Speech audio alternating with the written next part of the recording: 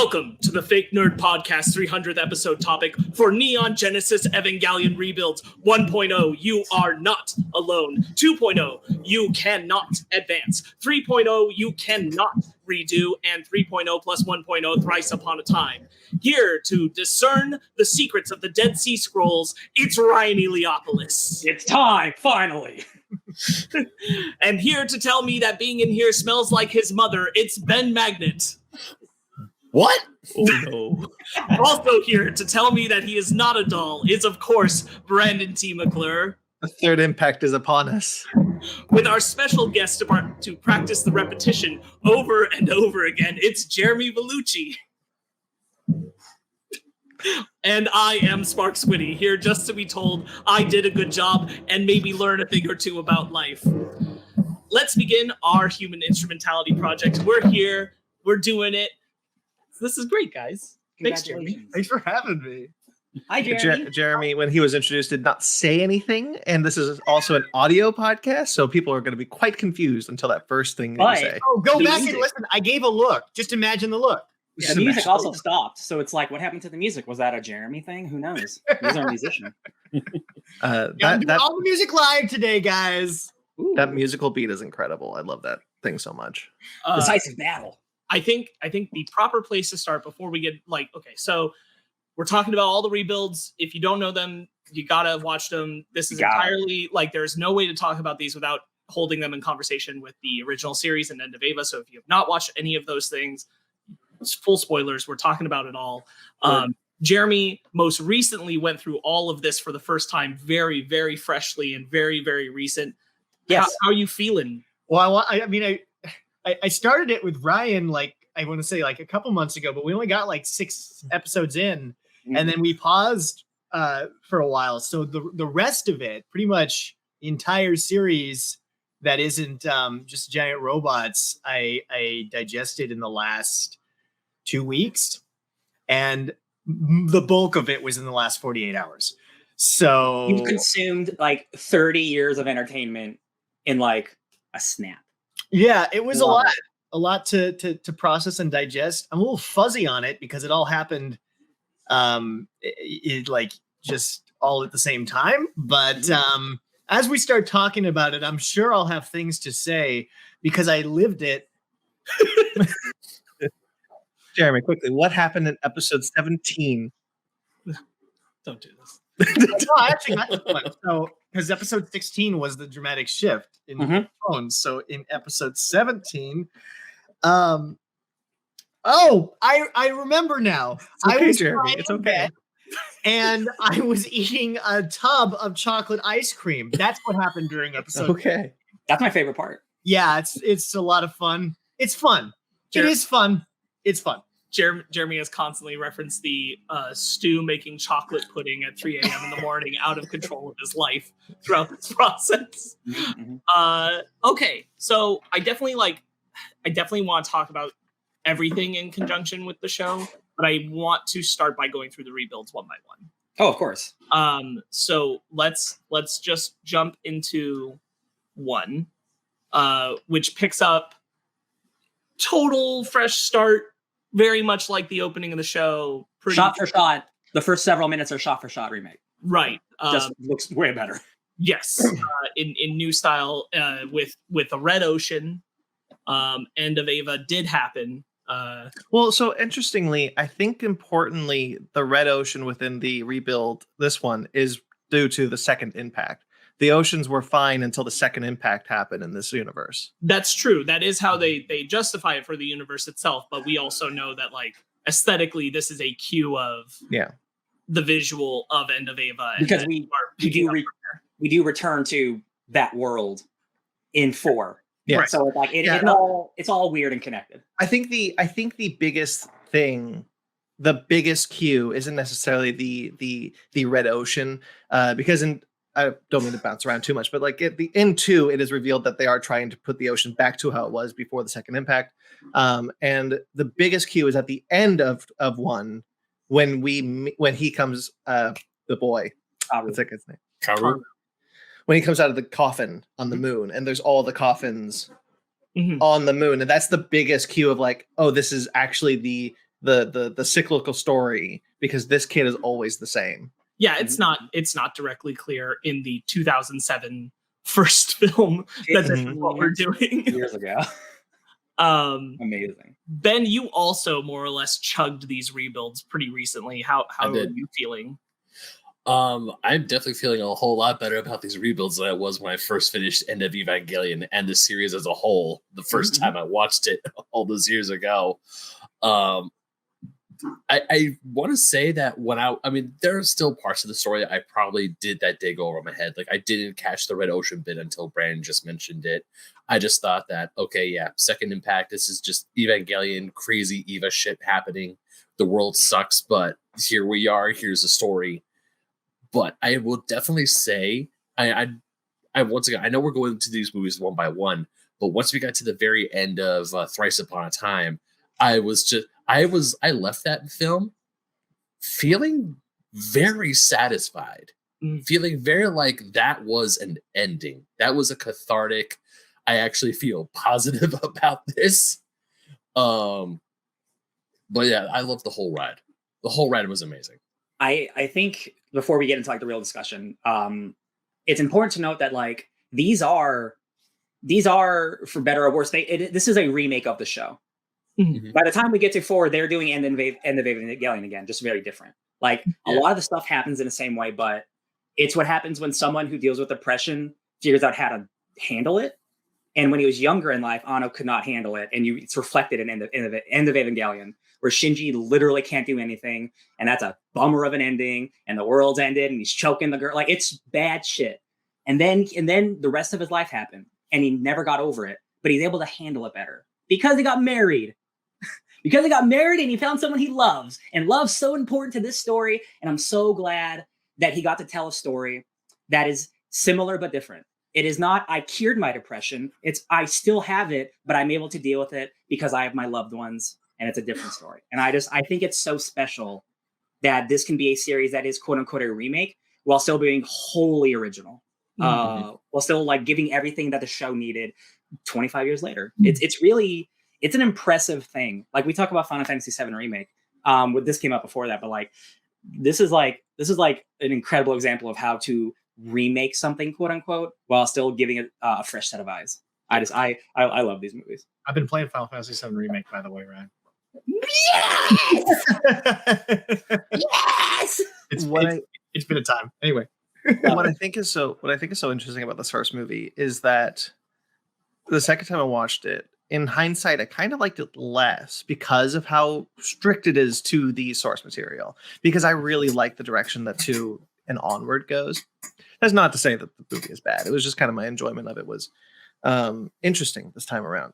I really like how the first film, even so, cues you into this being somewhat different because the angels are different.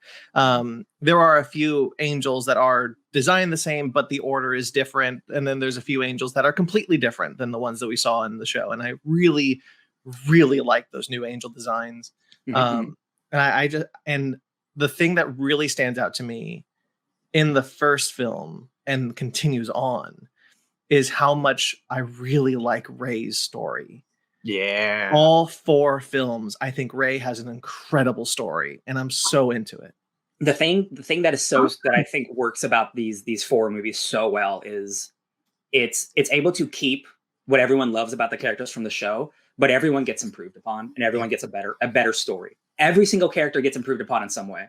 I would argue Asuka, there's something at the end with Asuka I don't particularly like that we'll talk about, but overall, like all of the narrative beats that the characters go through, I love, especially Rey. Rey is finally given like actual agency. It is more in the later movies, but like, you definitely start to see the kernels of everybody's sprouts in this movie. Like, no, it is a little bit different.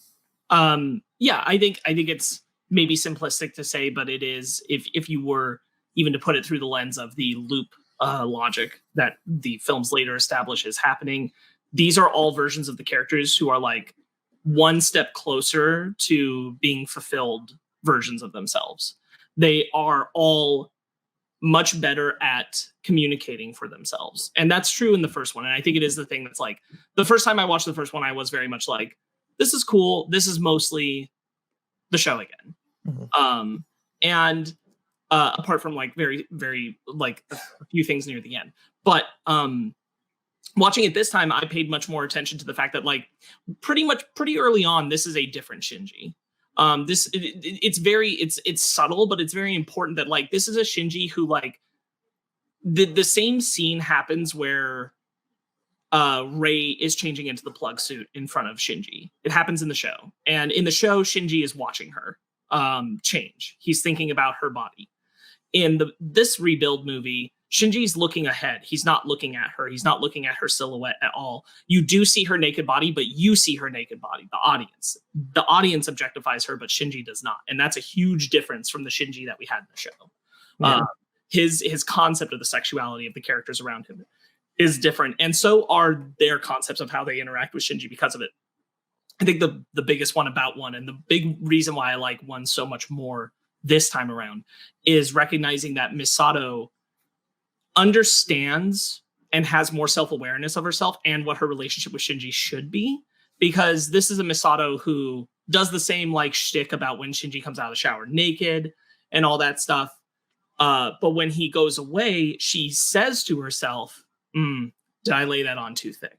Yeah. And she recognizes that there's a level of performance about who she is to Shinji and what role she's supposed to play. And she drops all that partway into the film because Shinji expresses, I am going to pilot the Eva and I'm in harm's way, but everybody at HQ, you'll be safe. And she realizes that what she needs to be is more of a maternal figure to Shinji. So she guides him down and explains that they will all die if an angel gets all the way down to that level, that they all put their lives on the line and it will self-destruct, and they're all in this with him. Right, because Misato is the one who shows Shinji Lilith in this version. Right. And in that version, having her make that decision, take that authority on the stance, changes their relationship from this awkward sexual tension that they had in the previous existence. This one becomes a nurturing relationship where she holds Shinji's hand and he holds it back, and he makes the choice to get in the Eva, which is a huge difference. And Misato thanks him and says, I know you're making this choice for you to get into the Eva. Rather than him going behind the excuses that he does earlier in the film, where he's like, I'm doing this just because I'm doing this because of this.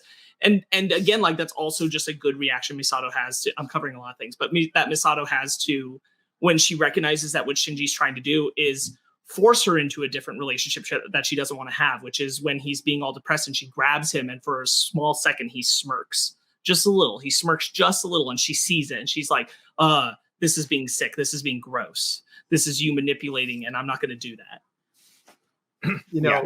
Motherhood has always been an important thing of the franchise, but like it's hardcore in these movies. Like the thing, like all of Evangelion is like compressed, like super compressed.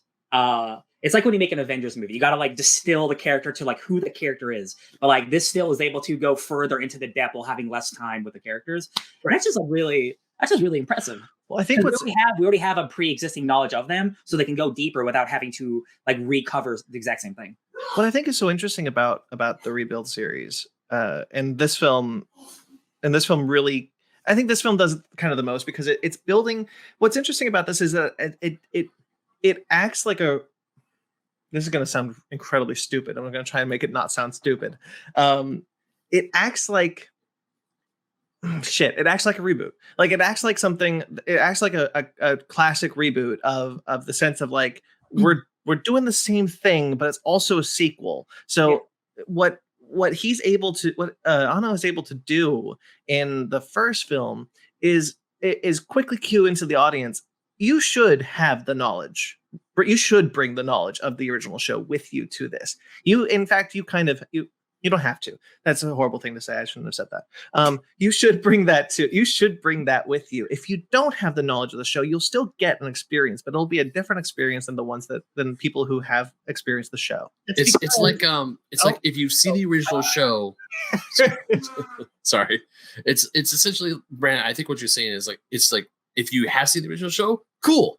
you're gonna pick up more of the nuances here and pick up more of the subtlety. But if you haven't seen the original show, don't worry, you're still in for a good time because the first movie is essentially the first half of the first show. Well, but not just that, but it's kind of just like you want to tell the audience that like the cyclical theory of all this being done before and all this happening again is true. So you want to quickly tell the audience that what's happening here isn't just character arc; it is multiversal character arc almost. It is somehow these characters have gone through a similar, if not the same arc as the original show. And that is encoded, this is super stupid, it is encoded in their DNA so that they can progress further than that. And that's where we meet them in this film, kind of that like genetic memory character arc almost. Mm-hmm. I was just going to say, in echoing that, any changes that were made from the original series are all direct commentaries on what was in the original series. And so in a sense, like the cyclical nature of of the narrative isn't just plot driven. It's also, part of the greater metaphor, and like it all kind of functions in concert with itself that way.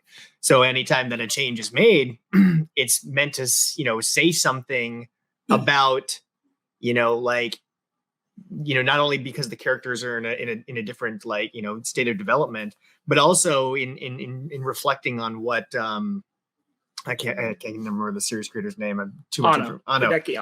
Hideaki Anno. What Anno was trying to say about depression when he was in his state of depression versus what he's trying to say after overcoming it. So it's there's a lot to be said on what's been changed, because that's where like a lot of the meat is. Yeah. And this isn't the one. It's 2 where his dad congratulates him, right? Yes. Yeah. 2. I think 1 introduces a lot of these elements in a way where, Anno being very understandable of the time period where he's releasing it, there would be people who would see this movie and not have seen the show. Yeah. If you want this movie to be like an interest bridge, so if you see it, then you can be like, oh, I want more of that. Let me go back to the show now. Mm-hmm. Because the later films, I think, rely more on like they intend for you to have previous show knowledge, whereas this one you can kind of get away without it. Yeah, but never to his detriment. No, never to. Yeah, like you can get away without it. It will give you another perspective on it if you have seen it, but you don't have to see it for this one in particular. You can kind of go in fully fresh to it. Yeah. The fact that that everybody knows about Lilith, that's a huge difference, because that was a secret. It was that Zele and Gendo were doing. Now everyone's involved. Like, no, we're all about this, baby. They're still a secret project, but like we're all about this stuff. And I'm like, man, that's a drastic change. I would definitely say when Masato takes Shinji down to see Lilith, I'm watching this and I'm like, what? Yeah. That didn't happen this early in the show. What? Because I mean, as I was watching the show, like up until that point, I'm thinking, okay, cool. This is like a quick, like a recap, condensed version of the very beginning, the few changes here and there. I was totally fine with it. I was still enjoying the film. And then once we got to that scene, I'm like, okay, now this is like the first major difference. Yeah, it's interesting because it creates the sense of trust that everyone working with Nerve has with the mission. Whatever the mission is that they have been told what it is, they don't know that Gendo, not Gendy, Gendo. I was for some reason say Gendy. He is working with Sele to do the human instrumentality project, but Nerve doesn't quite know that. They're just saving the world from angels. Yeah, and they think, because Masato brings it down, is like, if an angel gets to Lilith, it's over. Yeah. And so like they know that, they think that they are keeping Lilith protected from the angels. Like, this is the only way. This is why the angels are coming. This is the only way that we can stop the destruction of the human race, is by keeping Lilith in the basement of Nerve HQ. But in fact, it's Gendo just being like, no, actually, I want this to happen. So, screw you. Gendo heavy, real quick, Sparks. Gendo's got heavy Palpatine energy in this franchise because like his whole thing, like in episodes like 2, 3, and 4, is like Gendo wanted this to happen all along. I'm like, damn, Palpatine, how'd you plan this far ahead? No, like for real, it is Palpatine manipulating both the Republic and the Separatists. I'm manipulating everyone to do what I want. And it is one of those things where, like, I think especially probably because you get more details about the specifics than you actually do in the show. Gendo's plan, like the amount that he forward thinks, kind of doesn't make a lot of sense if you really want to extrapolate it. Like the way that he anticipates some of the things that the kids will do and that kind of thing. I'm like, that's a stretch. But what I was going to say is, like, tying that into the idea of seeing Lilith this early is also Anno kind of saying, like, the mystery doesn't matter here. Yeah. The mystery is part of the original series. But that's not important here. That's not what this show is that's not what these versions are going to be about. These are about these characters. And he wants to go at that directly rather than playing with the idea of, like, this is about Sele and the big thing. Like, we're not focusing on that. That's there, but it's not what's important. I think that's kind of that's what Anno. Well, that's why Anno wanted to make this so tied to the shows, because if you think about the stuff that's not in these movies, you know, the Magi reveal that it's what's her name's mom, or Rutsuko's mom, or what the Dead Sea Scrolls are. Like, we hear about them, but no one ever explains what they are. It's never like a big, like, if you like think about the stuff that's not in this movie, it is Anno saying, yeah, but you've seen the show, so you know what those are. You know what the Magi is. You know what the thing is. You're good. But also, the Dead Sea Scrolls have been a meme for like 30 years. Like, he just talks, like, we see the Dead Sea Scrolls for the first time in the 4th movie. They're only ever talked about. Yeah. And like the Vatican treaties, they never go into that shit. That's just like fun world building, or like, don't worry too hard about it. There's a lot of world building in 3 that I just specifically want to get to that I love, but we'll get there. Oh yeah, Sam and I were just talking about that earlier over breakfast too. We were talking about how, like, it's almost like counterintuitive to explain what those things are at all, since they're more representational than they are actually important in a lore sense. You know, like, who cares? It's like it's just meant to be, you know, the thing that you overcome. I think most prominently and importantly, it's not that this version has abandoned the idea, the rebuilds in general, but it's pretty clear even from this one that the Avas are the moms. Specifically, like, you know, Ava Unit 1 is Yui. That's not a gone idea, but it's also, again, not a focus of the story. It's nowhere near as important. You get the sense that it's there because she says, "Oh, it smells familiar." When he's in the liquid, it smells familiar, meaning it smells like his mom. Right. So like the idea that it's there, that's Anno telling you, no, it's still in the DNA. This is all in the DNA of this, but that's not what's important in this movie right now. To be fair, that line happens in 2, but it is right. It is there. I think part of that is, like, again, like, wanting to go back to, I think the important change of Misato and her relationship with Shinji is that in the original series, like, it's Shinji is in search of that mother aspect. Asuka calls it out at one point in these rebuilds that, like, what he needs is a mom.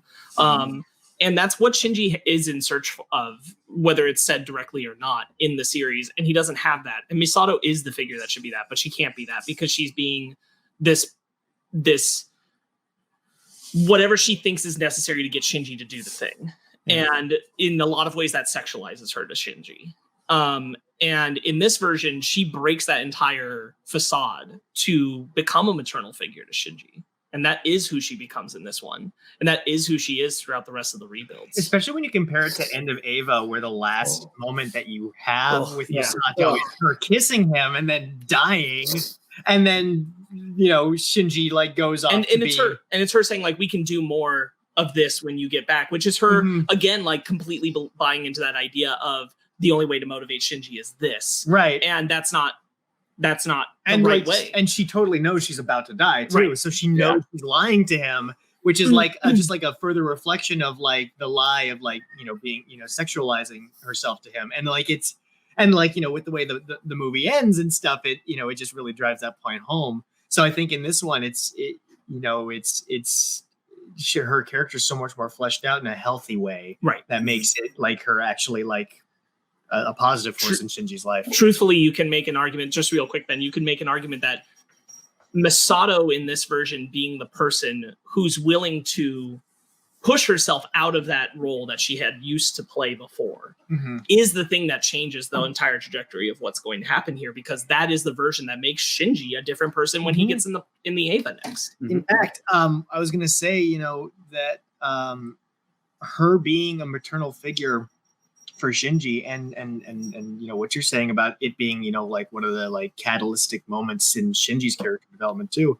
Like it really like shows that that's one of the like major themes of the entire series is like, in the original, like the main thing that like Shinji is like doing as a result of depression that's causing everybody pain is trying to like hoard emotional wealth from people, like give me this, give me that, let me internalize it so I can feel, whole.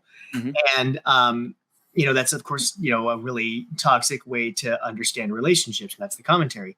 But in this, with a healthy and communicative relationship between him and Misato, it's like they can actually grow from that, rather than this thing where it's like, let me just give you what you want. Let me just fill that void for you. It's like, no, let's join hands and move and grow together. And it's like, it just says what it's trying to say about relationships and how they can improve our lives without us like feeding on them. Right. Ben. No, I was actually going to echo or bring up because Jeremy brought up the fact that just in the original Eva show, I loved Misato.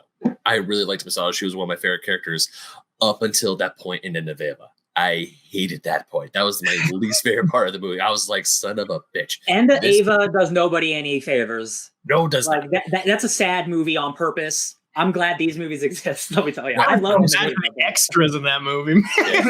Look at just everyone getting gunned down. Like, dude, stop killing these people. I'm going to, because in these films, in the rebuild films, I love Misato even more. And I actually, one of the things I love about Misato is that she internalizes that instead of like, oh, I just need to be like a sexual object for Shinji to get him to do shit. I feel like you can tell that she goes into mom mode a lot sooner. And she does love Shinji. She's not in love with Shinji, but she's like, I have this paternal love for this kid who's been thrown into his life. He's been given this impossible task. And I'm here to push him in the way, not to be like, ooh, look at me. But it's like, hey, this is what we're fighting for. This is why we're fighting. This is what we need to do. And this is the thing. This is when she takes him to Lilith, this is the thing we need to protect. This creepy ass giant white thing with hands coming out of the bottom.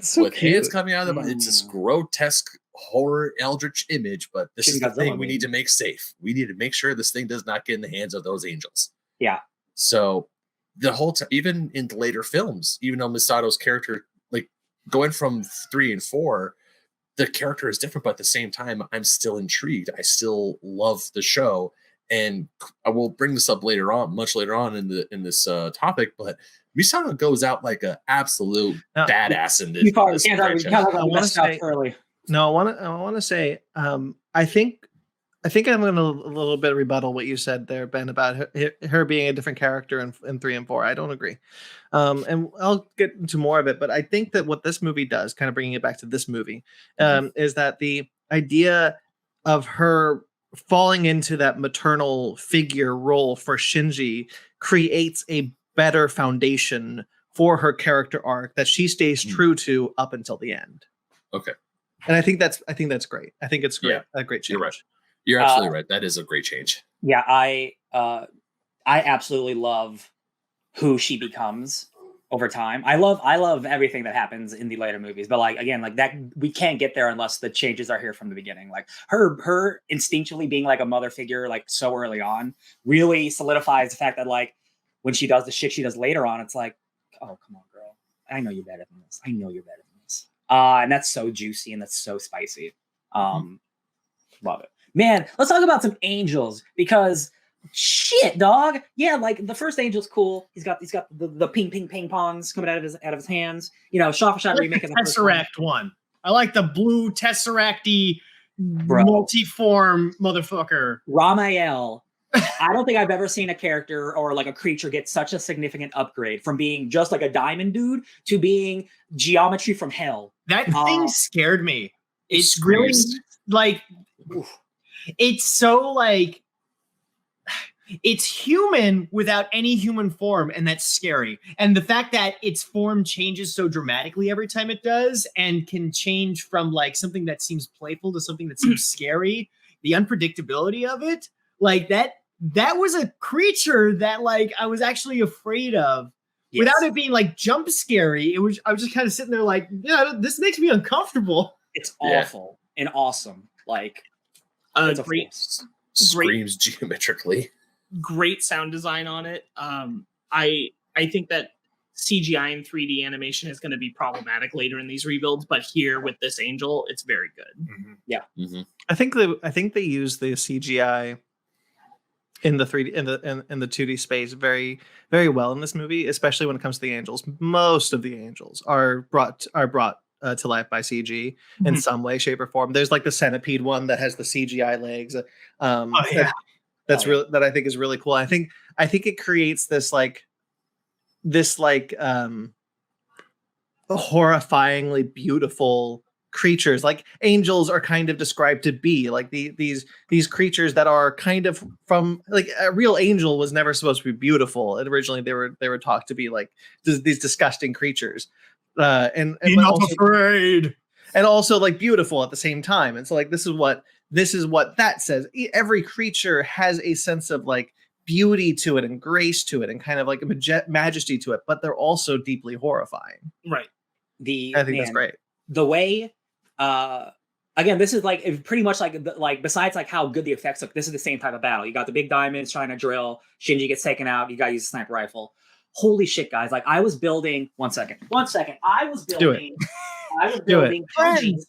Toji from the series Evangelion. Takes a couple hours. These are the nice figures that you build. I had to stop building it because I just had to watch the movie for a bit, because the scene where he gets hit by the beam and they have to reload the sniper rifle and the music's blaring and Ray pops up with the shield. That's some of like the most intense anime I've ever seen in my life. And this is the first movie. And I'm like, how do you make something that was already so good so much better? Like Anno has a way of like of timing and pacing that like every microsecond is important and like every cut feels important. And like, I know Shinji's going to make it. I've watched this movie multiple times. I've seen the show multiple times, but I'm still worried because it just feels so impactful. And that music is so good and the screaming. And I'm like, and the way the camera, like when he's trying to do the lock on, the camera has to like get just right to shoot the red thing in the middle.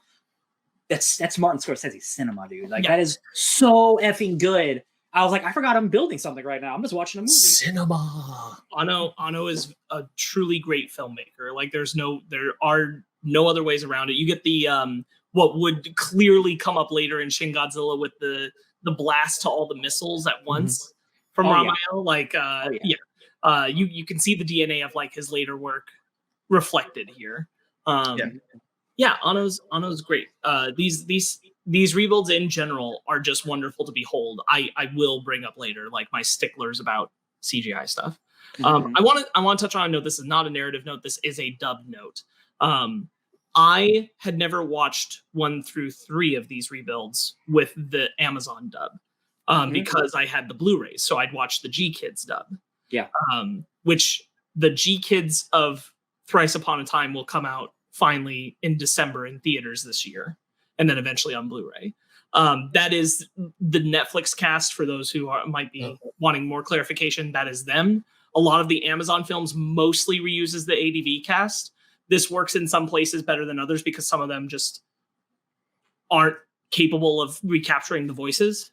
Specifically, I had not heard Toji in these ones. Because he is the original voice actor, that dude sounds 50. And it doesn't work. And it threw me because it was fine in Thrice Upon a Time because he's old. Because he's 28. In Thrice Upon a Time. And so I didn't realize that was going to be a problem. And I was watching this and I'm like, oh, I cannot deal with this. It's for Toji. I had the same note. I wrote down the same note. I was like, oh, you are an adult man. Yeah. Because he is the original ADV voice actor for Toji, it is very noticeable in the first two Spike films. Sounds pretty good for being an old man too, though. He's doing a way better job. Spike sounds good. Spike still sounds like Shinji. I was joking that Ray sounds like Zelda Rubinstein from Poltergeist. Yeah. Oh yeah. Yeah. Okay. But definitely, like, some people have benefited in this voice cast better than others, and Toji is one of those where I'm like, you shouldn't have cast him for this one. Sorry, my guy. I'm a mad fan of the raspy voice, so I really love the Amazon Netflix Masato. I think she's so good. Probably my favorite, like her and Ritsuko. I love them two so much together. I love them so much. It's probably yeah. Go ahead, Ben. No, it's probably because when I first ever watched Evangelion, it was through the Netflix dub. So when I started watching the Amazon dub and I heard Masato's voice, I was actually at first taken very aback. I was like, I don't know. Very different. It's extremely different. But then it's like, oh wait, this is the original cast. This is the original cast from the ADV dub of Evangelion. And I did get used to it. By like, I want to say halfway of the first film, I got used to all the voices. Yeah. But definitely Masato's voice was the one that I had to get used to the most. Yeah. Because I was more used to the Netflix dub. Yes. I do think that overall that Misato is probably stronger now. The ADV one lives in my memory as like the first time I watched it. But I do think a lot of the Netflix cast is pretty good. Mm-hmm.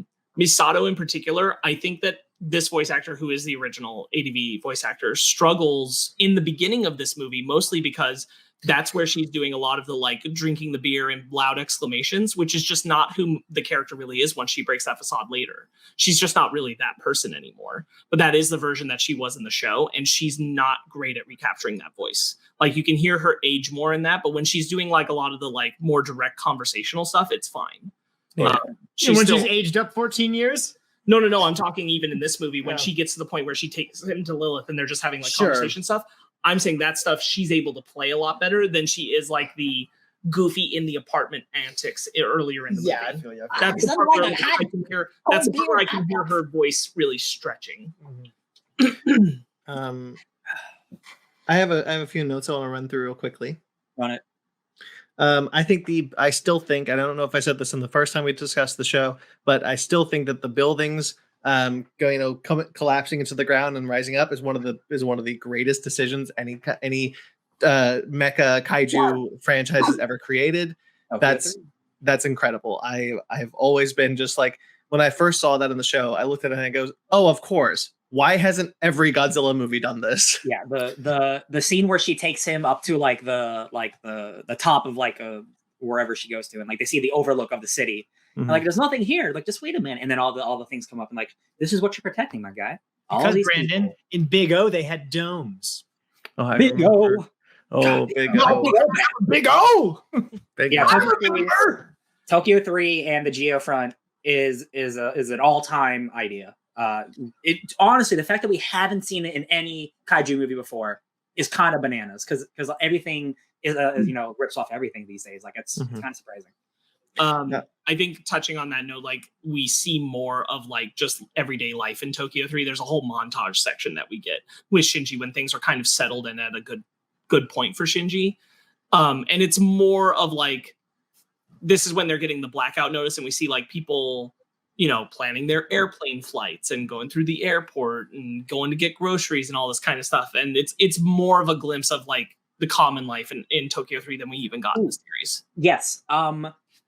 Just going back from the beginning again, the world is definitely in worse shape than in the first and then in the series. There are a lot more buildings collapsed. Like, definitely, like, the second impact like messed this world up more than the first one did. Yes. Yeah. The idea of like what I kind of really appreciate about this is even if you don't subscribe to the idea of the cyclical nature, which I obviously do, but the idea that like the second impact killed half of the population of the human race is a big deal in the show, but the devastation kind of feels like they've kind of gotten past it. Like, we're in a post-apocalyptic world in the show, but here it's like, no, that was devastating. Mm-hmm. The second impact like destroyed our ecosystem, killed half of the people of the planet. Like, they even say in later movie, not to jump ahead, but like the second impact purified the seas. Like, the idea like the sea was uninhabitable. And so that like completely would have destroyed. And so like all the buildings. And interestingly, there's also a shot in the beginning when it's really just like in the beginning of this movie, when it's really just kind of like doing the shot for shot remake, there's actually a car kind of smashed, hovering, just like an inch off the ground, but vertically. I know the moment you're talking about.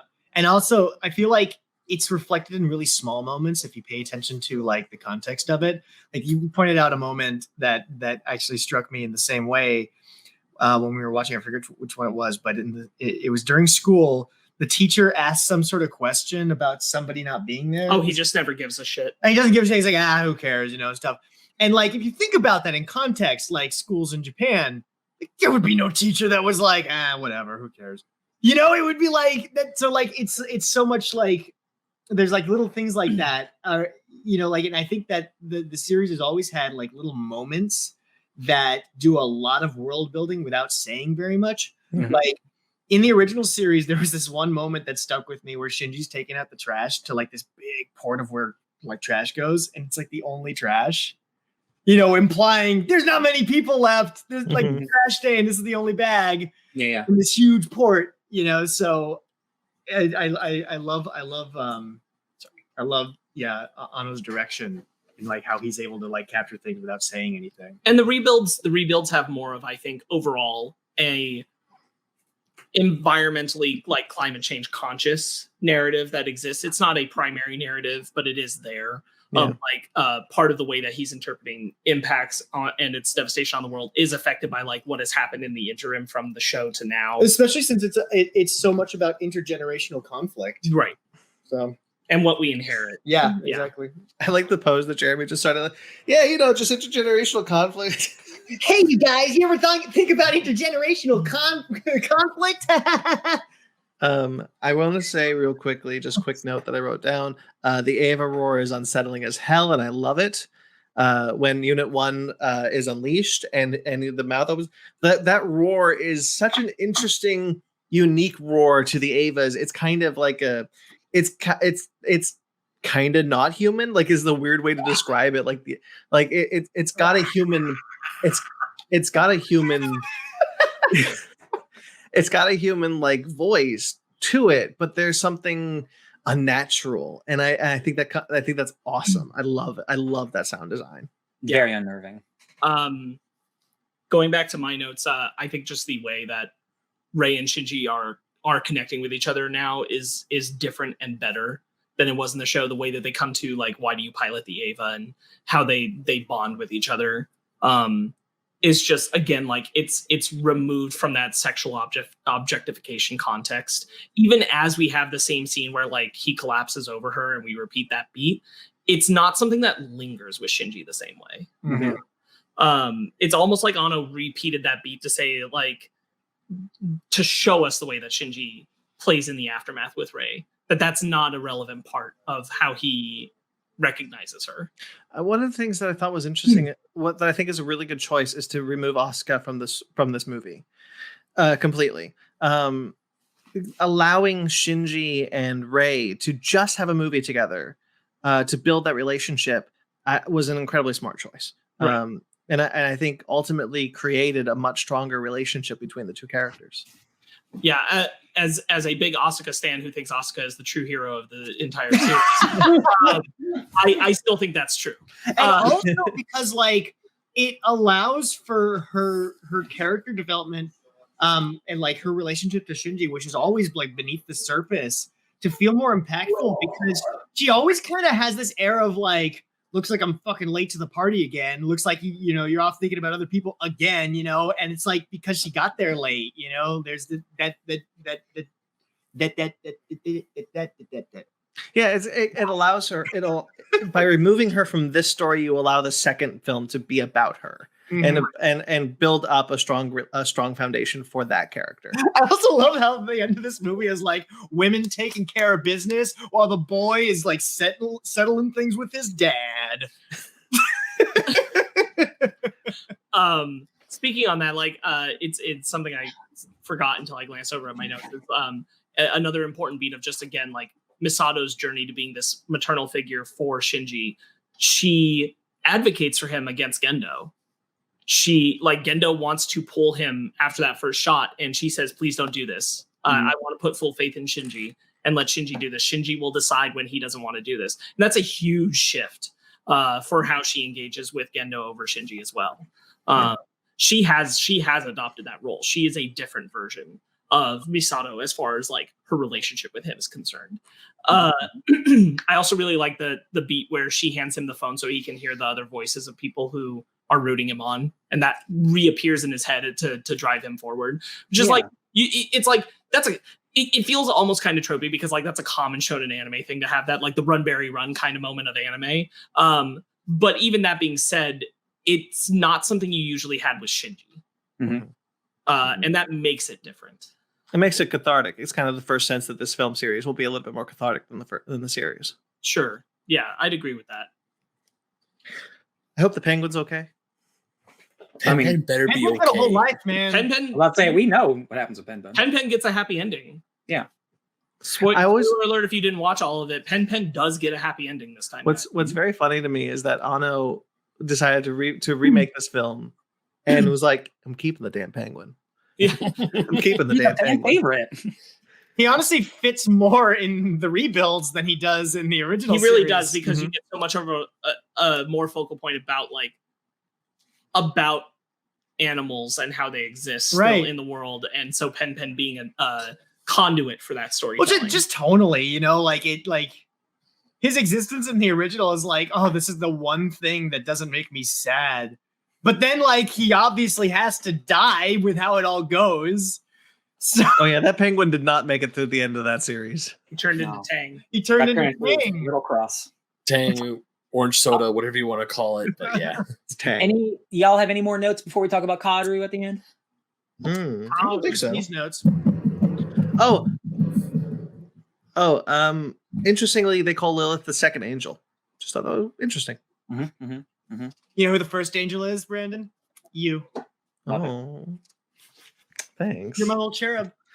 I'm a beautiful little chubby. You shut the hell up. I'm too emotionally compromised to take this right now. Cherubal winged. I'll mute you. One winged cherubal. So this movie ends on the moon. We see our nice young lad Kaoru awaken from a coffin. There's a bunch of coffins on the moon.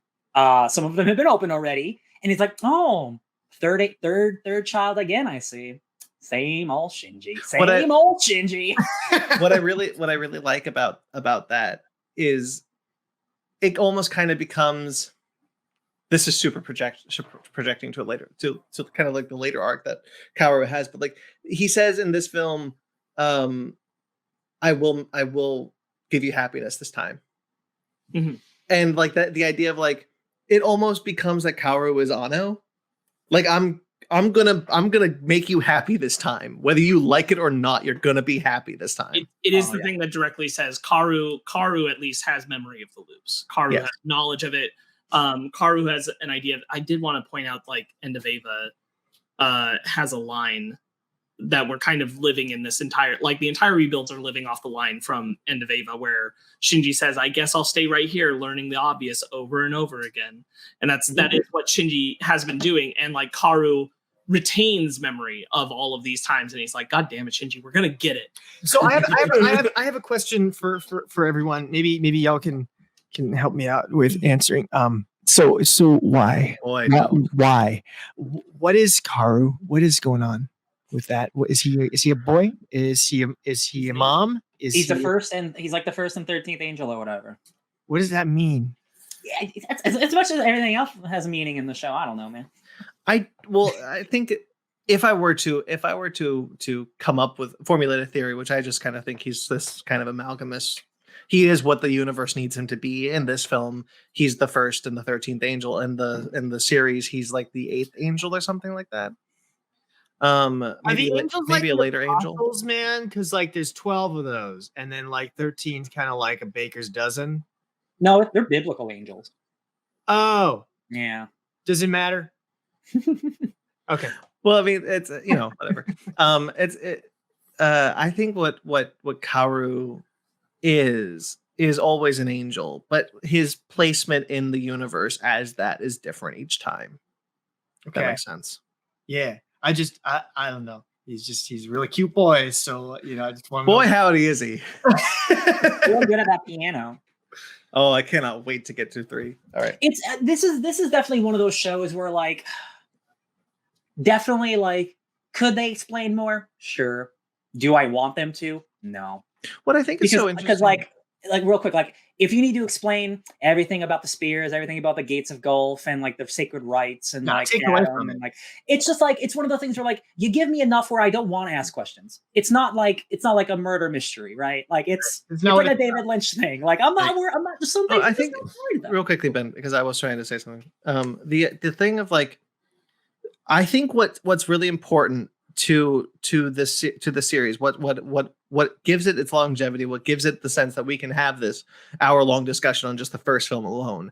The idea that like the questions are important, but I'm not going to answer them for you.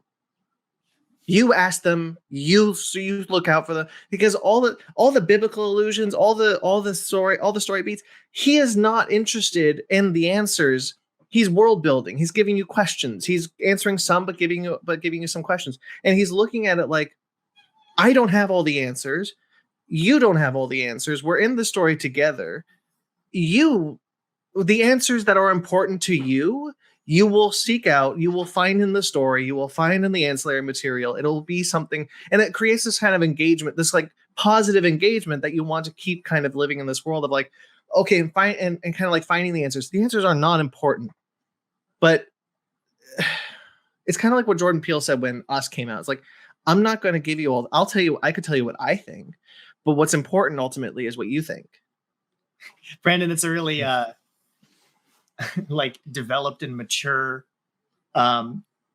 way of framing something that I remember you saying to me like more than 10 years ago. Oh, I was a different person back then. I know, but it's so interesting that it's like an echoed sentiment, but much more developed. When we were talking about like the Bermuda Triangle, and you're like, yeah, I want to believe in the Bermuda Triangle because I want there to be questions in the world. I don't want an answer to that. That it can just be a mystery. And I always remember thinking that's a really cool way of thinking of like stuff like the Bermuda Triangle. And then you said that, and it was like, oh, that's that same thing, but even more fleshed out. See, this is the problem with being friends with someone for more than 10 years. It's been a long time. It has. I've actually known you longer than I've known Sparks. Ben? Oh my God.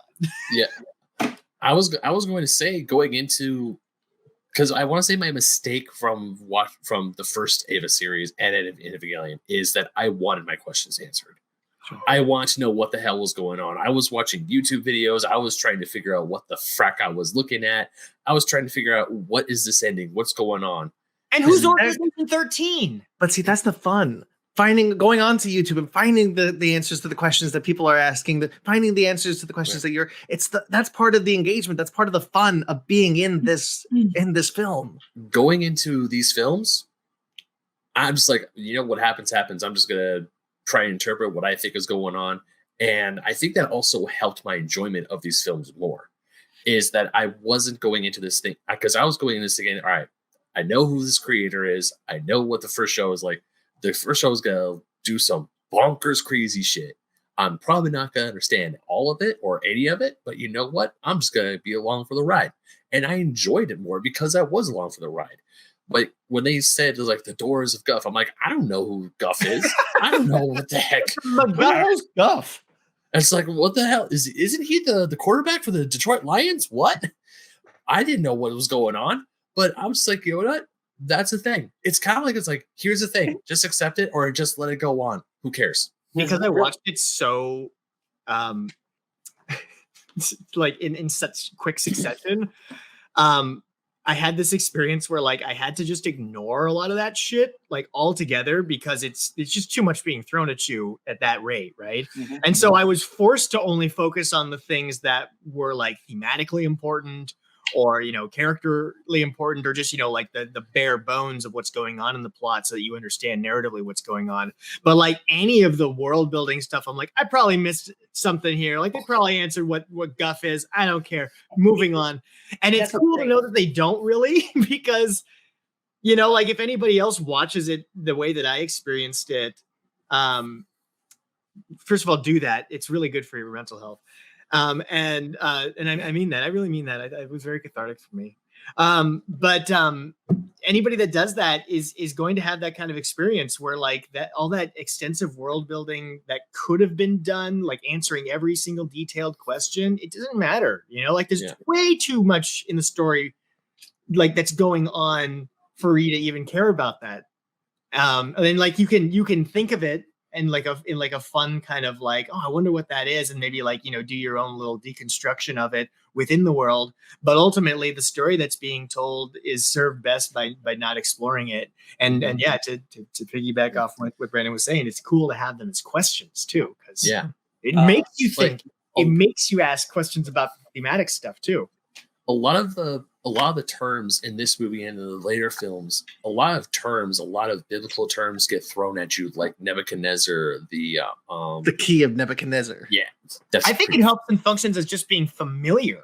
Yeah, or just like all these like biblical terms get thrown at you. It's like, oh, central dogma, Lilith, blah blah blah. The spears of like Longinus and Gaia, Cassius, whatever the hell. All these terms get thrown at you, but at the same time, those terms won't necessarily matter. What matters is the character arcs. What matters is the themes of what these characters are going through. Like Shinji going through his thing of like, I don't want to pilot Eva. Okay, I'll pilot Eva. And then he's like, oh, this is what I'm fighting for. Him going through and going through like the constant trauma of fighting and seeing his friends get hurt, but then seeing his friends get back up again. It's like, let's do this again.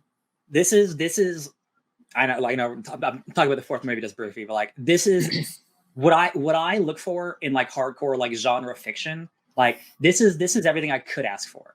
The biggest scale possible, literally billions of dead Evangelions floating through space. But none of that matters. None of that shit matters. It's about a boy talking to his dad.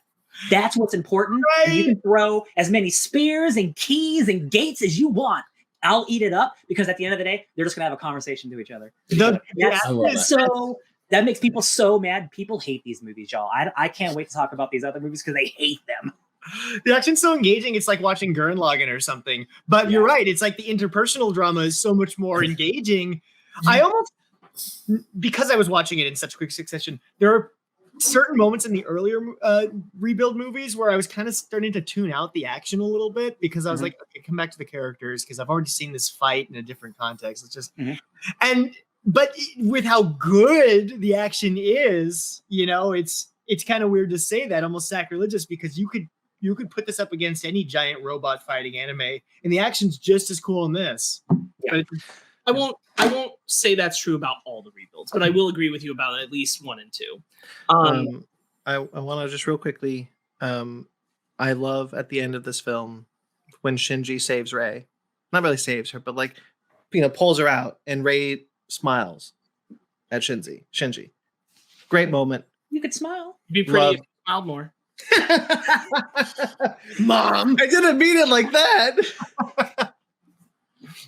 Anyway, sorry, Marc, go ahead. No, I was gonna actually bridge off what we were talking about before you brought up that note, but it's a good note.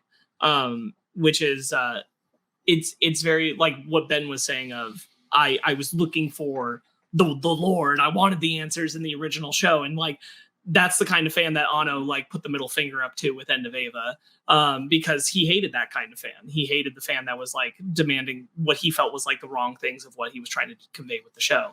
Rebuilds just continue that pattern too, where he's like, this is so not important. But I think it's also the rebuilds are setting you up better for saying like, it's not about that, and you shouldn't be looking for that. Whereas the show, like, it did leave you with like the mystery aspect that we already touched on. Like there was mystery to it. There was a reason to feel like maybe you wanted to demand answers. Sure. Also, that show transformed mid-production because of Hideaki Anno's life. So like that is a very not just special experience. Not just Anno's life, but because we were watching that video essay because of the sarin gas attacks that happened on the Tokyo subway in the middle of production as well, which had to do with Christian, not Christian, but like religious fundamentalists who were also like seeking the end of the world through their prescribed narrative, like the end of the world and that kind of thing, and that made a reassessment of what they were saying with what they were doing with the show. In the middle. And so they had to make a really like quick pivot. And so what they focused on was the interpersonal, stuff. And just because of, Anno's, recent experiences with depression, it kind of unfolded in almost like a stream of consciousness way. Mm-hmm. So like, that's pretty cool. I love throughout all of the movies, Shinji's tape player is always with him, or he loses it, but it's always playing 26 and it jumps to 27, 28, 29, like with Gendo and stuff. Like, I love that is always a motif no matter what. Yes, like rewinding, going forward. Yes, we were that happens in two here in the rebuilds, because we're in 25, 26 territory with the first rebuild. In the original series, it does start, I think, a little bit earlier in. Like, I think we're in some earlier numbers before 25 and 26. And then in End of Eva, we do move into 27, which is, again, like kind of a cue in of like, this is episode 27 kind of thing. And we do a similar thing here in the rebuilds where we move past 26, we move into 27 and so on. And we do that because of the introduction of Mari, who comes at the beginning of the second film. And Mari illustrious. Tons of fans. Part of the reason for the hatred of her character is because she's masked up at the beginning and her character perceives a certain way. So a lot of people on first impression when they were watching the movie thought we were seeing the introduction of Asuka. Yep. And it wasn't, and got mad immediately. No. I love Mari. Me too. I love Mari. I'm a big Mari stan, so I'll tell you what, I really like her. I love her introduction. I really like her more in the other two movies. Like when we get more of her.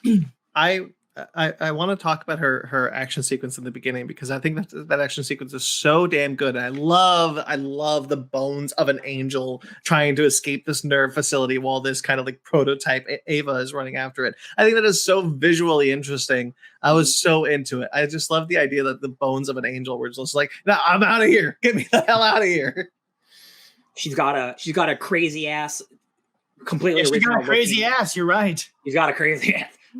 She's got a very unique looking Evangelion, unlike anything we've ever seen before, which like is the first indication of like things are going to be different in these, y'all. Yeah. They're not just going to be humanoid looking Avas anymore. Get ready for that shit. She's just fun, and like I get why people don't like her, especially if you were like old hardcore Ava fan. Like, what is this nice, pretty, big boobed woman doing in my show? This isn't the tone I'm looking for. And I was like, exactly. I'd like to clarify. I'd like to clarify. This girl is 14. We're not sexualizing this girl, okay? I'm putting my foot down right now. It's not happening. Oh, Jeremy, that destroyed everyone's ears, but that's okay. You're right. Also, put a compressor on. They're all like 28. So whatever. Brian's dying. Technically, anime's killing me. Technically, if we're jumping forward, Mari is much older. Mari's like 60. Everyone else. Yeah. Mari's actually like the oldest out of all of them. Well, we'll deal with that later. I mean, I want to know what kind of skincare routine she has. I mean, damn. But well, yeah, that's what's interesting. I don't want to touch too much on Mari because I think the stuff later on in the films are kind of stuff I want to touch on are kind of the reason for this. But I think with Mari, it kind of the issue that I wish we had more Mari. Like, I wish we did kind of go a little bit further into it, because in her first appearance, she said there's the double, like, it's weird using kids like this. And then she says, it's weird using adults like this, but I'll do it. Like, so she's using Nerve or Sele or whoever she's pretending to work for. And we never really get a lot more of that. And I think it's because the third movie changed so dramatically. I think that because we know that the third movie is going to be different than what it became. Yeah, once past 2, the makings of 3 and 4 are considerably longer than the first 2. Yeah, and like the story is so different. Like, this is the one that has because they all have the next time on. This is the one that has the next time on that was not relevant at all. That third film does not reflect what that next time on was, whether or not that could have been intentional or not. So that's not true, because you brought it up now. It's not true that it's not relevant. Everything in that next time on happened. You just don't see it. No, I know. It's true. So it's still relevant because it's all the information that's true. I know. I wasn't speaking storyline wise. I was speaking more towards the sense of it didn't actually end up becoming the next time on. It was supposed to be a different movie. Right. But yes, because Anno basically comes to a decision that the third film should pick up with Shinji. Like, we shouldn't do a story that doesn't have Shinji, which is what that was going to be, was a story without Shinji. And he decides that that's not what they should do. So everything happens in that next time on preview. It's all alluded to and talked about as fact of what has occurred. I mean, there are slight differences, because we see like the 4 children were supposed to meet Gendo in that one, and the third child wasn't even going to be in that movie after a while. So there are differences, but yeah, the kind of like the crux of it is canon. Canon. Find out next time on Dragon Ball Z. I really love that though. If you want more of Mari, read the manga. I'll just read the porn. No, I won't. Stop it. I'll mute you. This is my favorite movie, I think. Mm-hmm. So it's kind of a toss up between this one and 4, if I'm honest, because I really like what they're doing in 4. But this one I think edges it out as my favorite. I think the more I think about it, I think 4, because I just recently saw 4 a few days ago, and I recently saw 2 and 3. Because going into 3, 2 is definitely my favorite, but I still really enjoy 3 for what it is.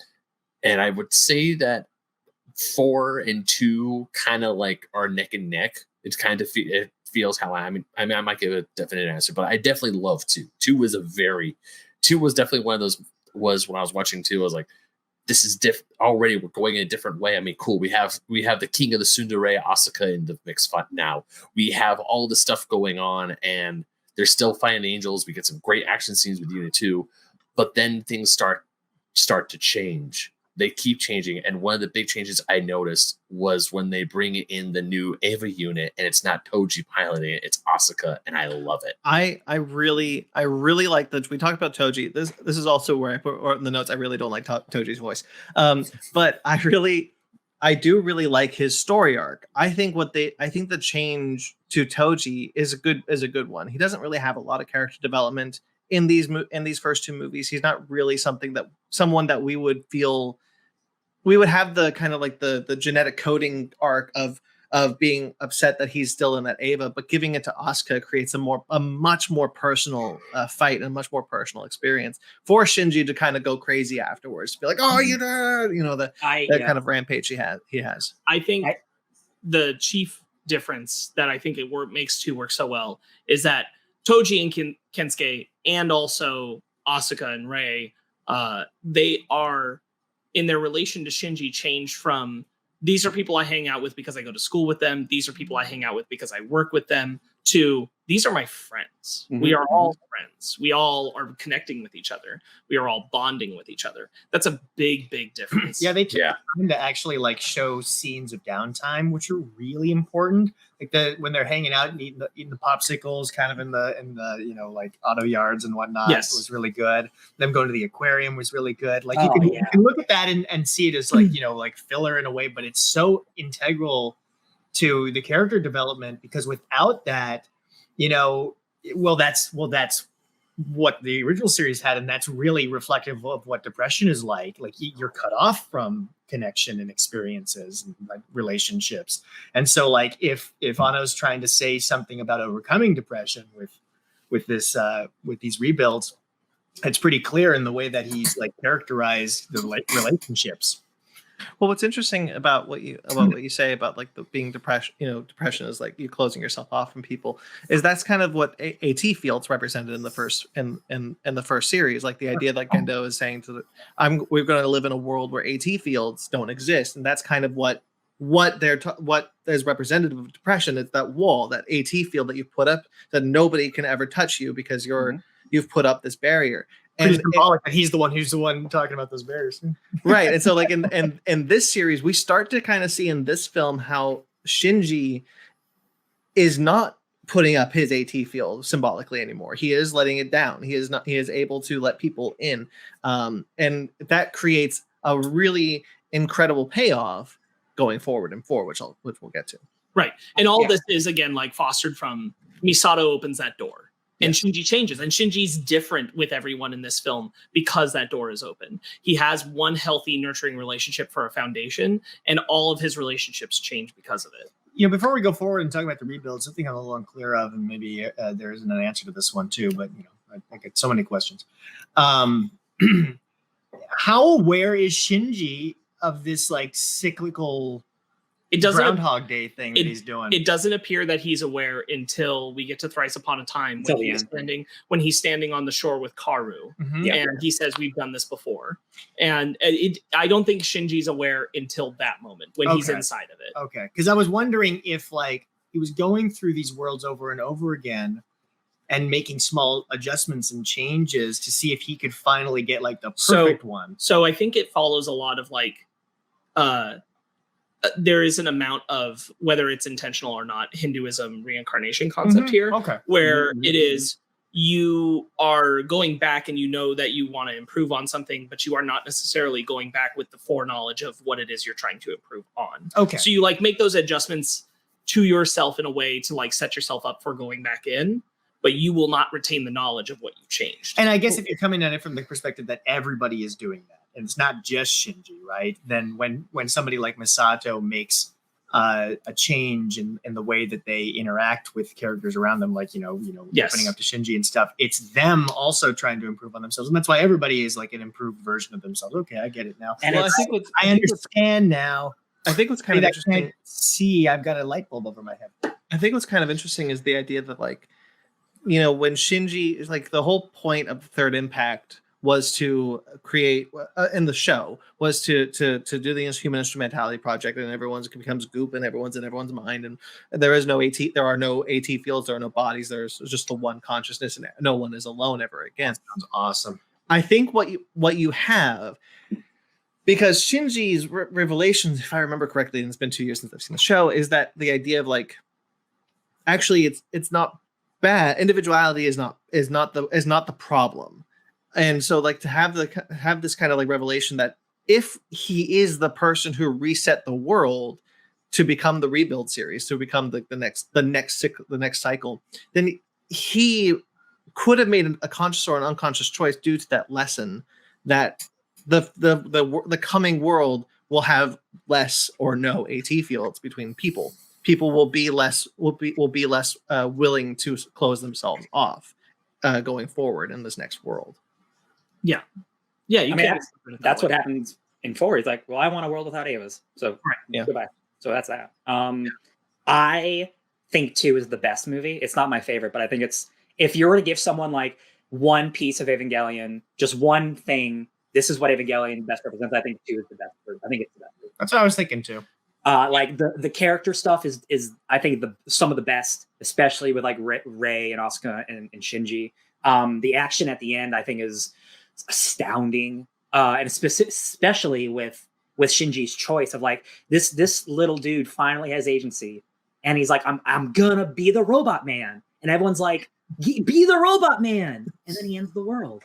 That sucks so bad. He finally got his wish and he ruined the world. I was saying to Sparks that ending when Shinji's first like clawing his way through the that to get to Rei, that at first I was like borderline kind of cringing. I was like, this is I don't know how I feel about that. This is kind of stupid, but it kept going, and like it's his shonen moment. Because it's very shonen. It's extremely shonen, and like in a way Eva never was before. Right, and that was always the thing that stuck with me about it, is it's like, oh wow, it's Magical Boy without the shonen aspect. That's crazy. And so when they did that, it almost started feeling like jumping the shark until it kept going.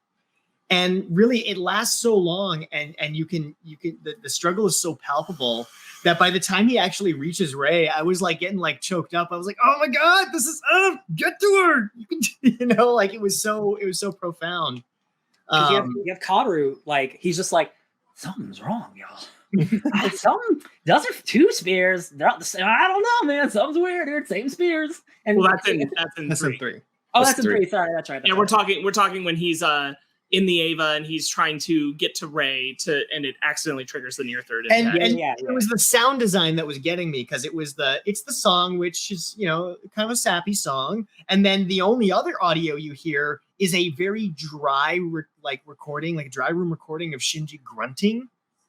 And I think it was the dryness of the recording that was getting to me, because I think usually in this situation, any audio editor would put some reverb on there. It would sound more dramatic with some reverb. Having it be really dry, I could hear the recording booth. It was like, you know, and it just, I mean, there's more reverb in this room than what was going on. And it was just kind of like uncomfortable. But I started to realize that was like the point. Yeah. Was like, you're supposed to feel uncomfortable. You're supposed to be like intimately in that moment with Shinji. And reverb would have made it seem too larger than life. And that would have actually been the jumping the shark shonen moment if it was like that. For sure. There's sound design, like we talked about it like in all the movies, but like they definitely heighten sounds that shouldn't be as loud. Like whenever the angels are like beast moding or reforming, you hear the of their bones and stuff, and like that's way louder than it probably should be. But they're doing that on purpose to like it's gross to hear that shit. It's really gross. What I think is really great about Anno's approach to the rebuild series is that he very much took it, if it's not broke, don't fix it, when it came to like sound design and aesthetic. Like he was just like, no, everything looks the same, everything sounds the same. It's just the story's different. You got it right the first time. Real quick, since we're talking sound design, I'm sure Brandon caught it. The Ghidorah sound effect when 100% it's called on comms. Yes. It's just a little like it's Ghidorah's like sound that he makes. It's a little like it's what goes off on the comms, and I was like, that is unmistakably Ghidorah. just Anno sneaking away from the sound recording room, like I'm gonna put this Foley in my movie now. He's just like he's pitching Shin Godzilla, and they're just like, and now here's the sound design room. It's like, cool, what are you doing? Nothing, don't worry about it, goodbye. I'll see you in that bag. Nothing. See you when I do Shin Godzilla. I think I wanted to touch on I think the rebuilds in general, especially in this film, we have a better sense of international just existence. We get like the hyper focus on Asuka coming from Euroforce 1, that she is part of the Euro Air Force. The US having a unit an Ava unit they are working on that completely just fails in the middle of the film. This Vatican Treaty, the whole thing exists because it's like a international thing where only a nation can only have 3 Avas at a time. And all of that is just far more present on the lore of the world than it was in the show. Sure. Yes. I really like that too. I wrote that in my notes. I was really appreciative that we got to see that. Also that that Celia is doing something on the moon, probably turning Adam into an Ava. So that was kind of cool. And Gendo doesn't actually know what it is, because this is a kind of like, if you want to get deep into the lore stuff, this is the first part where we learn that like Gendo doesn't know everything, because Gendo says there are parts of the Dead Sea Scrolls he doesn't know. Yeah. And that whatever they're doing probably has to do with that. And so there's just things he doesn't know. The final rites. Like where to find Yui. We gotta talk about the aquarium. The aquarium's great. Have you checked wonderful scene?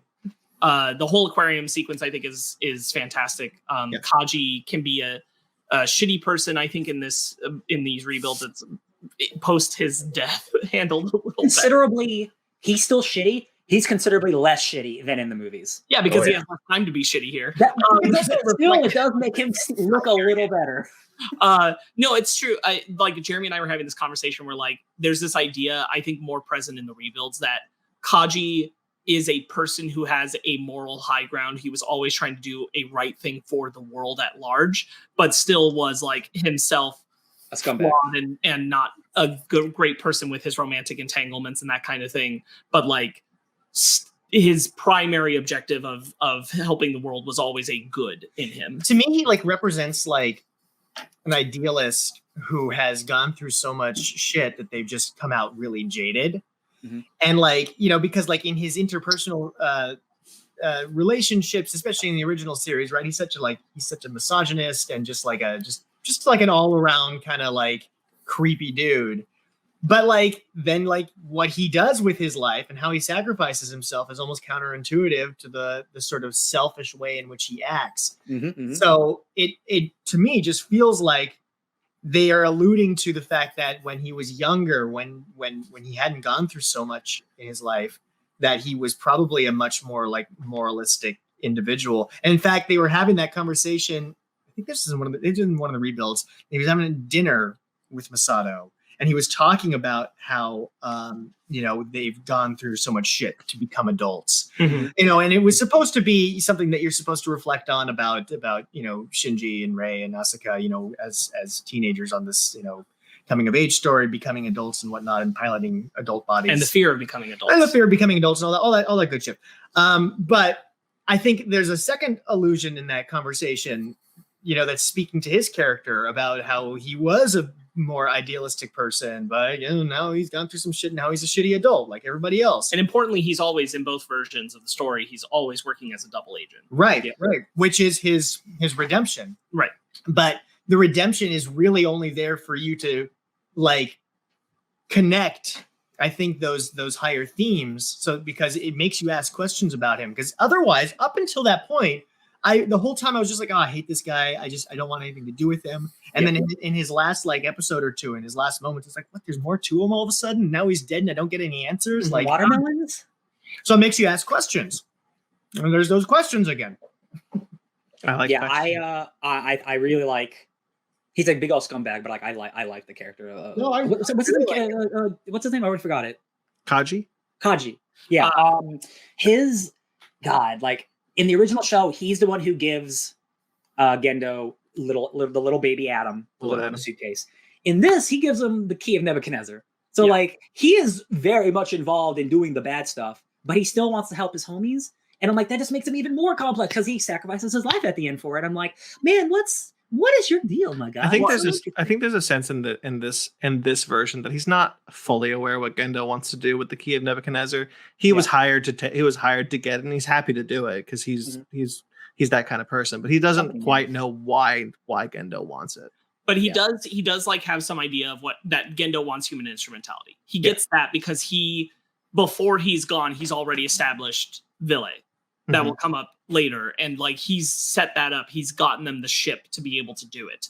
He starts the Rebel Alliance. Yeah, he's Andor. Kaji Andor. Actually, I guess he'd be more like Stellan Skarsgård.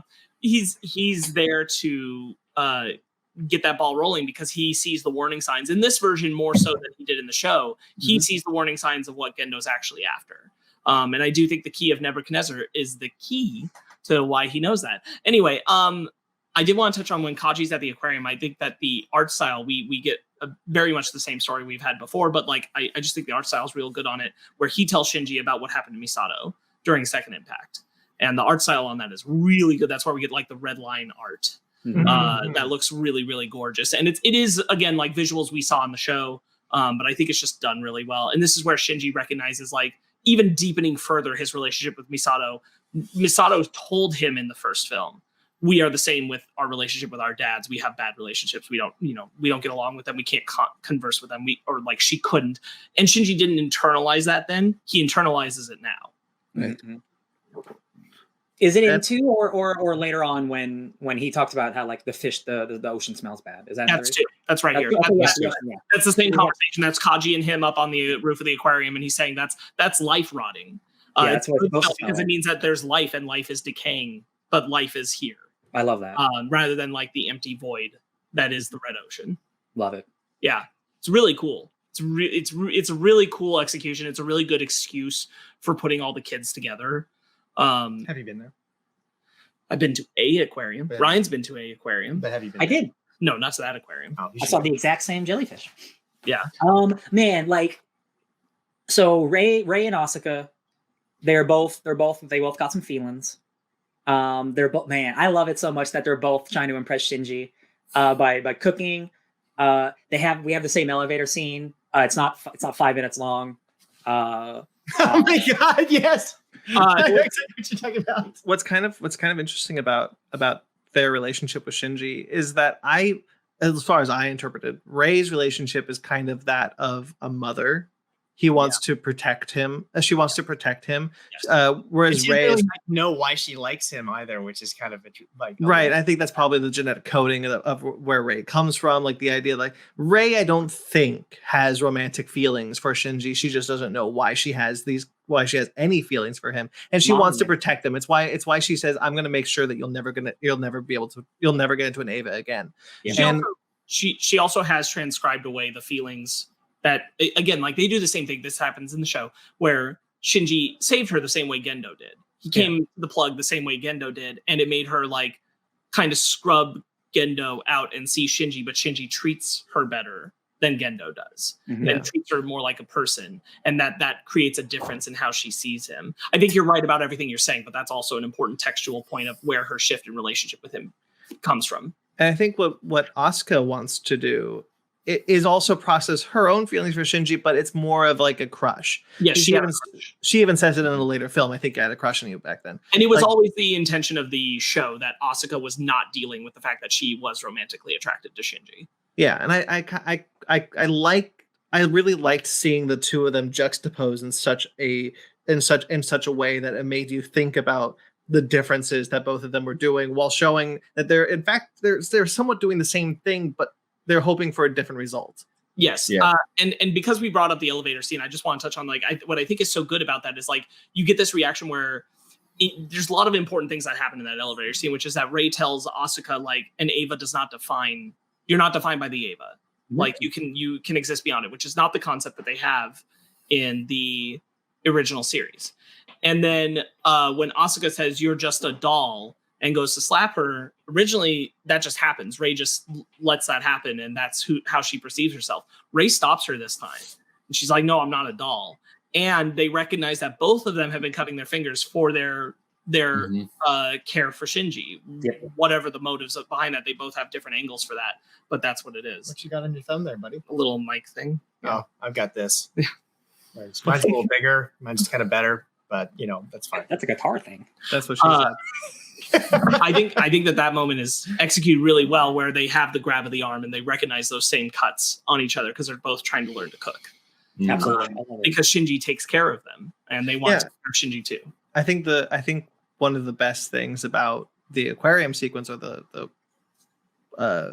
Pen sanctuary sequence, Pen's pretty great. But when he says the penguins in the pen, when he's happily giving everybody food that he made, he's like, here you go, and he's kind of it's really weird to see Shinji happy. I'll just put it that way. It's really weird to see him happy, and in this film he is happy quite a lot. One of the ways that I feel like Shinji's happiness in relationship is portrayed that is so different from the original series is that Shinji starts placing less and less expectations on the relationships and just lets them naturally exist. That's what happens with Rei, they just, and that's why as an audience we're able to sort of pick up on the really subtle undercurrent of it. Oh, Rei's kind of like his mother, and they're not flirting because Shinji has sort of let go of the expectations of, seeing her as a sexual being. And, the same thing happens with Asuka. And that's why there's that undercurrent in their relationship, because Asuka kind of wants him to come to her, but he's not doing that because he's I don't have expectations about this. So every relationship, you just see Shinji just be you know what? I'm just going to be me and you be you. And that's what I learned in the series. So hopefully that works for you, One of the things I actually really like about Asuka and Shinji's relationship in the rebuilds is the scene where Asuka goes to Shinji and they just talk to each other. Shinji has his headphones, she goes on, and of course Shinji is wait, there's a girl in my room. Oh my god, what do I do? And she's like, don't turn around. I just want to talk. And they talk about because you can tell that she's talking to a little hand puppet, and she's talking about how lonely she is. Yes. Very, very astute, Ben, because in the show, the way that this is translated, the same moment happens as Asuka goes into the room, but Asuka goes in and just collapses next to Shinji, facing him, and falls asleep, but knows to an extent what she's presenting to Shinji, and Shinji, being the character he is in that version, goes in very closely to kiss her, and then decides not to because she calls out for her mom. Ah, that's right. This I remember that. version has them not face each other. It's again completely removing that sense of sexual objectification that Shinji had before. And now it's a relationship where they're talking about why do you want to pilot the Eva, and giving real answers. And Asuka is opening up with Shinji, and Shinji says I don't really know. And she's like, that's not a real answer. And so Shinji gives a real answer, which is I want my dad to praise me. And Asuka feels that. And she, she'll call him an idiot, but that's still something that she's connecting to him over. It's a huge. I'm glad you brought it up. Because it's a huge moment. In fact, her calling him an idiot in that moment is the first time that it's actually felt endearing, and not just like, oh, well, fuck you. Then it's like, all right, I understand that. I think it's stupid, but I get it. I don't even know, to be honest with you, because we watched it a while ago and I did not keep track of the line. I don't even know necessarily she calls him an idiot. I think she calls him naive. You're a naive brat. Well, it's at that point that she says, I'm going to call you idiot Shinji from now on. Yeah. That's how that scene ends. But that's the part that feels endearing. Yeah, because when she first meets him, she doesn't even acknowledge him by his first name.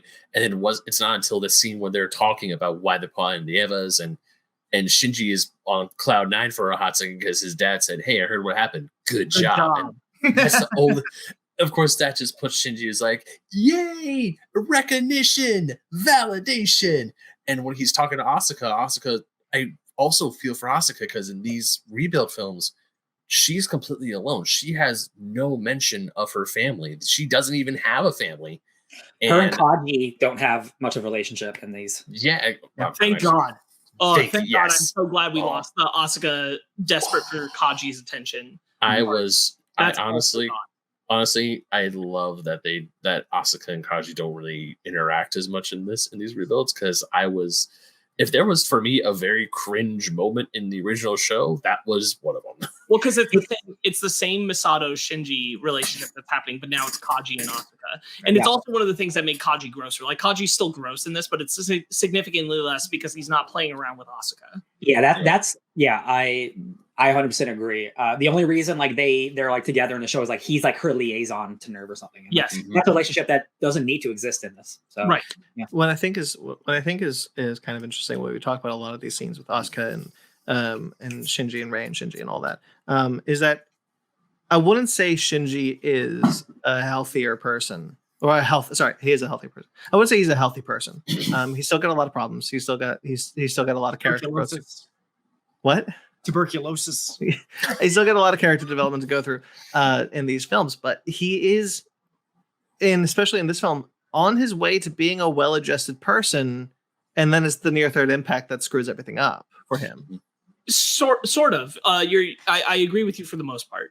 Part of it is that Shinji still lacks decisive action. Yeah. That's still something that he can't do because again, like while he is having a healthier relationship, he has to be pulled to like confiding something to Asuka. He has to be pulled to going to her rather than him taking initiative and going himself. Because we also learned the same way, Shinji also had a crush on Asuka at the time, but he wouldn't do anything about it, it is what Asuka was waiting for. And like, she also wanted and demanded that of him. But Shinji didn't ever do it. And this is the thing where, like, it comes up later. It's an important definition of Asuka and Shinji's relationship where she says, like, do you know why I wanted to punch you in the face? And he says, it's because I couldn't make a decision. When you turn into the angel in this film at the end, I didn't help you, but I didn't kill you. And he just lets the demi plug take over, which is Shinji's inaction at absolute maximum.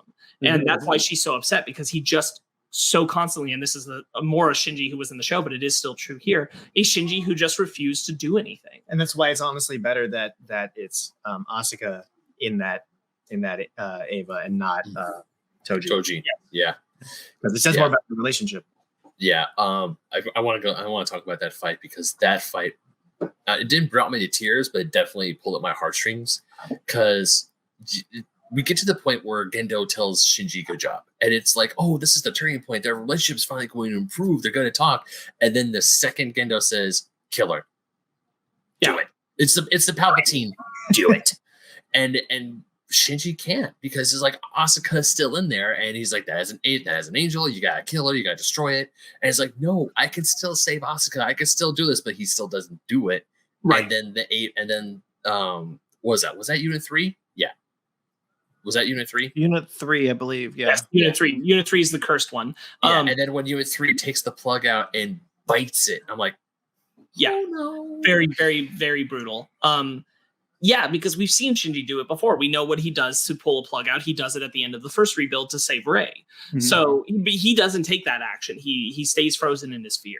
And that's part of the problem. Jumping back to the action beat with the angel before that, this is the one where they all have to team up to catch it with the AT fields. The way that they use Tokyo 3's buildings to give Shinji the boost. Oh my god! Aside him jumping across the buildings. Sick as shit. They turn a track and he's like, it's like a NASCAR track where he's running almost at a 45-degree angle. It's like, wee! One of my favorites on a big screen so bad. One of my favorite things in all of sci-fi is when people just yell nonsense at the screen and then things happen and like that.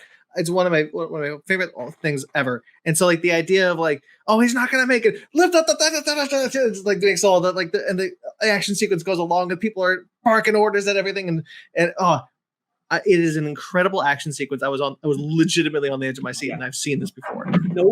Nobody does.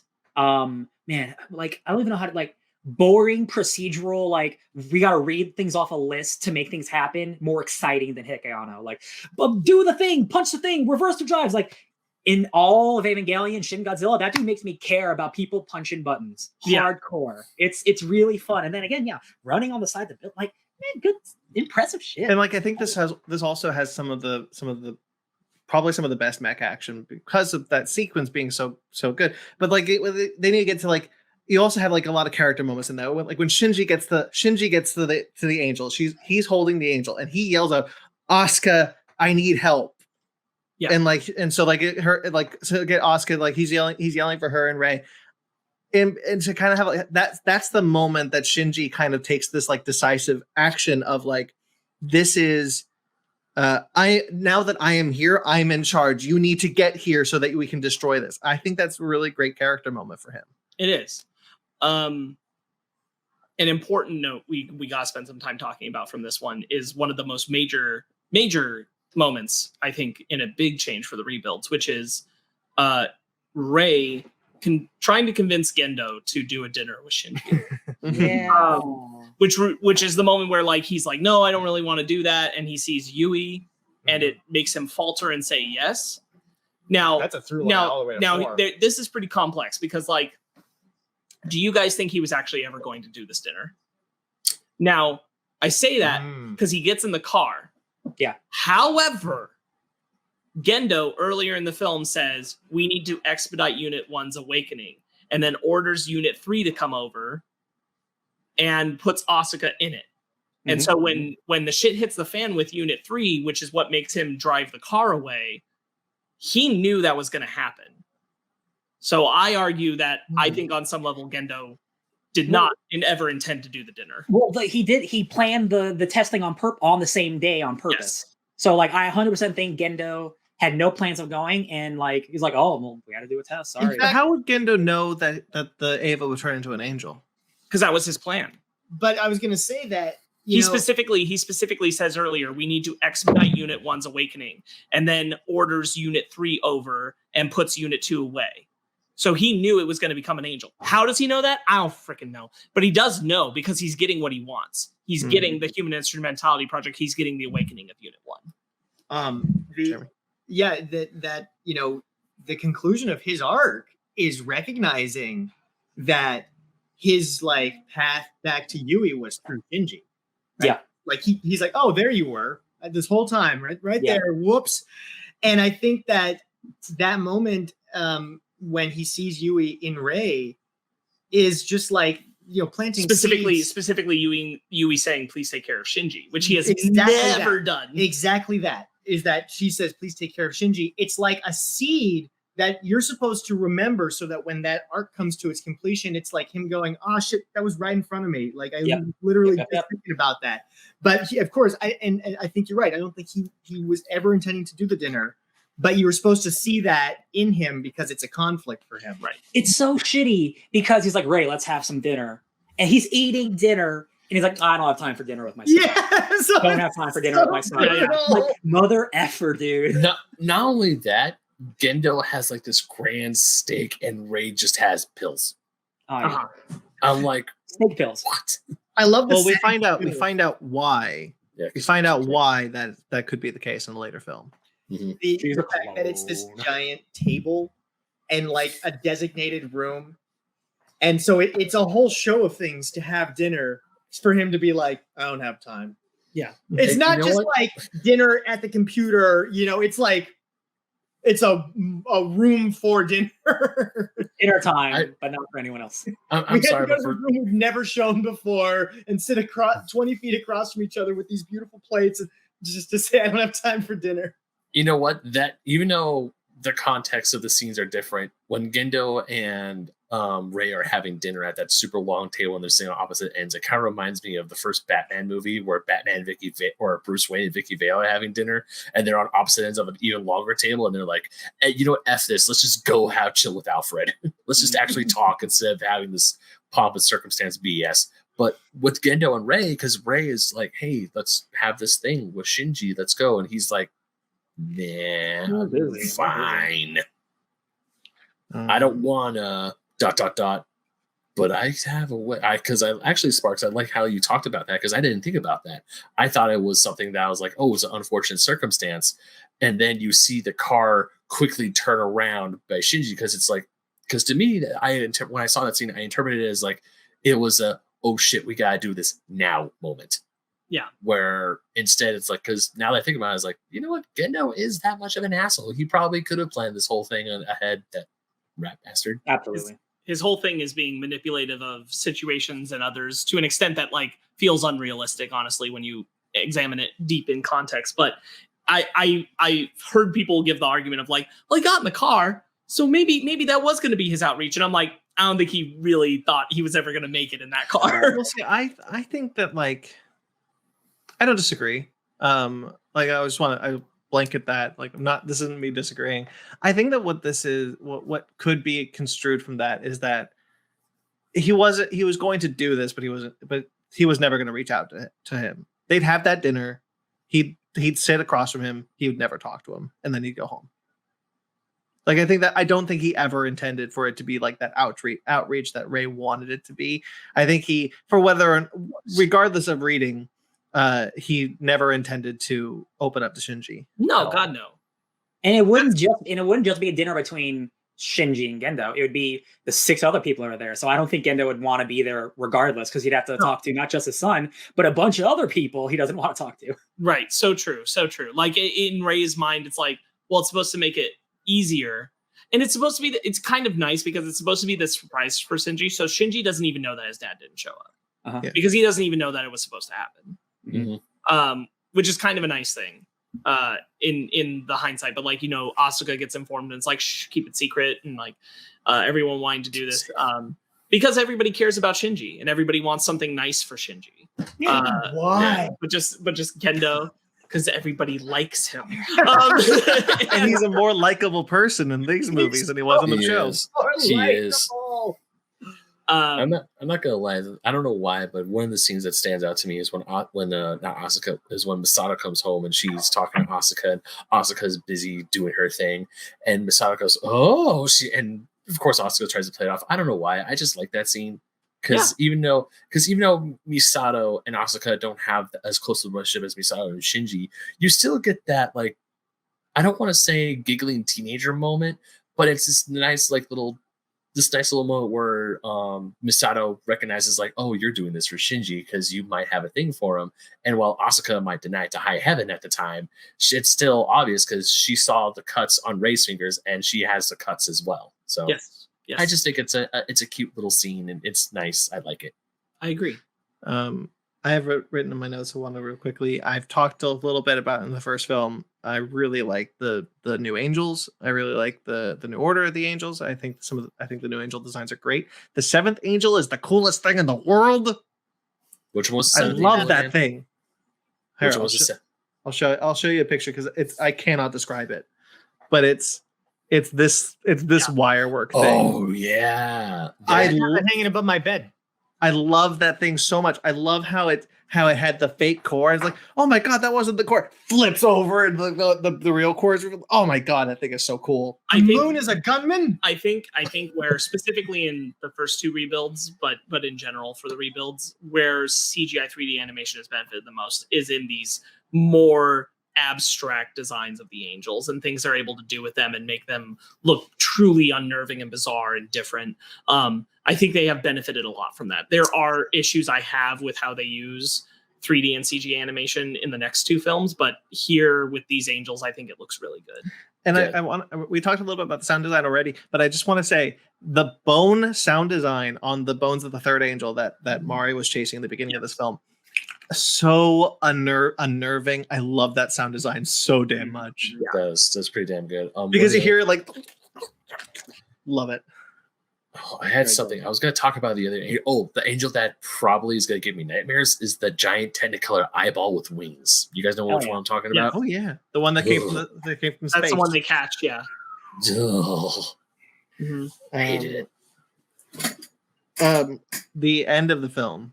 Yes. When Mari is in Unit 2 and she goes beast mode. I love that so much. I love how that's animated. I love how that's done. I really like the voice acting in that sequence. Mari was such an interesting character. And Rei's death to prevent Shinji from getting into an angel, her whole thing, I will make it so that you will never get into an angel again. And then just that angel just eats her. Yeah. So, you know what? Screw it. This is explicit. So fucked up. Yeah.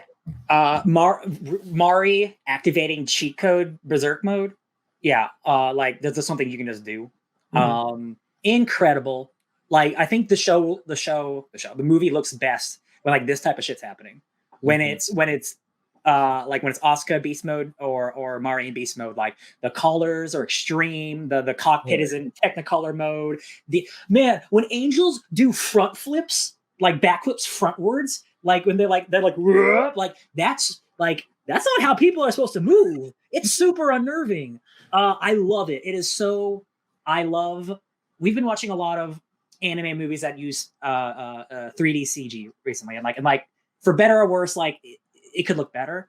I think specifically because we're dealing with like mech designs, it's a lot easier to make mechs look good in 3D than people. So specifically in 2, I think the 3D stuff looks incredible. I love it. I have almost no complaints. And it's also like almost like a 10-year-old movie at this point. Like it still looks good. Jesus. Yeah. That's true. That's true. Quick side note: I love Mari's entrance. Like when she meets Shinji for the first time. Of course you would. Of course you would.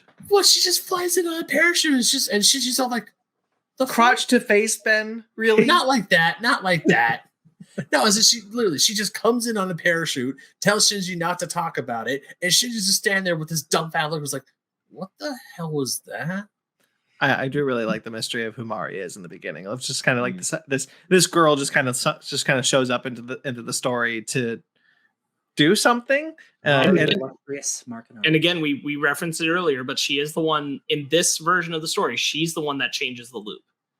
Yeah. The loop would have continued, and it's essentially set within the fine work of the film that because Mari enters when she does. The loop changes and we move to 27, which happened in the end of Eva last time. So now we're like really changing the story. Man, so big climax is happening. Shinji's got to save Rei. Misato's yelling, "Do it! Save her for yourself! Do it! Be the pilot!" And he does it, and he goes to save Rei, and then he triggers the third impact. Unfortunately. All according to plan. Finally, the gates will go. And it's the pact with Lilith is revealed or whatever. Yeah, it's in a lot of ways it's a bigger climax than the beginning of end of Eva. You know what I mean? Yeah. Well, especially because like at this point, this one knows what I mean. At this point, like the Evangelion, this film. It's kind of early to do the third impact as far as like the audience. If the audience is like, okay, if this is a 1-to-1 for the show, this is early. We're doing the third impact. Okay, so we're done, right? That's the third impact. That's the end of the story, and that's what I really love about this movie, where it's just like, yes, the third impact is here, and the story is done. Nope. It's like credits roll, and then it's like spear. It gives you a straight up. It's Avengers: Infinity War. Like third impact happens. Shinji's probably dead. Happy ending. Like. 10. How long do we have to wait for the next one? I really love the fact of like the final battle and having Shinji in that cage and having Mari be the one to get him out of the cage and bring him to an Eva. I think it's all animated so well. It's all structured very well. It's all choreographed incredibly. We didn't really talk a lot about. I kind of lament that we didn't really talk about Shinji's rampage after he almost kills Asuka. When he goes to destroy Nerve HQ for a minute. Oh, he's stomping on the geofront like a little toddler. Yeah, I completely forgot to mention that. I think that's a great scene. Mm-hmm. And it kind of goes to show, like, it kind of like to bring it back to what we're talking about already, where it's like it shows that like when Shinji grows a backbone, things are bad. Like things can go very badly when Shinji actually gets decisive. He's decisive. He's like, someone needs to pay for making me almost kill Asuka. Mm-hmm. Like he doesn't really realize that some of it is on his indecisiveness. And so in here, when he's like, I need to save Rey. Rey is my friend. I'm going to save her because she's going to die right now, and I can do this. And so he has that shonen moment. But in doing so, in growing that backbone and being that decisive, he triggers the third impact. Mm-hmm. And again, like all the homies are rooting for him. But like his mom is like, Masato's like, you can do it, my boy. I love you. Get it. And then like she inadvertently causes the downfall of humanity. And like, right. It's just really, really rough. That's the thing about like Misato. That's really interesting when she's egging him on, and she's like, "Do it, Shinji. Do it for yourself," because she does not know that Eva 1 was designed to create the third impact. She doesn't know that, right? And that kind of that leads into her arc in the future. Get it on, Misato. But but then the third impact happens. Everything's going to shit. And then the credits roll, and you're like, "That's it, right?" And then Kaoru comes in with the spear of. He has Longinus, right, or Cassius? Cassius, I believe. I think it's Cassius. And impales Shinji's Eva. Yeah, I'm pretty sure he impales him with hope. Stopping the third impact. Interestingly, stopping the third impact, which will get kind of retconned in the next movie. Near third impact. Well, I know, but if that is the case, then there is a second near third impact that happens because Lilith and Unit 8 have both spears in them, and Unit 8 was the one that Kaoru was piloting at the end of 2.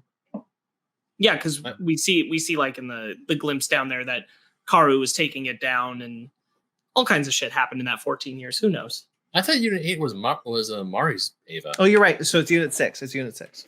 Yeah. Mark 6.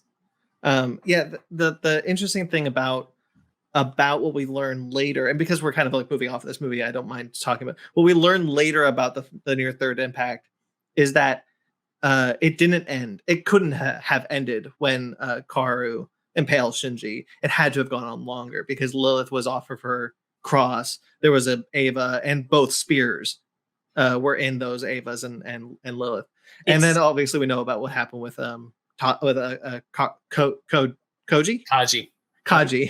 We know that didn't happen in those 5 seconds that the near third impact was happening, so it had to have happened longer. It's like the third impact was so close to happening that it didn't happen, that it's like the world is kind of almost stuck in like this weird limbo where like shit's flying everywhere. It's a weird future world.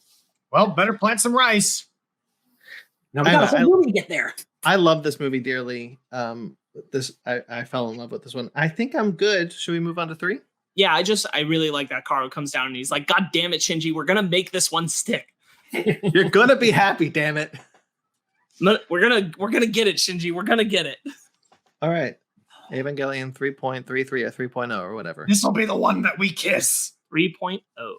3.0. Yeah. So if people are watching the 1.1, 2.2, those are the DVD Blu-rays. The movies that were theatrically released are movies that are actually 1.0, 2.0, 3.0. Yeah. Cool. So this one is nothing like the next time on, and I think it's all the better for it. I unfortunately knew about the time jump just because I'm on the internet and I love Eva, and just like, the third movie has been out already. So, but that didn't ruin anything for me because I didn't know what the context for anything, and like I didn't know about the curse of the Evas or anything like that. So like I love time jumps. We're currently watching House of the Dragon, which is literally a time jump every episode. So I'm a big fan if done right. I think 3 is my personal favorite simply because I love the state of the world and where the characters are. I think 4 again is like a beautiful finale and like a full circle thing, but like 3 is like the crazy sci-fi movie I never thought Eva would turn into. Yeah. And I love it. I love the character swaps of where people are. I like where she's at. I like that everyone hates him. Like I find it to be such a fascinating movie to be like, before everything gets happy, this is like shit's bad, but like it's also the shortest. It's also the short. Which I was surprised when I watched this one. I was like, really, this is only an hour and a half. Okay. Yeah. Sparks, you were trying to say something before. I was just gonna say, like, I do really like 3. It's very hard for me to perceive these in separate contexts, to be honest. They feel too much of a piece of reliance upon each other, regardless of like putting the show and End of Eva aside. Like, it's hard for me to take these as like individual films rather than a limited series. Yeah. Mm-hmm. Well, it's especially hard for me to do that. Well, you decided to watch 30 Years of Entertainment in like a week, so Decided. I've lost control of my life. So I want to quickly we'll start at the beginning. I think the orbiting action sequence rules. I think when they're trying to say get Unit 1 from and Shinji from whatever cross thing that's in orbit, and Asuka and Mari are trying to get to it. That thing is awesome. Double teaming it. Oh yeah. Yeah. Lots of here's where a lot of the CG's coming in. A lot of Four-eyed crony. Four-eyed crony. Yeah. They're so fun together. I don't think the CGI is as bad in this orbiting sequence, and then a lot of the sequences that are going to come up from here that are the action sequences, especially ones that have a lot of units. My main critique against them is we completely lose the weight of Evas and Angels. It's all gone. Everything becomes very weightless in this animation style, especially once we get into like crowds of things going on. Well, they are in space. There's no gravity. Yeah, there's just nothing. There's nothing. Once you get past this orbiting one, there's nothing action sequence wise I would think of as iconic as some of the action stuff. I will disagree with the beginning of 4. Beginning of 4, the Eiffel Tower. With the Eiffel Tower, you can. I don't agree. I find that's another one where I find like that weightless feeling. It just. I saw that. I don't think it all works. Which was the action sequence in the beginning of 4? The one that I tweeted that you love. Oh yeah, Mari doing the wheel. Yeah. Oh baby, don't misunderstand. Like, I like the concept of the sequences, just the execution of some of the CGI stuff, especially in like large crowds. I'm just I will never click. I will 100% agree with someone saying I don't think it looks particularly great or the actions. I will agree with you. It just doesn't bother me whatsoever. Yeah. Sorry, I was trying to decipher my notes. I write so many lines of dialogue of some of this lore stuff where I'm just kind of like national treasuring this. Like, oh my god, did I figure it out? Like the Illuminati is real. We didn't touch on it at all with the first 2 films, and I meant to, but I kept forgetting to. But it becomes more prominent here, so we'll just bring it up. Misato and Ritsuko's relationship is far superior in the rebuilds. Yeah, as very clearly evidenced in 3, but I think it's there in 1 and 2. Honestly, that it's already going in that direction to be much. better. Yeah, 100%. I would agree with that completely. I love them. I also really like Asuka and Mari. I think they're both great together. Specifically, I think it was genius to pair them together. Asuka's got an eye patch now, and eye patches automatically make people cooler. Honestly, I agree. Asuka's eye patch was spoiled for me. I mean, these films have been out for a while because I would see GIFs, I would see people tweet about Evangelion, and they would use Asuka the eye patch. I'm like, how did she get an eye patch? Because she never had one in the original show. And we get to this part, I'm like, oh, so she lost her eye when the angel bit her plug. Okay, that makes sense. Did she though? That's what I thought for an entire movie. That's what I thought for the entire movie as well. But oh man, that opening sequence of Asuka. First of all, I was like, good, they didn't kill Asuka, because I would have been upset if they did kill Asuka right then and there. And that'd be wild. That would be wild. And then when they're going after Unit 1, and you see, and I love. This is one of the reasons why I love Mari, is that even though Asuka's constantly calling her a 4-eyed crony, she's just like, sure thing, princess. Just like, she's always so chipper. And I don't, even in the face of absolute death and destruction, she's like, I'm just going to go in this having fun. Screw all y'all. makes Mari so much fun as a character that I really like her when she's on screen. And as much as I wish that there was more to do with her, actually a character development or something, but like the fact that the reason why I love her so much is because of how much enjoyment she gets out of fighting angels, out of being an Eva pilot. She kind of gets the kind of enjoyment, a farther enjoyment than what like Asuka needs to be an Eva pilot. It's something that she feels she needs to be. And she is good. She's cocky about it, but there's a level of fun that Mari brings to being one that even when she's losing, she's like, oh, this is a jam. And then she's like constantly like ready to like, she's never going to lose, even if it looks like she is. Mari is the protagonist from a different anime. Yeah. She is from an anime where it's not as sad and it's more action packed, and she can be the big, the big boob anime protagonist that every anime fan loves. That's such a good way of putting it. Into Neon Genesis Evangelion to she's the Dr. Manhattan of the DC universe. She's going to bring a new perspective on life to this whole world through her positivity and love. And I think that's just she is kind of like, despite not being the most prominent character, she is kind of the key for this show and for these rebuilds in a weird way. Jeremy, what were you about to say? What? Never mind. Okay. No, I was just saying, Ryan, this is a good way of putting it. This is exactly how it is. Thank you. This is from another person, from another anime. Jeremy, you okay, buddy? And now she's here. So Asuka and Mari now working for some other organization we don't know yet.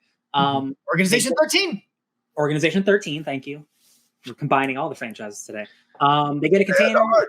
It's got the unit that had Shinji in it, and they got Shinji, and Shinji's like, good morning, everyone. What's up? Everyone looks so different. What's up? What I really love about that is that they weren't sure they were going to find Shinji. They knew where Unit 1 was, and they knew what they needed for Unit 1, but they were like not entirely sure that they would find Shinji when they opened that cockpit. Right.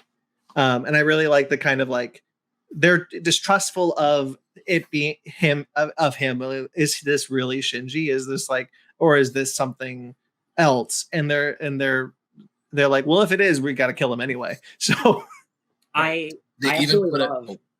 Good. Sorry, because even when they bring Shinji in and you see his feet and they like kind of tagged him, they wrote stuff on his feet. You put Ikari Shinji and it's a question mark. I'm like, is this actually? Because we live in a world where there are the Raid clones. We'll talk about later that there are also the Asuka clones. Mm-hmm. So could Shinji himself have been another copy created by Gendo to do something to them? Like they need to know. Yeah. And I think that's really well rendered into the story. This is also the movie where Asuka starts calling humans Lilin. Mm-hmm. Yes. Mm-hmm. Because I think I like knowing everything we do from both 3 and 4, Asuka in that 14-year time period has learned that she can no longer identify herself as human. Mm-hmm. Because she is different. She doesn't age. She is also like Rey. But even beyond that, there's this concept of the children are just built different. They just are. I really like looking a little bit at this where Asuka says where she says the curse of the Avas. And that's kind of the kind of lore that I really like in this where it just throws it out there and it leaves the audience to ask the question, what is the curse of the Avas? You go looking. Well, it does kind of provide an answer towards later in the 4th movie, but it's not really something that like is heavily dived into. And that goes back to what we talked about with the first film, which is the beauty of these films. And what I think I find so engaging about them is the questions, like all the questions that I ask that enhances my enjoyment of the films and the character arcs and the themes and all that. I really enjoy the pacing of this first part of the movie because it's like half an hour. It's literally half an hour before Shinji finds out what happened, like why everyone hates him.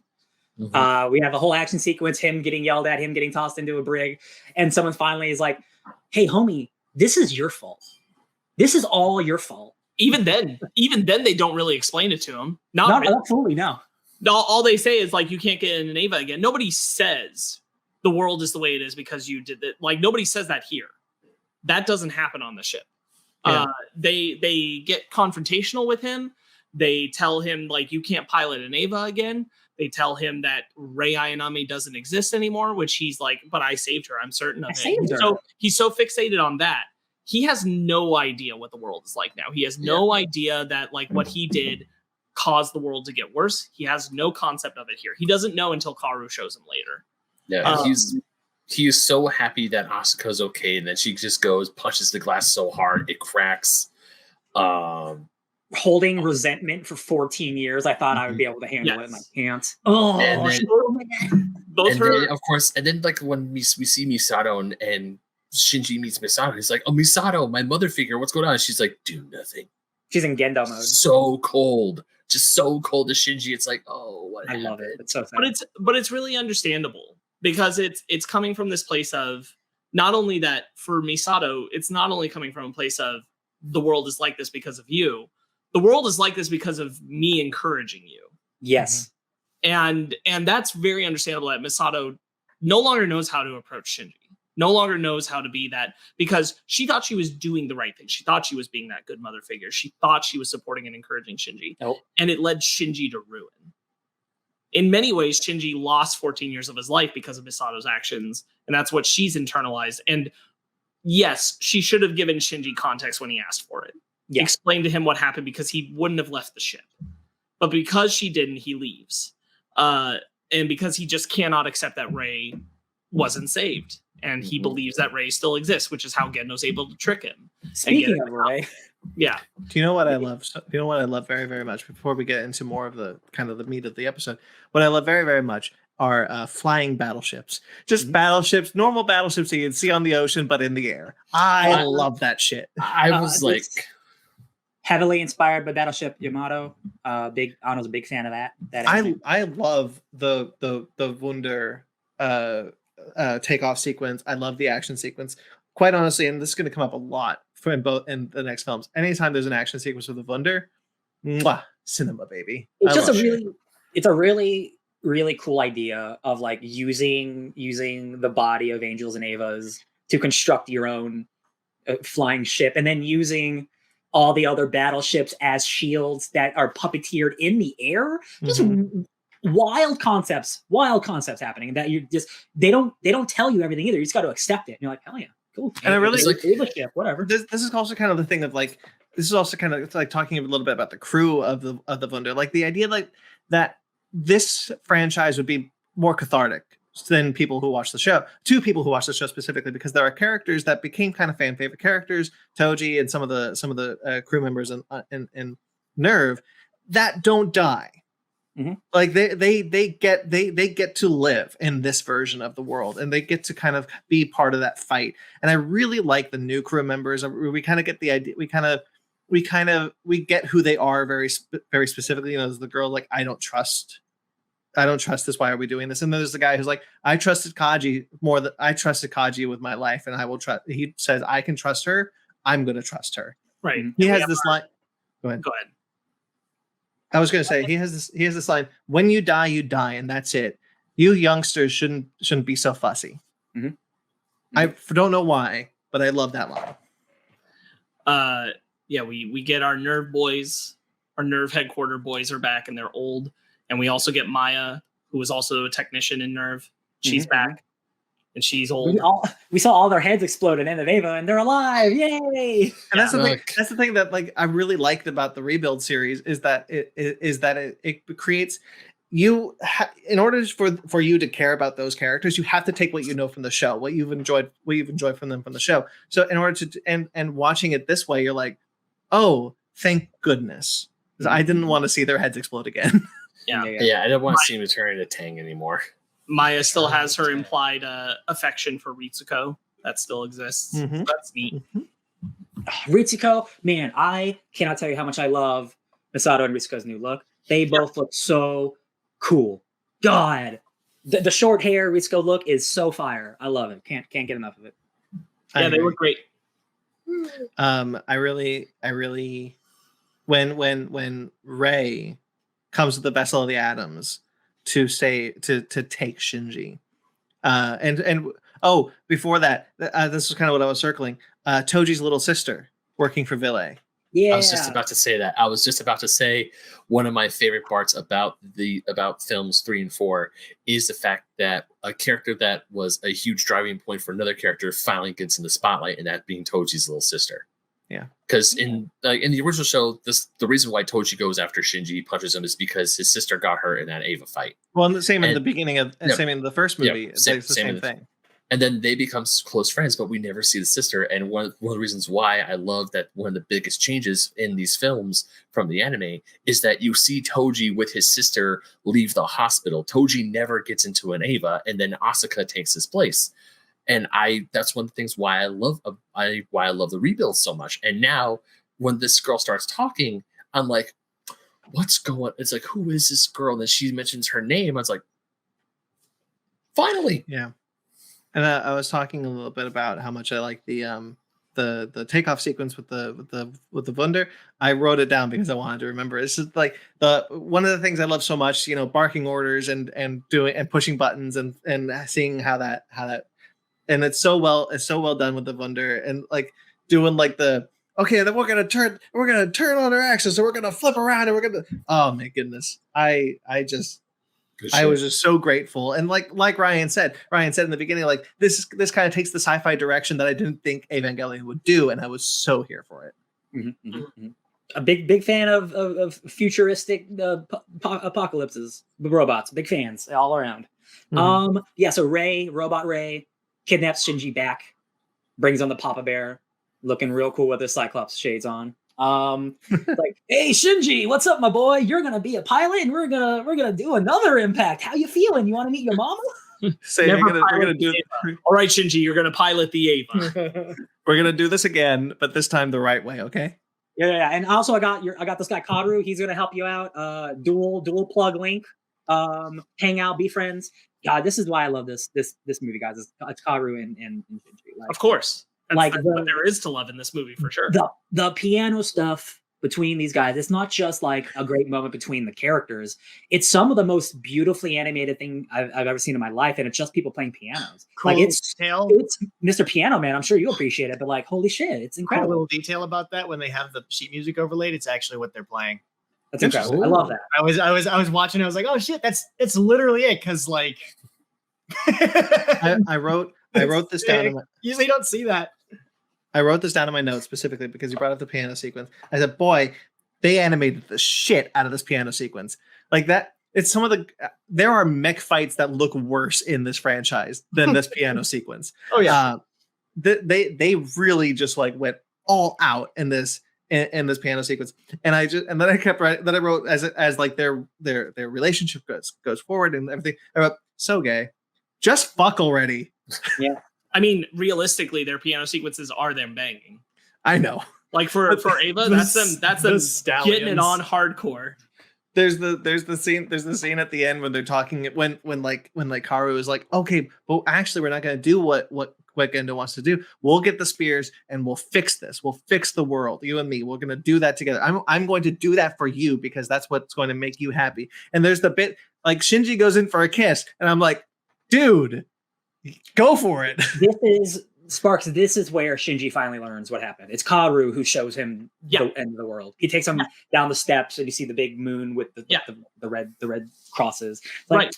Sorry, bro. He says, like, do you really want to know? He's like, yeah, I really need to know. And Karu's like, okay, I will go explain it all to you. I was watching the show and texting Sam, and I started taking pictures. I was like, look, it's happening. Oh. It's happening. It's gay. The thing that I was watching this, I was just like, Karu is giving Shinji doomy eyes that I haven't seen since Nala gave Simba. Like those are some doomy eyes. All praise to our bisexual king Shinji. It can no longer be denied. No, it can't. They run like stallions. Like I love that. Like Karu in the show appears more like an antagonist, despite like him. He has like a sense of betrayal to him, and this none of that.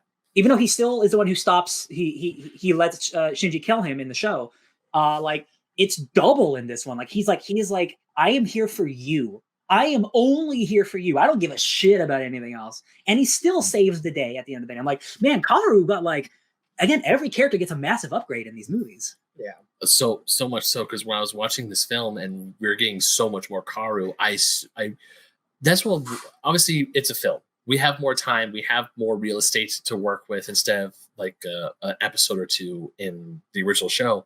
And we're getting more of Kaoru. You definitely get more of how he's attracted to Shinji. He wants to help Shinji. And even like the scene that broke my heart was when they're in the dummy plugs and Kaoru goes, something's not right. Something's not right. And the big traumatic thing happens for Shinji. I'm like, I would probably go into a traumatic spiral state too, because he has this relationship with Kaoru right off the bat that they just instantly click. It's not like with Asuka. It's not like with Rei. As much as Shinji wants to connect with those two, he instantly connects with Kaoru, and it's like, and it shows. It shows that it's a natural. Well, I think that's because what Kaoru does immediately, the moment that they're in the same room together, Kaoru is attentive and he's into him. Like he comes to Shinji as a friend first and foremost, and no one else in his life has done that. Not immediately and not directly.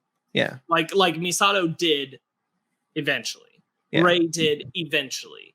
Toji did eventually. Asuka, right, but that's what I'm saying. Like, no, immediately, I know. Kaju. I'm agreeing with your point. I'm saying that that it is immediate, and that is what separates it. And this is what Kaoru did in the original series too. Is Kaoru was so direct with his immediate affection for Shinji that's why Shinji latches on so quickly, especially because he's in such a terrible spiral at that point in the show. Here, not as terrible. Not yet.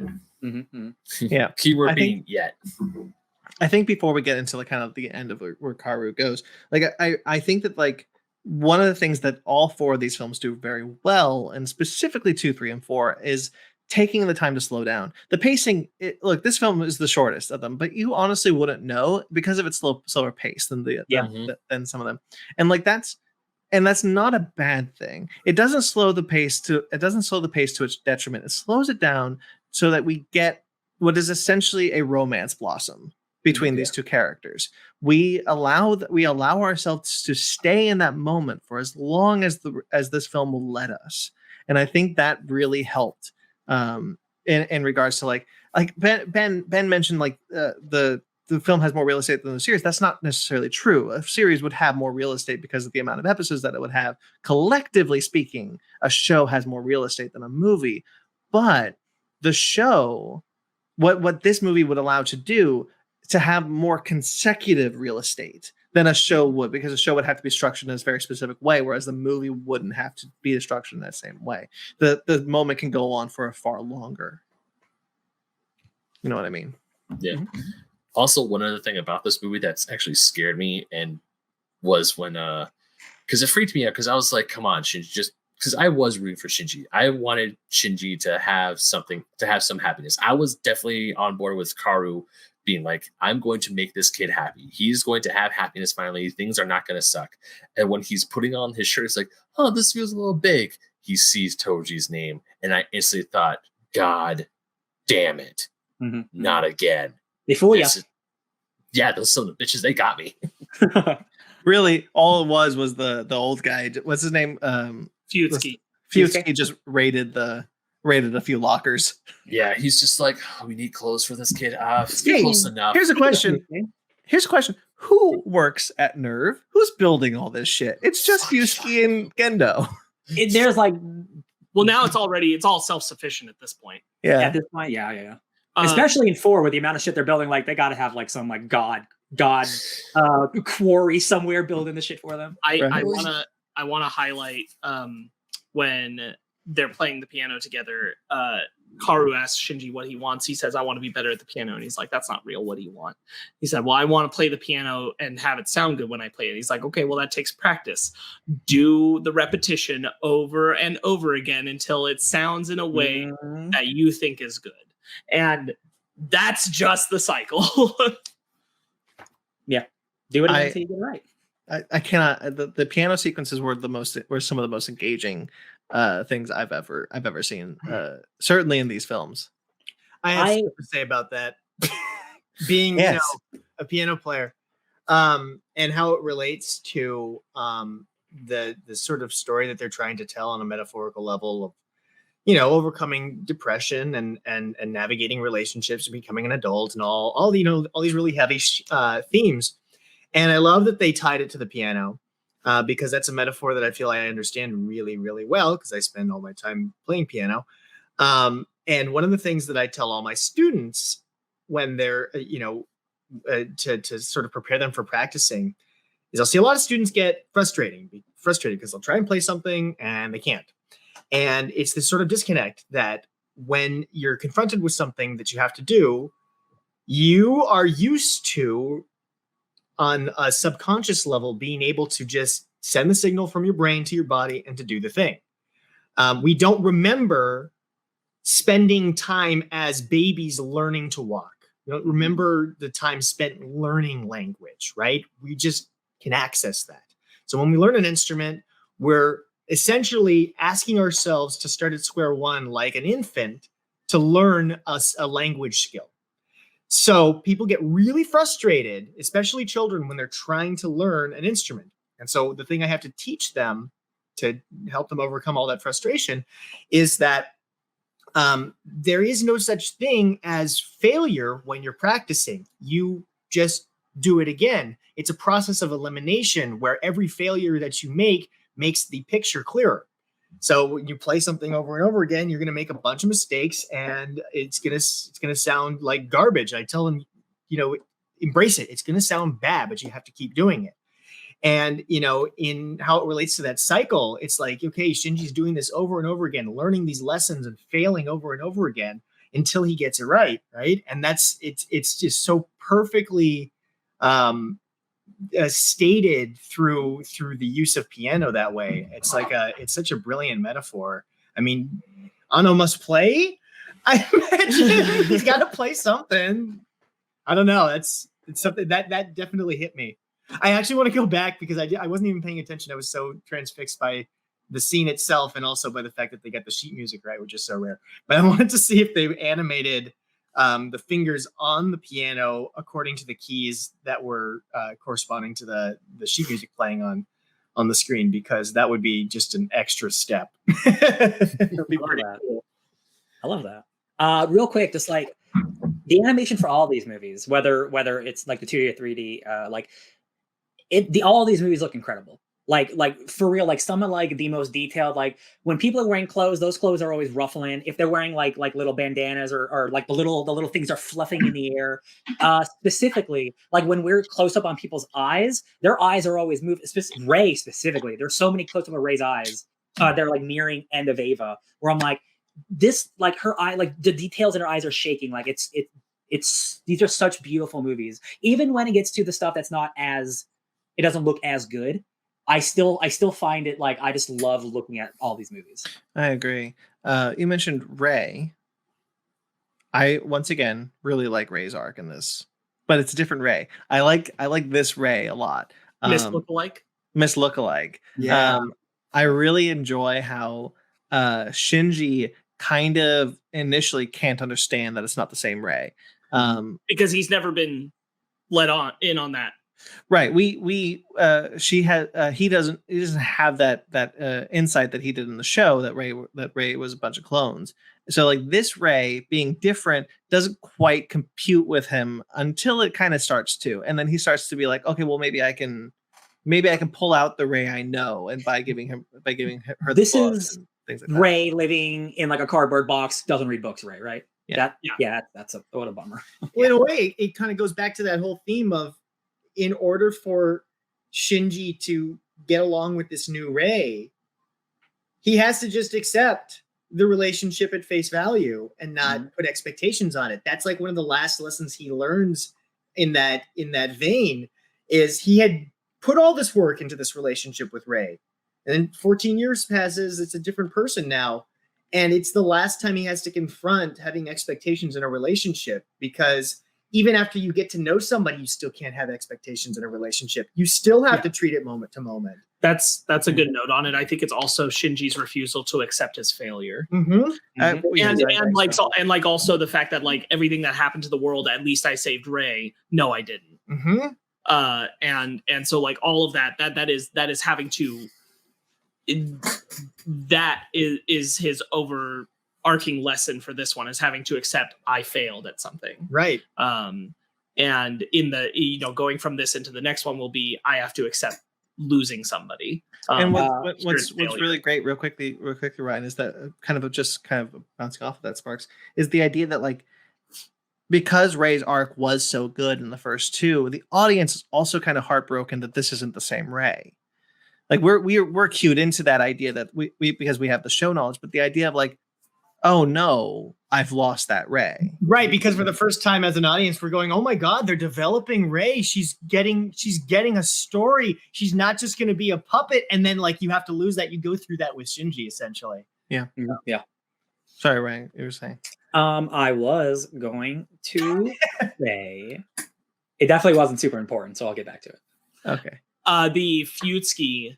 Yes, thank you, Fuyutsuki. Yeah, the Fuyutsuki Shinji scene where he finds about his mom and Rei and everything, and he freaks out. Yeah. He was like, I'm just gonna. You seem like you're kind of finding some stability after some things right now. Let me just like really ruin that for you. Let me ruin your life, just real quick.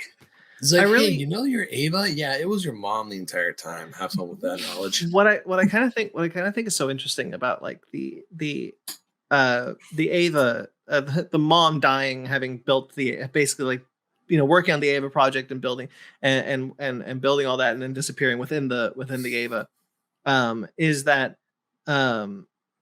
it kind of creates like more backstory for Gendo. Like they were already working for Nerve to prevent the third impact before he even got into the idea that like, actually maybe the third impact would be a good thing because I get to see you again. And so I think that creates a little thing. Also, horrifying imagery with just the Rei heads behind him. Yeah. Horrifying. Like a doll set. We get that image a few times in this film and in Thrice Upon a Time, but yeah, that is absolutely terrifying. And I feel so bad because Shinji's trying to talk to Fuyutsuki, and Fuyutsuki's like, I'm just going to ruin your entire perspective on everything. Have fun with that. And then finally, Karu comes in and he's like, yo, I know this sucks, but we can get through this. It's like, it's even more prominent than that, because to Shinji, what has happened is that everything is a lie. Misato doesn't trust me. Nobody wants me. My dad has tricked me. All of this is wrong. There's no point in getting in the Ava. I can't believe in anything or anybody. And Karu's like, you can believe in me. And he's like, no, I can't. Can't believe in you. And that's when Karu's like, all right, cool. So I'm going to take this collar, put it on me. And I need you to understand that I'm going to do whatever it takes to make you happy, and we can fix this. Because there's no sin we can't atone for. So Karu has a lot of good lines in this movie. Yeah, and Karu's like, listen, Shinji, we're going to rebuild the world, baby. I'm doing this for you. We are going to set things right. God, okay. Nothing good will ever come from replaying a traumatic refrain. That's what he says to Shinji when Shinji's just sitting in there. He's like, nothing good comes from piloting an Ava. And he's like, yeah, nothing good's going to come from you sitting here doing this either. Like, sorry, Shinji, you got to get up and do it.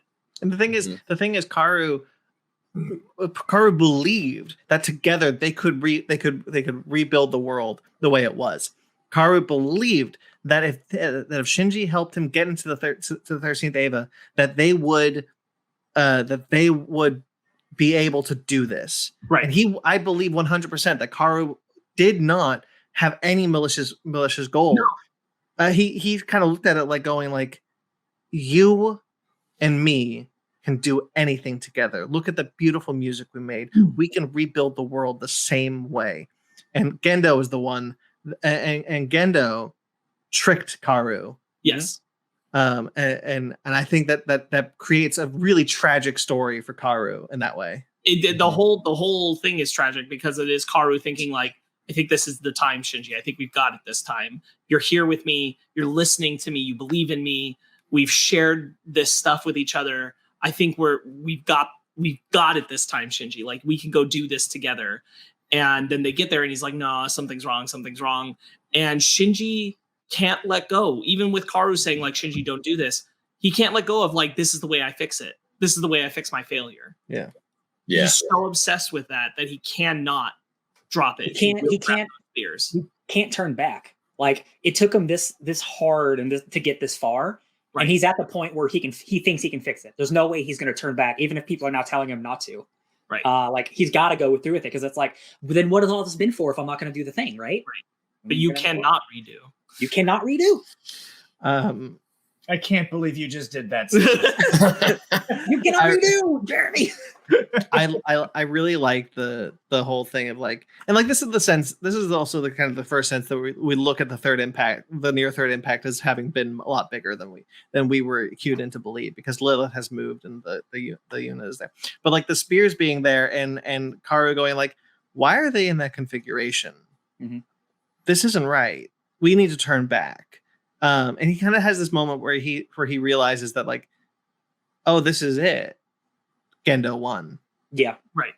Because they are identical despair Longinus spears rather than both the spear of Longinus and Cassius. Yeah, that's the trick.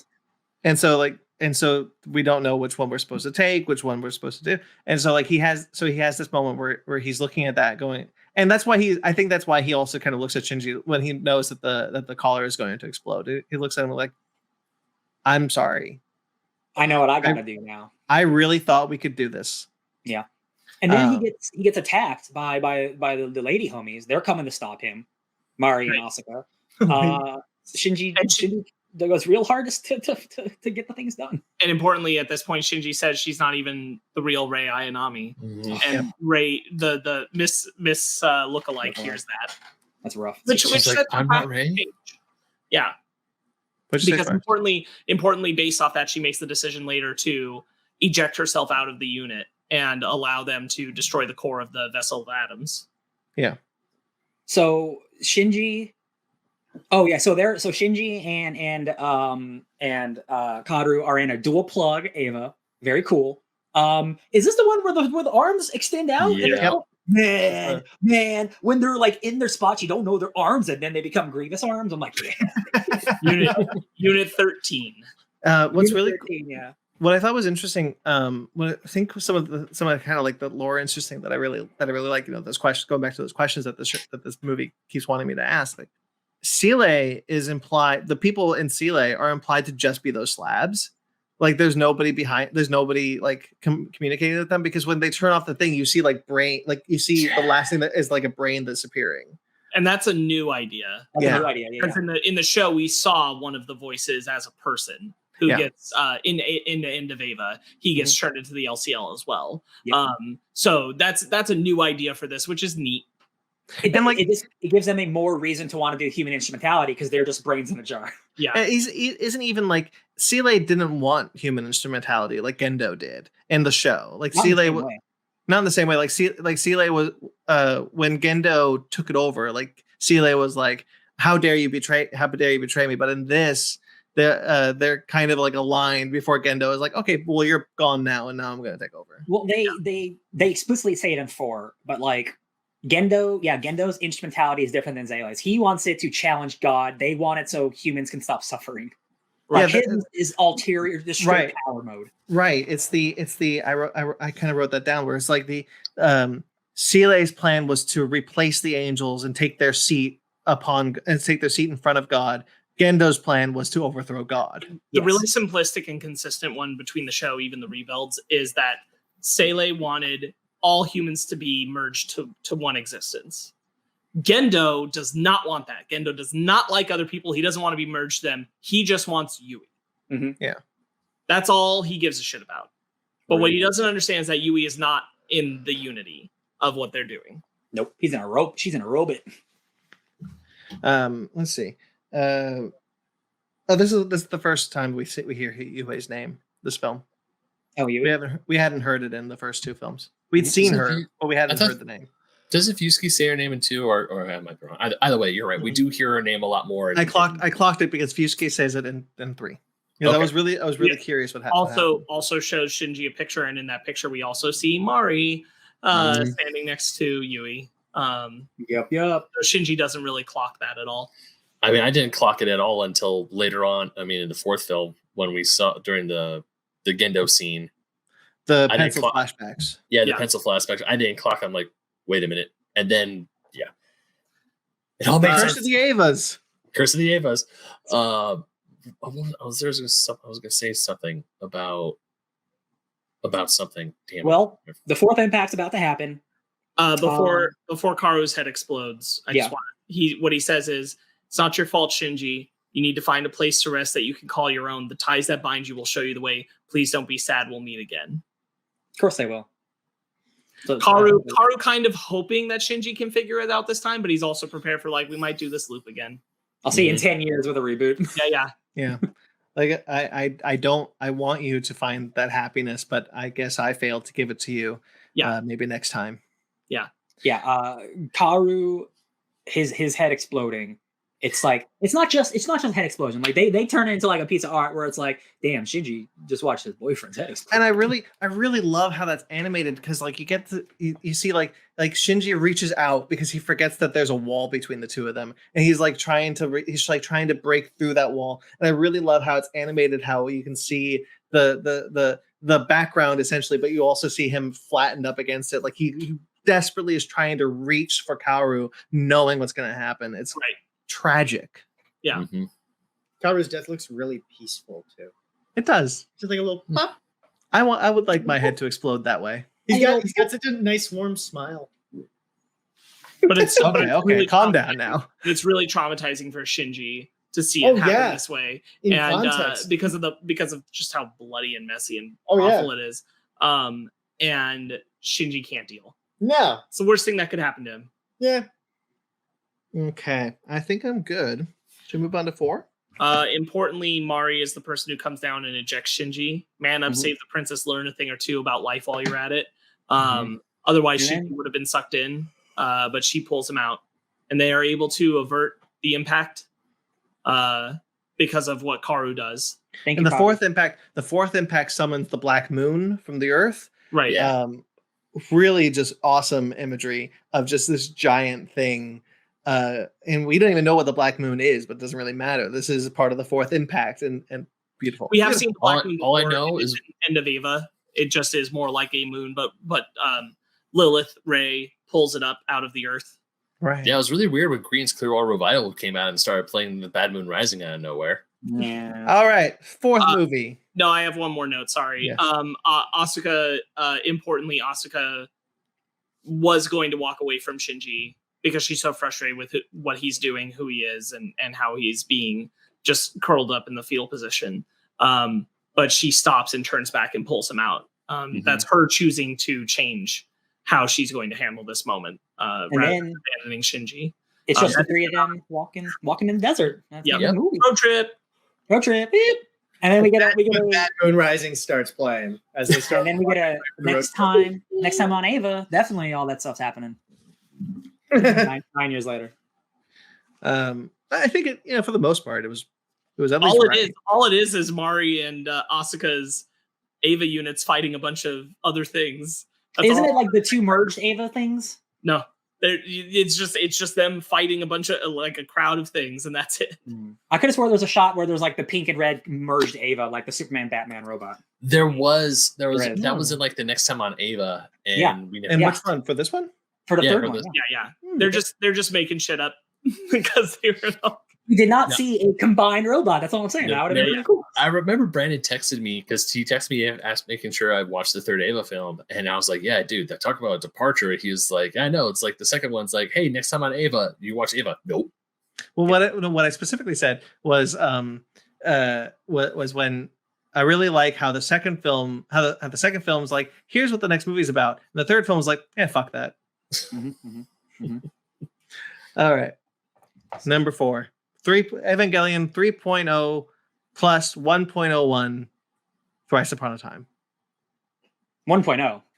Oh, sorry. The I guess the 1.0 Amazon Prime says 3.0 plus 1.01. But Amazon Prime also has the films listed as 1.11, 2.22, 3.33. That is the official title, is 3.0 plus 1.0 Thrice Upon a Time.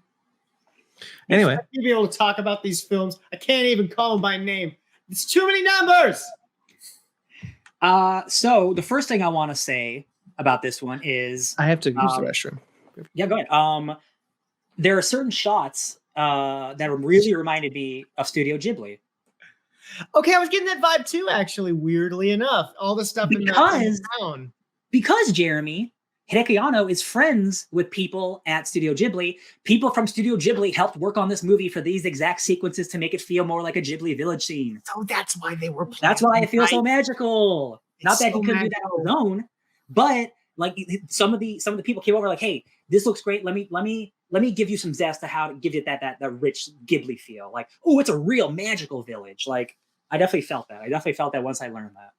Yeah, it's been interesting watching these while I parallel playing the beginning of Final Fantasy VII Remake because of all the stuff you do around the town and the slums and all that. It's like the side quests. Yeah, the side quests. It just felt very, like in conversation. Actually, 100%, Jeremy, because I haven't beaten it, but I have played Final Fantasy VII Remake recently, and it is a lot of like, we are doing flower stuff and helping some kids and doing like, damn, this does feel like 3.0, 1.0. It's like, yeah, you're right. You need to find a cat. Help me find my cat. Right. And to me, it also, in a way, sort of feels, I mean, I don't know what the development of the series was like, but because I don't know who was involved. But Cloud's character development in the remake is more fleshed out. It feels more like it's trying to say something about the original game, kind of in this, not quite to the same degree, but in the same way that they did with Shinji. FF7 Rebuild. FF7 Rebuild. No, that's 7.11 remake-a-thon advent. I mean, Escapone. I mean, if they're gonna keep calling the consecutive Final Fantasy remake games, because it's like Final Fantasy VII Remake, Final Fantasy VII Rebuild, if they Rebirth, and then the third one is gonna probably Reunion's the better one. That's probably gonna be the final game. Yeah, they definitely like FF7 and the Rebuild Ava movies are very similar and like same thing but different, which is really nice. I do hope we see more of this type of thing because I think it's really inventive. Yeah, man. You were saying they're going to do to Chrono Trigger because I support it. That is the rumor that is the next thing being worked on. I don't know if it's going to be like an FF7 remake, but they are remaking that to look at all hot shit.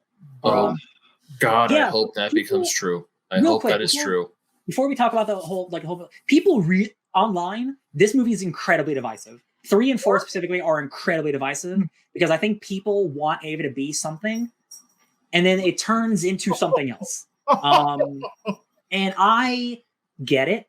I watched a couple video essays specifically on people who don't like the thing, but it also reminds me a lot of Last Jedi discussion. So I think that's where a lot of it's like, oh, we don't like the thing being different. To be honest with you, I was talking with Jeremy about this. I think the thing that it most reminds me of, and that I think it speaks in a tone of, at least for creators' desire to return to a work and how they want to leave their characters, is Matrix Resurrections, which is, if you totally miss the point of actually what was going on in the original Matrix trilogy, then you don't like Matrix Resurrections because you were there for something different. And it feels much the same here. If you weren't paying attention to what Anno was actually wanting to do with the Ava series and the characters and what he was trying to build with the rebuilds, even at the beginning of the first two we've talked about, then you're not here for this story.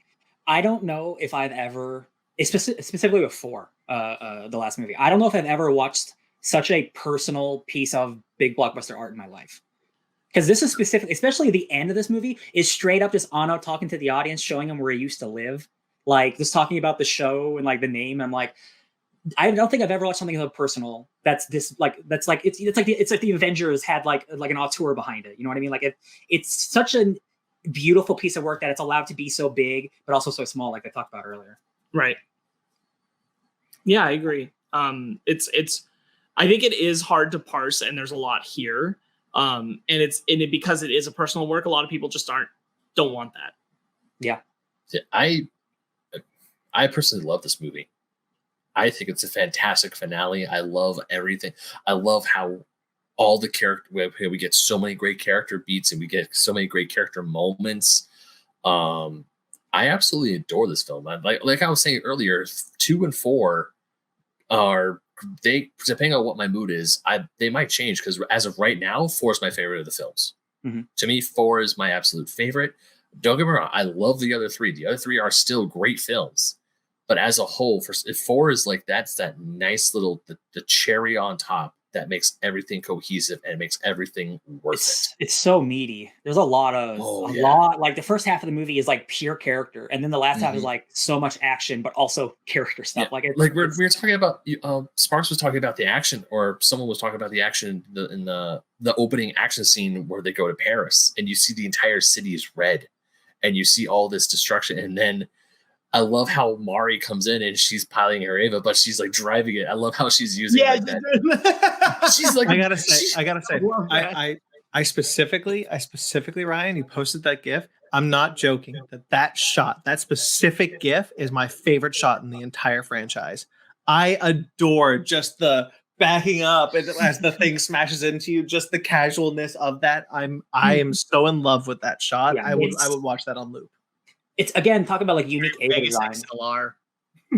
Oh, that is a cut. Thank you, Jeremy, for that cut. I love that show back. She's definitely Tokyo drifting in air.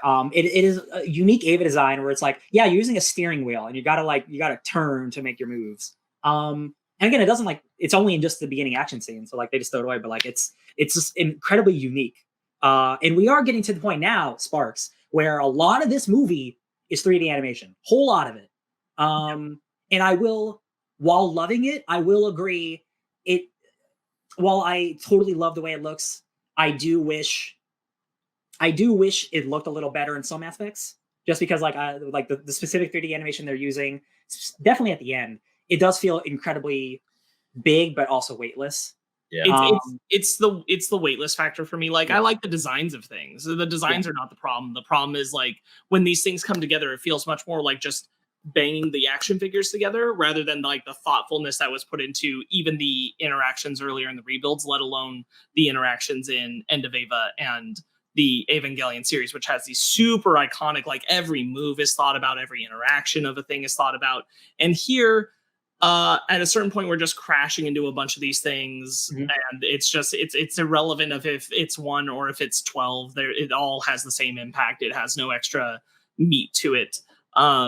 And that's where I'm like, those sequences just kind of glaze over a little for me. They're just not meaningful. I definitely think upon like if I rewatch this movie a bunch, I definitely think it'll be more of an issue because like it's definitely it doesn't look as solid as like 1 or 2 or even 3 because they're relying so much more on it. But they're also like they are trying to do. We're showing a million Avas on screen at the same time. They're all like dead bodies, but like it does feel just like. It doesn't feel like it's there. It just feels like, oh, it's like an afterthought almost. And I get the idea. And like, it's one thing when you're like showing the crowd, right? And the crowd is just there. It's another thing when the Ava units that our characters are piloting are confronting with them. And that those just feel like, those feel no different than Shinji and Gendo crashing into the buildings that aren't real at the end. Like they feel just as weightless as that. That's the problem, is that these interactions of the Ava units encountering these other Avas shouldn't feel that lofty in the weight behind them. In the Gendo fight, I'll allow that one because that's like doing something. Sure. But yes, it shouldn't feel that way for the actual movie, not the fake movie they're making. Yeah. But those things feel like, as far as the weight of hitting those things, they feel absolutely indistinguishable from each other. And it's entirely appropriate in the Shinji Gendo stuff. I love the stuff they do there.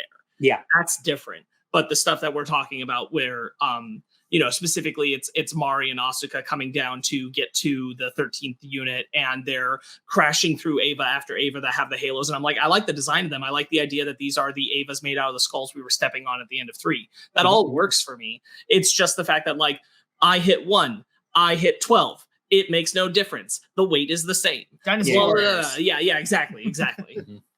A warrior worth 1,000. Yeah. I forgot to mention, I really quickly I just want to go back to 3 real quickly. Just be like, I think the mouth inside of the earth was a sick design. I love that. Yeah. Okay. Like Ben, this is probably my second favorite, but a close second. Given my mood, it could be quickly become my first. I really like the length of this movie, which is weird to say. It's 2.5 hours, and I think they use it very wisely with character development. Yes. And there's a lot of character work in this that I'm I am just always here for. I love the village. I wish we spent more time in the village. Yeah. I thought the village scene was excellent. I love the opening action sequence. I really like the concept of these, of like the coreization of the world can be redone with these pillars, and that's like how it's protecting these pockets of civilians.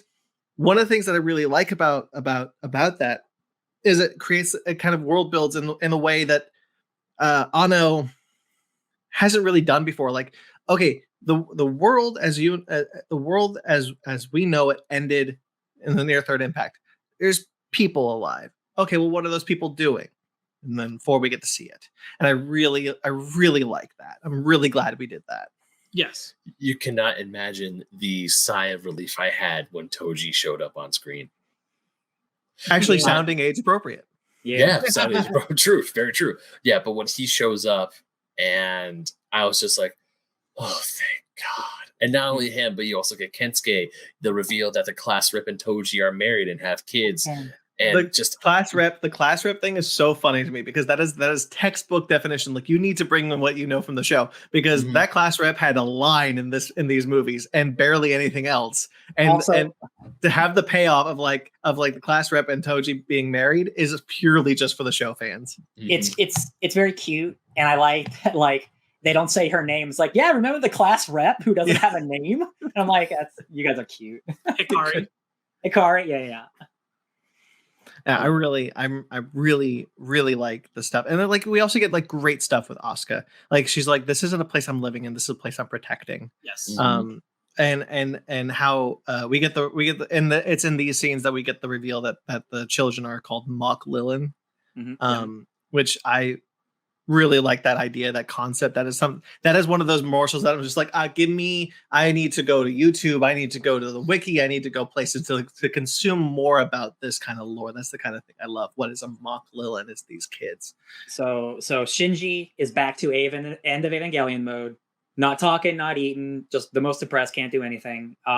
Rei is doing all the character development in the world, learning how to be friends with people, learning how to change her clothes, learning how to work, how to sweat, learning that babies are not shrunken human beings. That's so and I love good. What does it mean to say goodbye? Oh, it means it's something we say in hopes that we'll see each other again. Good night. Yeah. What does it mean to be? I love all the abstract explanations that Hikari gives to Rei to these questions that are so, like, you know, what Jeremy was talking about a little earlier, like these things that are like, we don't think about saying good night, good morning. We don't think about what that really means, and to have to explain it is difficult. But the way that they explain it is such a beautiful kind of poetic way that when she leaves the note, it really hits. Absolutely. Right. Yeah. Oh, I'm not a fan of like amnesia tropes, because generally they're done very tropey and bad, but like the way that it's done here, it's not done as like a mystery. It's like, this is the person who doesn't know how to be a human being. And it's just an entire group of people who are out to help her. And there's no antagonism, there's no negativity. It's like, no one's like, you don't know how to do this, you don't know how to do this. Like, oh, let me teach you. Here's no problem. I love to help you. Everyone's so welcoming, because I understand like the situation. Like, for this Rei, she is such a different world of what she is when she was living at Nerve in the third film. Because the third film, since she's trying to bring her books, he's trying to connect with her, because he thinks, oh my God, I did save her. And then the realization hits is like, no, I didn't. And like, those flashbacks she gets, like, oh, so these are books. Like, I love when she goes to the library and she drops one of the potatoes. The little girl comes up, is like, oh, I'm giving this back to you because you dropped it. And she's like, oh, thank you. You want to read? She hands her a little picture book, and she's like, okay. I love it. I really and then when she sees the kitten, like the cat had given birth to the kitten, and she smiles. What might be my favorite line in the entire franchise is, "This is a tiny human. Why did you shrink her?" Yeah. It's very good. Rei's whole story in the village is so endearing. You also have this kind of thing with Asuka, that you kind of get these like weird flashbacks with what happened with Kaji in the show. Like, she has a relationship with Kensuke, and Kensuke's kind of like clearly just like done with her. Like, he's just like, oh, this is Asuka, she's naked, whatever, here's a towel. like he does like her, he does care for her, but it's not like a creepy way. It's kind of an endearing way of like, oh, that's just Asuka. Mm-hmm. I like that line that they walk. Mm-hmm. It's like an older brother, little sister sort of thing. I don't know if that's the appropriate, and I don't know if that's the appropriate term, but yeah, like when Shinji walks in, Asuka's and she's like, "I'm naked. You're not flustered," because that's when you know Shinji is messed up. And then here comes Kensuke, and he just like, here's a towel. Just drop a towel. Just doesn't look, doesn't go. Ooh, just goes walking. Continues on this walk. What I kind of like about Asuka also in this is, you know, when she starts freaking out about like you should eat this before you can't anymore, before your body doesn't desire it anymore, because that's what happened to her, and that kind of goes back to why Rey was ate so little at that dinner, only ate those pills, like because her body didn't need it. Her body didn't need that food. Same with Asuka. Asuka's only living on water. Her body doesn't need food anymore. Eventually, according to Asuka, will happen to Shinji as well. Yeah, and Rey doesn't. I mean, she quickly realizes once her little meter goes off, they're like, "Oh, I'm not supposed to be here. Actually, I can't live outside. I can't live outside of LCL. I can't live outside of robots." So why? Because she's a clone. I don't know. It's because it's those like tank things. Those tank things like rejuvenated her body. And it's implied that in like all the previous iterations, like that Rey still needed to go to the tank bath every once in a while. Still needed to be serviced by Nerve to keep operating. Right. And this one, she's completely removed from it, so that's not going to work. Her warranty expired. I think. Nope, it's gone. Oh, I'm really glad that Pen and Toji and all of them finally have happy endings. Pen's got a whole. Regardless of what happens, they have happy endings. I love when we get to see, because like I for like 3 movies I was like, I bet Pen's dead, and then like in this one the whole family of Emperor Penguins, I'm like, good for you, buddy. We see Pen in like 2 or 3 for sure. Yeah, we just don't see Pen in 3. From 2 to 4, we don't see him. Oh, yeah. But because knowing that this third impact was happening, I'm like, oh, the third impact probably got Pen, poor guy, and then having him have a again, that goes back to the catharsis that these movies are giving to fans of the show. The things that like things that it's kind of fan service in a way, but it's in a way that kind of heightens the experience. Yeah, it's not the sexy fan service, right? Rather than detracting from the experience. It's go ahead, Ben. No, I was gonna say, going on Brandon's point, is that this is the type of fan service and the type of ending. It's a definitive ending. It's like we know what happens to Toji, we know what happens to almost all the characters. Actually, we do know what happens to all the characters, and we know, and it's like it's the ending. I don't want to say it's the ending we wanted, but I feel like it's the ending we deserve. Yeah, it's the ending we deserve. You're absolutely right. Because this is the characters deserve. Yeah, it's like we finally get something. To me, it's like I always really enjoy it when we have a for sure definitive end. Mm-hmm. Like this is it. I can walk away from this knowing that either things ended happily for characters, or things didn't, or things ended horribly for characters. At least I know this is definitive. Because with End of Evangelion bringing that sucker up, I'm just like, what the frack is going on here? I'm leaving that with more questions than I have answers. And even though, because this is Hideaki Anno, it's like, okay, it's like there's going to be things in here that I'm not going to understand. There's going to be things here that I'm not going to have answers for. There are things I'm going to have probably walk out here with even more questions. And after I was done watching this film, I actually took a deep sigh of relief. It's like, that was a great ending. Mm-hmm. Mm-hmm. Absolutely. Yeah, and we'll get into talking about the specifics. Oh, yeah, we'll get into more. But speaking of just these minor characters, like it's just nice that we know that they have their here's your slice of life, as you brought up, Jeremy. We got slice of life somehow still in this. I really like again, we're talking about like the climate change ecological narrative. There's like this sense of optimism that like the world is pretty ravaged, but they're able to change pockets. And they don't know how much time they have. They're like, we're not really sure how long we'll get to keep this up, but we're going to live to our fullest to the last moment of it. Yeah. Basically, like, they're just waiting for Gendo to make a move. And like they're just waiting, like the Wonder is just waiting to pick up Asuka. Like, we don't know what Gendo's doing. We have to wait for him to make a move so we can challenge him. Otherwise, the Wonder is in France and getting the repair stuff ready so that they can go in and make their attack. They have to go pick up Asuka on the way. So they're doing repairs. Meanwhile, Village Life is like, whatever happens, it's kind of out of our control. I really like the concept of the Wanderers, where these Avas, essentially these clones of Unit 1 that used to be people, maybe like they definitely were people, but they keep getting up, and that hasn't happened before. Something changed, and they're getting up now, and they're walking around. When there's no more room in hell, the dead will walk the earth. And I think that is such a messed up imagery. I love it. I love seeing the sound effect of like getting up and like slumped over and just like zombie walking away, and like it zooms out and you see like a bunch of them in the kind of the field outside of the village, because they can't get into the village because they can't walk in the court non-core area. Yeah, I think it's all good. That's all very cool. So we touch on like the Shinji not feeding himself kind of thing.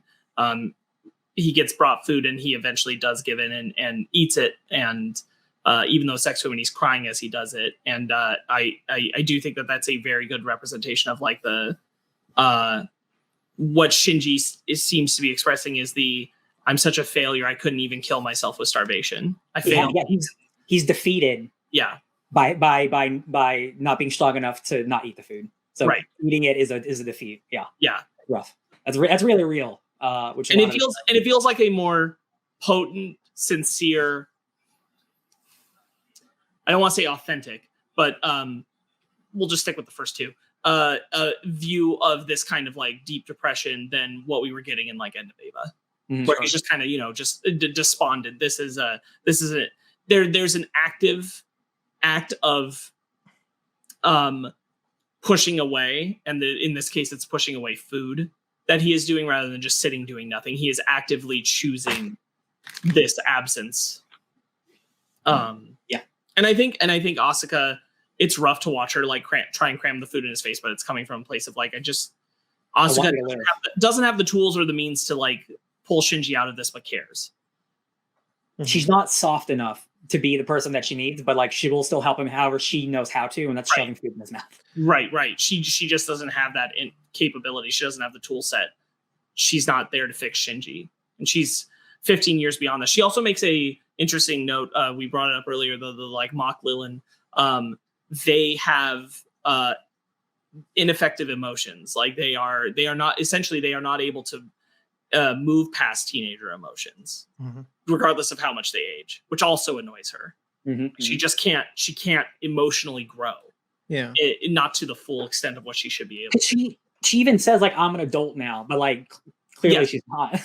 Well, but she is like, I've grown past, like, there are things where like you can feel her growth, but she still can't let go of emotions towards Shinji that are bound to when she was a teenager and around him. She can't let go of those things. And no matter what, even though she can recognize like, I don't have a crush on you anymore, and I've grown up in this way and that way, and I take full responsibility for my actions, and I'm doing these things for myself and for protecting these people, she's still bound to those emotions to an extent, and like is not allowed to leave them, which is a note of Anno metatextually talking about these characters who are trapped in their the fans' depictions of them from the series. They are locked into being these people. That's the another way you could read that is that that's just a more honest interpretation of growing into adulthood anyway, is that sense that when you're an adult or when you're a teenager and you're projecting yourself into the future, it's like you feel like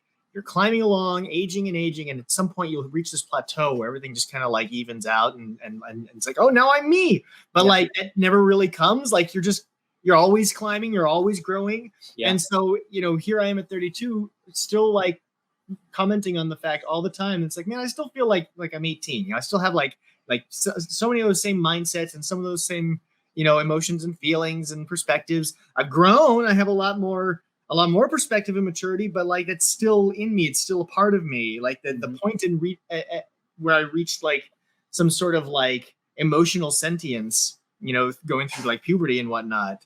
It's like that stayed fixated as a part of me.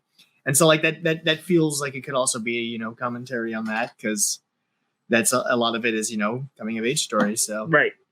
Yeah, I think what's interesting also about that is that it almost kind of feels like it's not a defect. It's a feature. Because Asuka all of a sudden forgets, all of a sudden like says to Rey, like, UI and Omni series always had a attachment to the third boy. Like that's built into their DNA. They're built into their coding to have that attachment. Almost kind of feeling like Asuka at least thinks, which it could or could not be, at least thinks that she is programmed to not move beyond her teenage emotions. Right. I love, we talked about like the pacing of it. Like I love that, like almost like the first like hour of this is like just is like, I mean, besides the opening action scene, it's like 45 minutes straight of just living life. Yeah. It's incredible. It's so, and again, I get why people are mad that this is like a slow movie or whatever. But like, hey, you got an hour of nonsense happening in the next hour, so you guys get that. I could do a whole series in that town. For real, yeah. I would 100% watch. Like, just if you want to do another show and just the slice of life episodes, I would watch that. Seriously, I absolutely love that. Again, there's no antagonism towards Shinji. Even Asuka, who is like antagonistic, she's still trying to help him. Kensuke is out to help him. Rei's out to help him. Everyone's out to help him, and they're not going, you need to do better, Shinji. They're like, we get it, and we're here for you. Do what you need to do. Here's some food. Let's go fishing. If you can't catch a fish, try again tomorrow. It is always trying to further him as a person instead of making him feel bad. Right. And I think that just like that is so nice and welcome. And it like turns Shinji almost into like Neo at the end of this movie, where he's like, I got it, guys. We're good. We're all cool. I want to say that like that's also kind of an example of Anno's own journey with depression, recognizing how other people handle it, because he when you have depression, a lot of the times not only do you close yourself off, but you kind of do it because there are people telling you to get over it. Oh, you're just sad, get over it. And so like there's a lot of the show which is just people telling Shinji, get over it, be better. Why are you like this? Whereas in the movie, it's a much more adult way of looking at depression, a lot more mature is the word I was looking for, a much more mature way of looking at depression from an outsider's perspective, not necessarily from the inside, because you have everybody in Shinji's life accepting that this is what he needs to go through, accepting that he will work through this, and only just acknowledging that we will be here when you do. Yeah, there's it's doing it better than End of Eva, where it is what you're saying, like with the forcing and trying to shove Shinji out of his what he's creating there. And this version is much more, hey, we are trying to encourage you to do something, because you also can't just sit here and do nothing. Like the worst thing that's ever happened to you happened. And now you have to move forward from that. And that's a lot of what Asuka is doing specifically, but it is on everyone. Like, while they are being supportive, while they are being there and present, they are also saying you have to take responsibility for yourself. You have to take responsibility for your actions. You have to move out of this and recognize where your responsibility is to others as well. And that's where it comes to when Rei goes to Shinji and Shinji says, like, why is everybody like, I'm the worst? Why is everybody being so kind to me? And Rei's just like, because we like you. And that's it. Like we like and you. That devastates him. Right. It devastates him because like he has to come to terms with the fact that everybody cares about him. Everybody wants what's best for him, but they also, because they are, recognizing the space he's in, are like, we are ready to support you, but you have to take that step. You have to be the person to do it. If you leave yourself trapped in this place, nothing will change. Absolutely. Nothing can get better. Nothing can grow. And some people will suffer in the absence of what you're doing. You can have as much support as you want, but you still have to be the one to pull yourself up. Yeah. Which is why he makes the decision, which is why it's important that he makes the decision, I'm going to go with you. Right. He doesn't know he can get into an Ava. He doesn't even knows that he wants to. He's like, I should go with you. Now, is this before or after Rei's head explodes in front of him? So So yeah, when he decides to go is after Ray's head explodes, because what it starts with is like the slow progression of him like, okay, I'm going to come to the house. Okay, I'm going to start cooking again. I'm going to help you fish. I'm going to practice fishing. Repetition over and over. He's going to practice fishing, and that's what he's doing when the moment with Ray happens. And it's a far more less traumatizing death, but importantly, like what happens there is that Ray does die in front of him. Miss Lookalike dies in front of him, and Shinji learns how to move forward with loss. Like Shinji's not allowing himself to be trapped by it anymore. I really love Ray's goodbye, Miss Lookalike's goodbye. How it keeps getting closer as she's walking backwards a couple steps, says something. Walks backwards a couple steps, says something. I think that's all beautiful. Yeah. And her suit changes back into her Unit 0 suit before she. Yeah. It's good. It's a really good death scene, and it's kind of the first death scene that's not framed as trying to be traumatic, right? It's the first death scene where Anno is signaling to the audience that this one's okay. Shinji will be okay. No, that's not what I mean. No, but I think it's also worth, not glossing over the fact that, it's not only just a good emotional beat for Shinji, but it's also an important emotional beat for her too, because, she's kind of accepted like her place in the universe for the first time. Right. And, that's why in some ways, it feels like why she never really gives herself a name. Right, exactly, and yeah, in fact, giving her a name would have made that death a lot worse. Because like it's really tricky when you make a character's death an important beat for another character, because it sort of invalidates anything that the other character could have, unless it's good writing, and this is good writing, so. It didn't do that. Right. Because it's not really losing Ray that makes him go. What makes him go is the consideration of what happens earlier in the film, where he and Asuka go and pay respects with Kensuke to Kensuke's father's grave. And Kensuke says, your dad's still out there. You should probably have a conversation with him before he's not around anymore. And Asuka's like, that with Gendo, like of all people. And he's like, it's still a dad and son thing. You should still go do it. And that's the thing that's lingering on Shinji when he makes the decision to go back. He is going back to have a conversation with his father. But he's not going back because of what happened to Miss Lookalike. So the Wonder picks up Asuka. Shinji's like, I guess I'll go with. I want to talk about Kaji's kid. Yes, I also was like, we need to touch on him before we move on. Yeah, go ahead.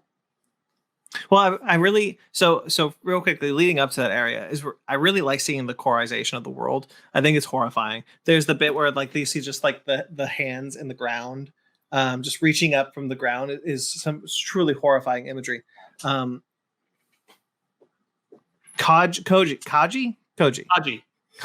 I don't know why this is so difficult for me.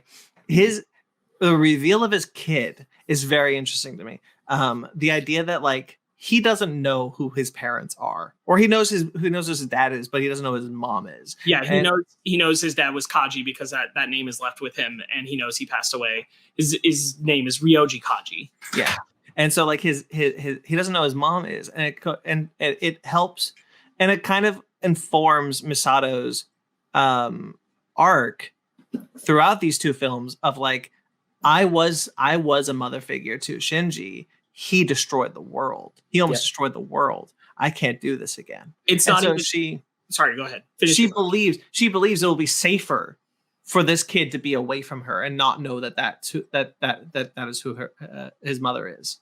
What Kensuke says to Shinji is that what it is that she never got over the fact that she felt she should have protected you from the burden that you faced when you went in there and accidentally caused third impact. And she blames herself for not protecting you. And she doesn't believe because of that she could protect her son. And that's like the driving force of I can't do this. And that goes back to when she couldn't pull a trigger, right? She can't pull the trigger because she still blames herself. She thinks that this is her fault, not his fault. He's incidental in this. I'm the one who did this. So she can't pull the trigger because she feels he's blameless. Right. They're her boys. Yeah, she can fake it all she wants, but like secretly inside she knows this is partially her fault. Which is again like the great talk they have later on. Later. I really think I really like the and we also learned that Kaji sacrificed himself to stop Third Impact. Off screen, which is an interesting choice to make, which I really actually like. That kind of goes back to like that like trailer at the end of the second film. You know, not all of that can be considered canon in a sense, because like when would that have happened? It would have had to have happened after Karu stopped Shinji, which we believed was the stop of Third Impact, but I guess it wasn't.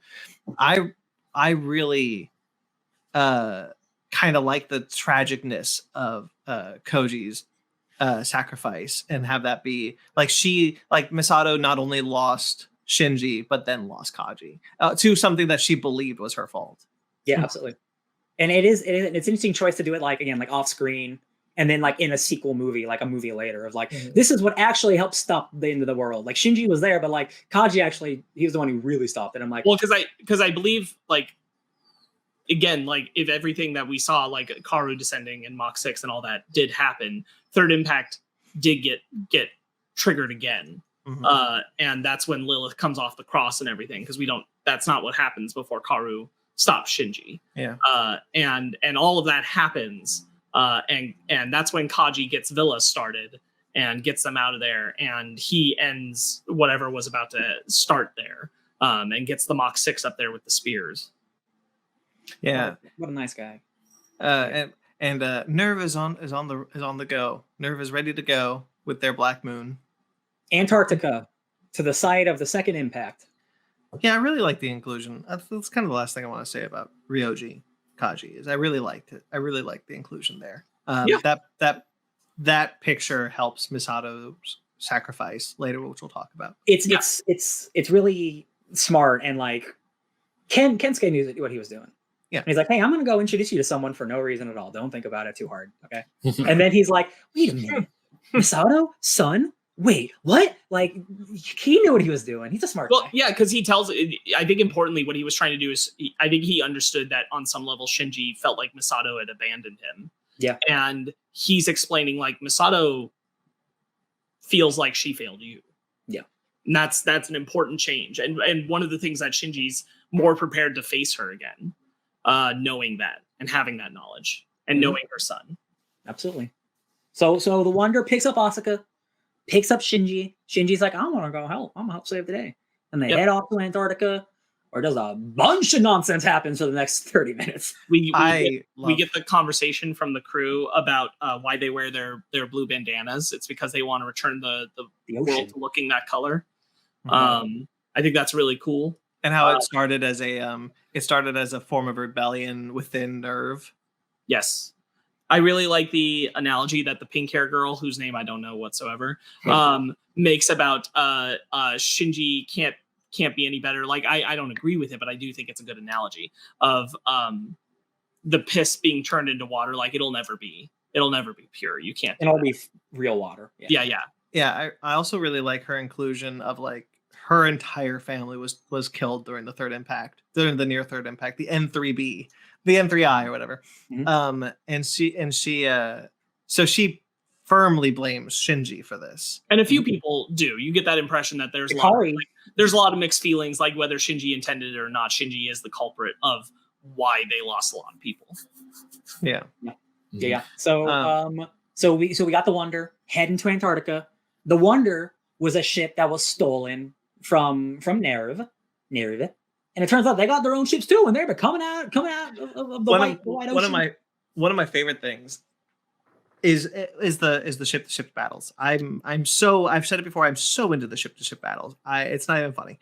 When the first ship shows up out of the weird AT field that is covering Antarctica. That whole thing is so cool. Every single time a new ship is revealed, I'm like, oh my god!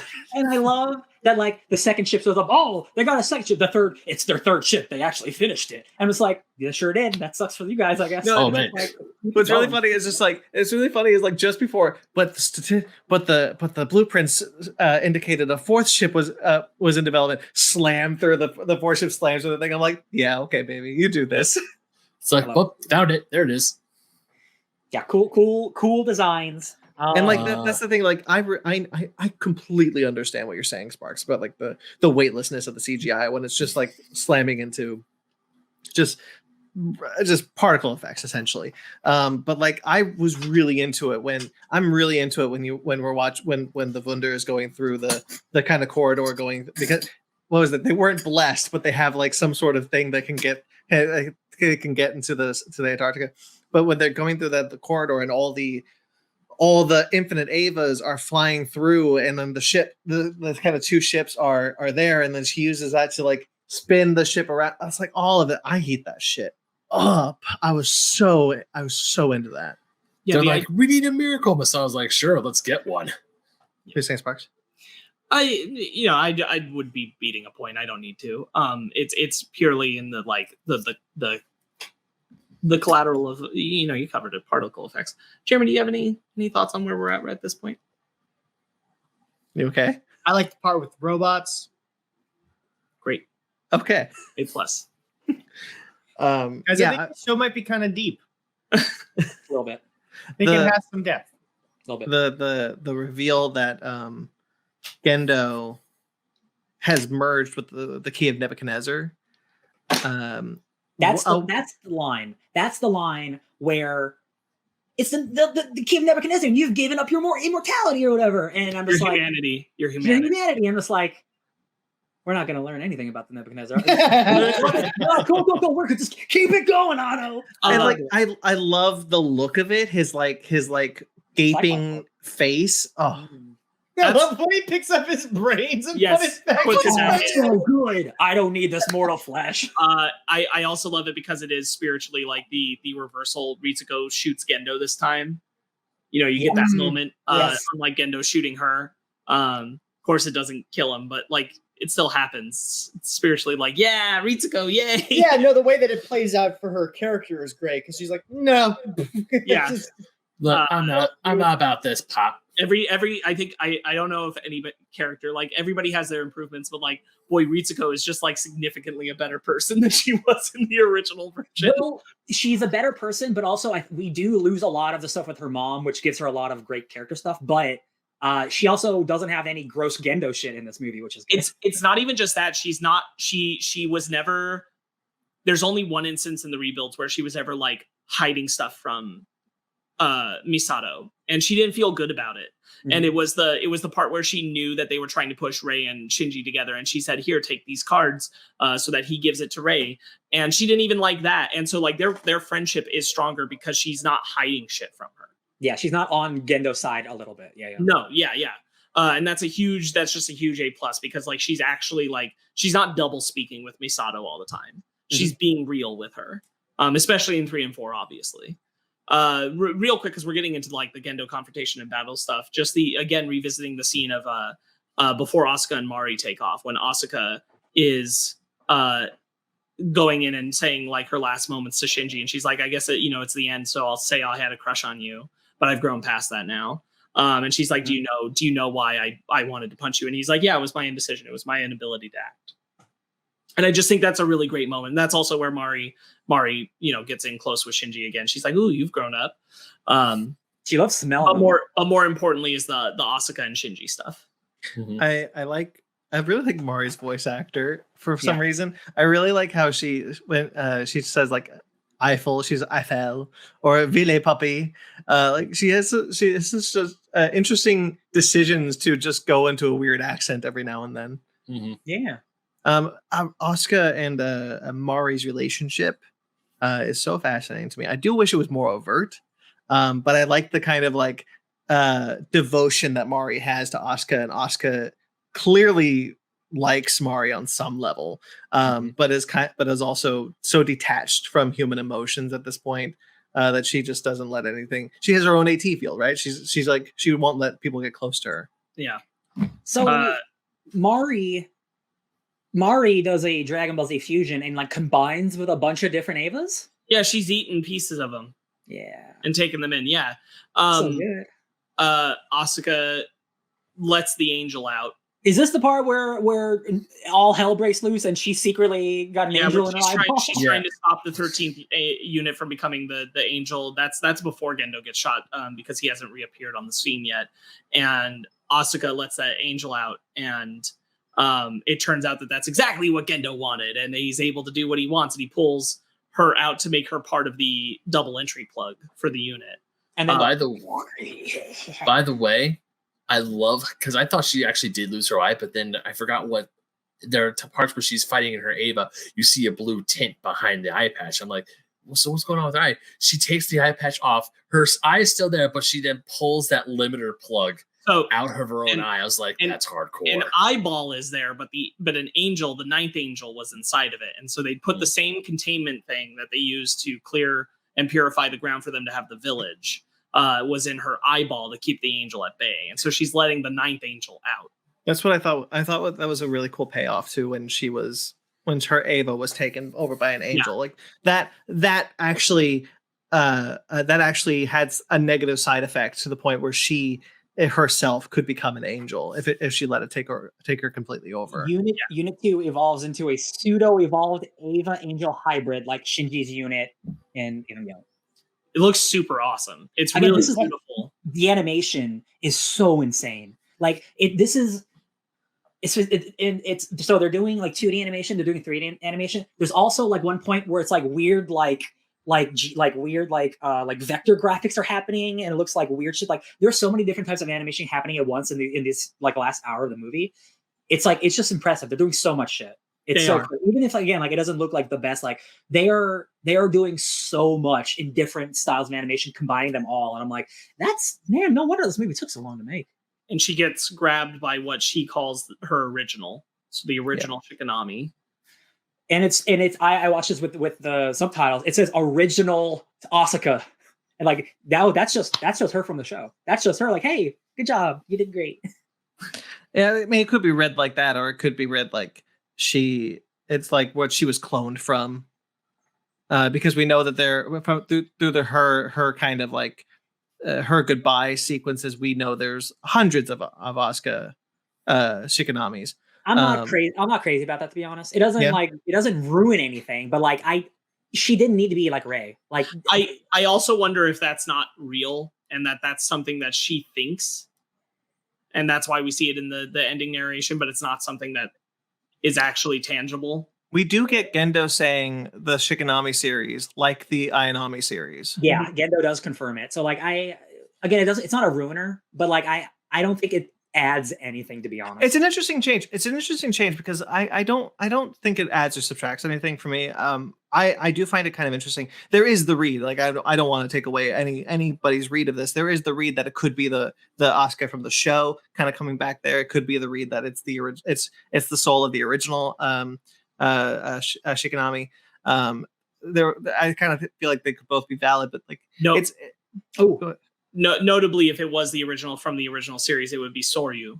Yes, she has a different name. We didn't touch on, but Soryu and Shikinami, her last name is different in the reboot. She has a different name. You're right. That's correct. You're correct. So like the idea that like it could be read either way, and so kind of having this idea that the Shikinami was also cloned, Asuka was also cloned, creates kind of this overtone of like maybe all the children, the predestined children, the Mach-Lilith, maybe they were all in some form clones. And what does that mean for Shinji? What does that mean for Karu, who we know is an angel? Shinji probably wasn't a clone, but like he still could suffer the same curse of the Evas, the kind of curse of the Mach-Lilith. So it kind of creates like more of those questions that you can chew on to engage with the film. Come from? What? We don't know. I mean, like she just has the name Shikinami in the rebuilds, but in the original she didn't. I got an idea. Yeah. What if it's her mom's maiden name in the same way that Ayanami was This has been my assumption. Yeah, okay. All right. That Soryu was from her dad because of like Right. the jaded relationship with her mom, and that Shikanami would have been her mom's name. right. That's true, and it might be something that's more explored in the manga. It's a good point. Good point, Jeremy. Yeah. But again, like just those kind of questions that allows you to engage with the series in a really engaging way.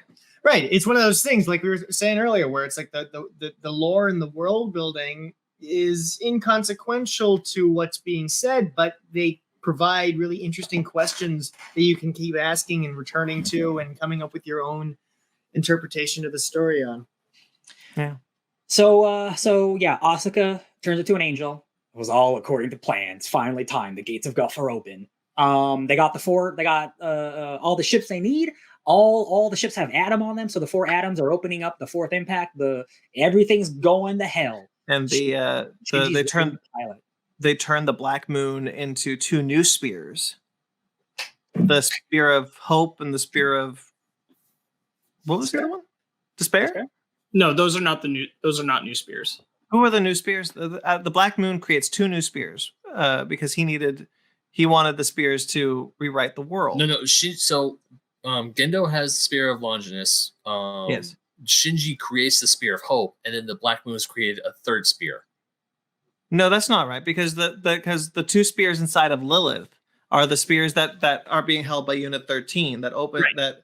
So and then the Black Moon creates 2 new spears. But what are the names of those 2 new spears? Those what I don't know. It's not 2 new spears. It's 1 spear. Yeah. No, it's 2 spears. No, it's 1 spear that tangles around together and has 2 points on each end. They say 2 spears in the movie. There's only 3 spears total. There's only 3 spears total. Yeah. Cassius and Gaius. Gaius is the one that the Wunder creates. Longinus and Cassius are the 2 that are in Lilith. Yep. Let me keep going. I'm gonna double check my work on this one. So where's my note on this one? Oh yeah. The whole bit with Misato taking responsibility for Shinji, stepping up, being her mom to her boy. Real quick, Sakura, pink hair, like we're gonna kill you. Also, Ikari also's got a gun, so he's got 2 guns pointed at him right now. Ikari's like, I'm sorry, Mr. Shinji, I can't let you do this. I'm gonna shoot you now. It's gonna not hurt anymore, I promise. Then shoots Misato. Yeah. God, what a world. Well, Misato takes the bullet for Shinji. Yeah, right. She's a yeah, because she's saying, I believe in Shinji and I take full responsibility. And she's like, I'm going to embrace you now, Shinji. And Shinji's like, great, cool, because I really love you, Mom. And I saw your son and he's great. And they have that hug because that's her boy. And then he gets in the classic plug suit, goes down with Mari, and then Mari's able to travel the anti-universe because of all the pieces of the vessels of Adam she's eaten. Good Lord. Then she rips off a dude's arm and attaches it to her arm. That's then Shinji, with full faith, is like, "Yo, Ayanami, open a portal to Unit 1." And Rei is inside there with her long hair and everything, where she's been left since he tried to save her. 14 years She's ago. like, "I'm sorry, I wanted to handle this so you wouldn't have to." He's like, "It's cool, Rei, I got it." He's in his, again, at the end of the Matrix, in his Neo, like, I have become one with myself. Let's save the world, baby. I'm ready. Yeah. Rei, I got this. Give me control. I'm ready to do this. Yeah, exactly. I'm going to go confront my daddy. My daddy. I'm going to take a little break from this and just say, yes, going back to like how much I love Rei's arc, the idea that she was still there. I've tried to make it so that you wouldn't pilot an Eva anymore. Beautiful. And Shinji's, they're like, how is it possible that Shinji can pilot an Eva? His synchronization rate was 0. Sorry, it was infinite. I almost gave a standing O because, like, wait, it's not 0. What's the closest thing to 0? Infinite. So that's the moment when Shinji pulls away from Unit 13 and he's able to reform the Spear of Cassius, which is the spear he's using to fight Gendo. Gendo is using the Spear of Longinus, which is hope and despair. Those are the 2 things that they're fighting with each other against. I believe it's pronounced Longinus. That's why potato. in my brain every day when I go to bed. Yeah, and that's when we also get like the action sequences that are, Gendo Anno doesn't have to do this, but he animated it as if they were fighting on a film set. And I love that. I think that's incredible. First they're fighting like in space. And then they're diving deep into the quantum realm like Ant-Man. They're just diving deeper and deeper. Galaxies are going past them. And then And then they realize they're so far into the anti-universe, they cannot perceive what is in front of them. So they have to imagine a realm that makes sense to them. And that turns into a set, Masato's room, class. At first, just the beginning of Ava, because he takes him back into his memories. He says, like, we're back in your memories. What are you going to do, Shinji? He's like, I'm going to fight you. And so we get the Unit 1 coming up just like it did in the show, again, repeating the shots. And then there's Ava, Unit 13, and they start fighting, and you see the buildings cast sight, and you're like, wait a minute. And then it turns out it's a set. And yes, then we go through the iconic locations of the original series. Brilliant. I love it. So I love it so much. And it's like they're identical looking units basically fighting each other, dad versus son. I love it. And I love that, like, this fight keeps getting crazier and crazier, and Gendo's like, this isn't going to lead anywhere. Why are we, this isn't going to work, bro. We got to talk this out. And he's like, you know what, dad, you're right. Yeah. So we go into Gendo's interiority with his moment in the train, his 25-26. God.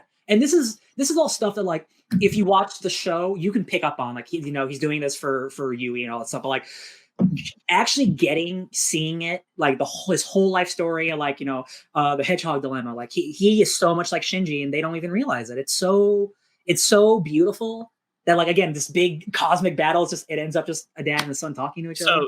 So I do have like things I want to cover here. I think this is where you get to the point where the rebuilds are untenable to an extent without the show knowledge. I don't think Gendo's stuff here with Shinji works without the show for context, because I don't think you get enough Gendo in the rebuilds to justify it.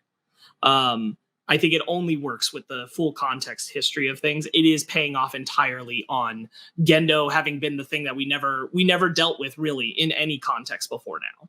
And that's where this was all needing to head towards for Shinji.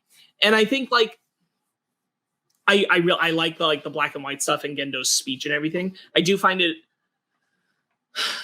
I think it walks the line of being a little bit too reductive to say, like, Shinji and Gendo are the same, and their depression levels are the same. And it's like, no, Shinji isolated himself out of fear of connection. Gendo isolated himself because he legitimately did not like people, and he only liked Yui. And what he really, like, the specific difference is, like, Gendo utilized what he didn't like about people in order to manipulate them, and Shinji could have become that maybe, but he never did. Where he turns around when he's leaving him, when it's replaying the memory of when Gendo is leaving Shinji at the train station, and then he turns around. Nearly broke my heart. Yeah. That was I really like the scenes together. I think Sparks is right, though, that you really need the context of the show, the relationship with the show, to help it. But I think it's honestly some really beautiful dialogue, I felt. It is. We kind of get, what I love about the train scene is that I'm not saying Gendo's redeemable, but we get into a sense as to why he was like this, as to why he's doing this whole thing, because he was alone. He did the same thing to Shinji that his own parents did to him. But then he was okay with it. He's like, he grew up wanting to be alone until he found the one person that he didn't want to be without. And then when she was lost to him, he essentially decided to go, all I care about is her. Screw my son, screw everyone else. And he couldn't see that she was with him in their son the whole time. Yeah. So he was blinded. It's really one of those things that it's a very, I want to say it's like a tragic Shakespearean character in some sort of way, because he was so blinded by his own loss and anger that he was willing to throw everything else away, including his own flesh and blood, to get to the one person, but never realized until the very end of it that the person he wanted to be was right next to him the whole time. I think importantly, something about it that I feel like it does drive home, but I want to make sure sticks, is that Gendo was always shitty. Like, this wasn't he became shitty because he lost Yui. Gendo was always manipulative. He was always destructive. He always utilized his emotions and his belief in preferring loneliness and preferring isolation from other people to his own ends. And he always would have done that. And, like, there's not necessarily a version of the story where, like, he would have been a better father to Shinji if Yui was around. Like, he just might not have isolated Shinji necessarily as much. Right. But, like, the only person he ever states he cared about was Yui. Yeah, there's a world where, like, let's just say, like, this is a regular world. Shinji is the son of Gendo. Gendo does not give a shit about Shinji while he's married to his wife. He's got a kid. It's his wife who is the savior of the universe to him. Like his kid is there. I guess. There's a sense of like there's a sense within the flashbacks where we hear Gendo saying it's Shinji if it's a boy, Rei if it's a girl. The inflection that he gives in that is that of someone who cares about the birth of their child. I'm not defending Gendo at all, and I'm not saying that he would have been a good father, but I do think he wanted to try for Yue, and I do think that like he was willing to be a father for Yue.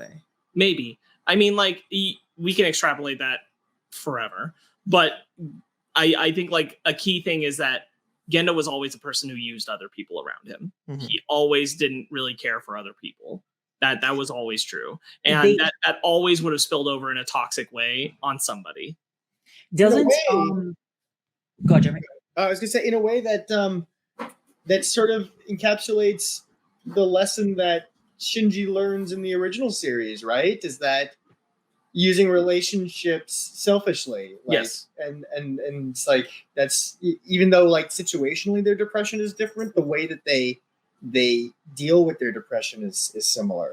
But not Shinji in the rebuilds. No. Because that's going back to like our beginning of the discussion where we talk about in the first one where Misato grabs Shinji and he smirks because he got her to give him the attention he wanted by acting like a brat. And she's like, oh God, no, I'm not feeding that. I'm not doing this. And that's Gendo. Gendo did that. Right. Is it in the show? Doesn't Gendo take her last name because she has more like her last name has more like affinity or something? Doesn't he take her last name? Yeah. Yes, he does. Yeah. So like he was even shittier in the show. He was so shitty. So real quickly, Ben just texted us. He has to bail. Unfortunately, we did not record this with enough time for him to get to work. I haven't eaten yet. I need to get ready to get to work because I have to leave soon. Final thoughts on everything Evangelion. Final thoughts. Like I said a little bit earlier, this was a great ending.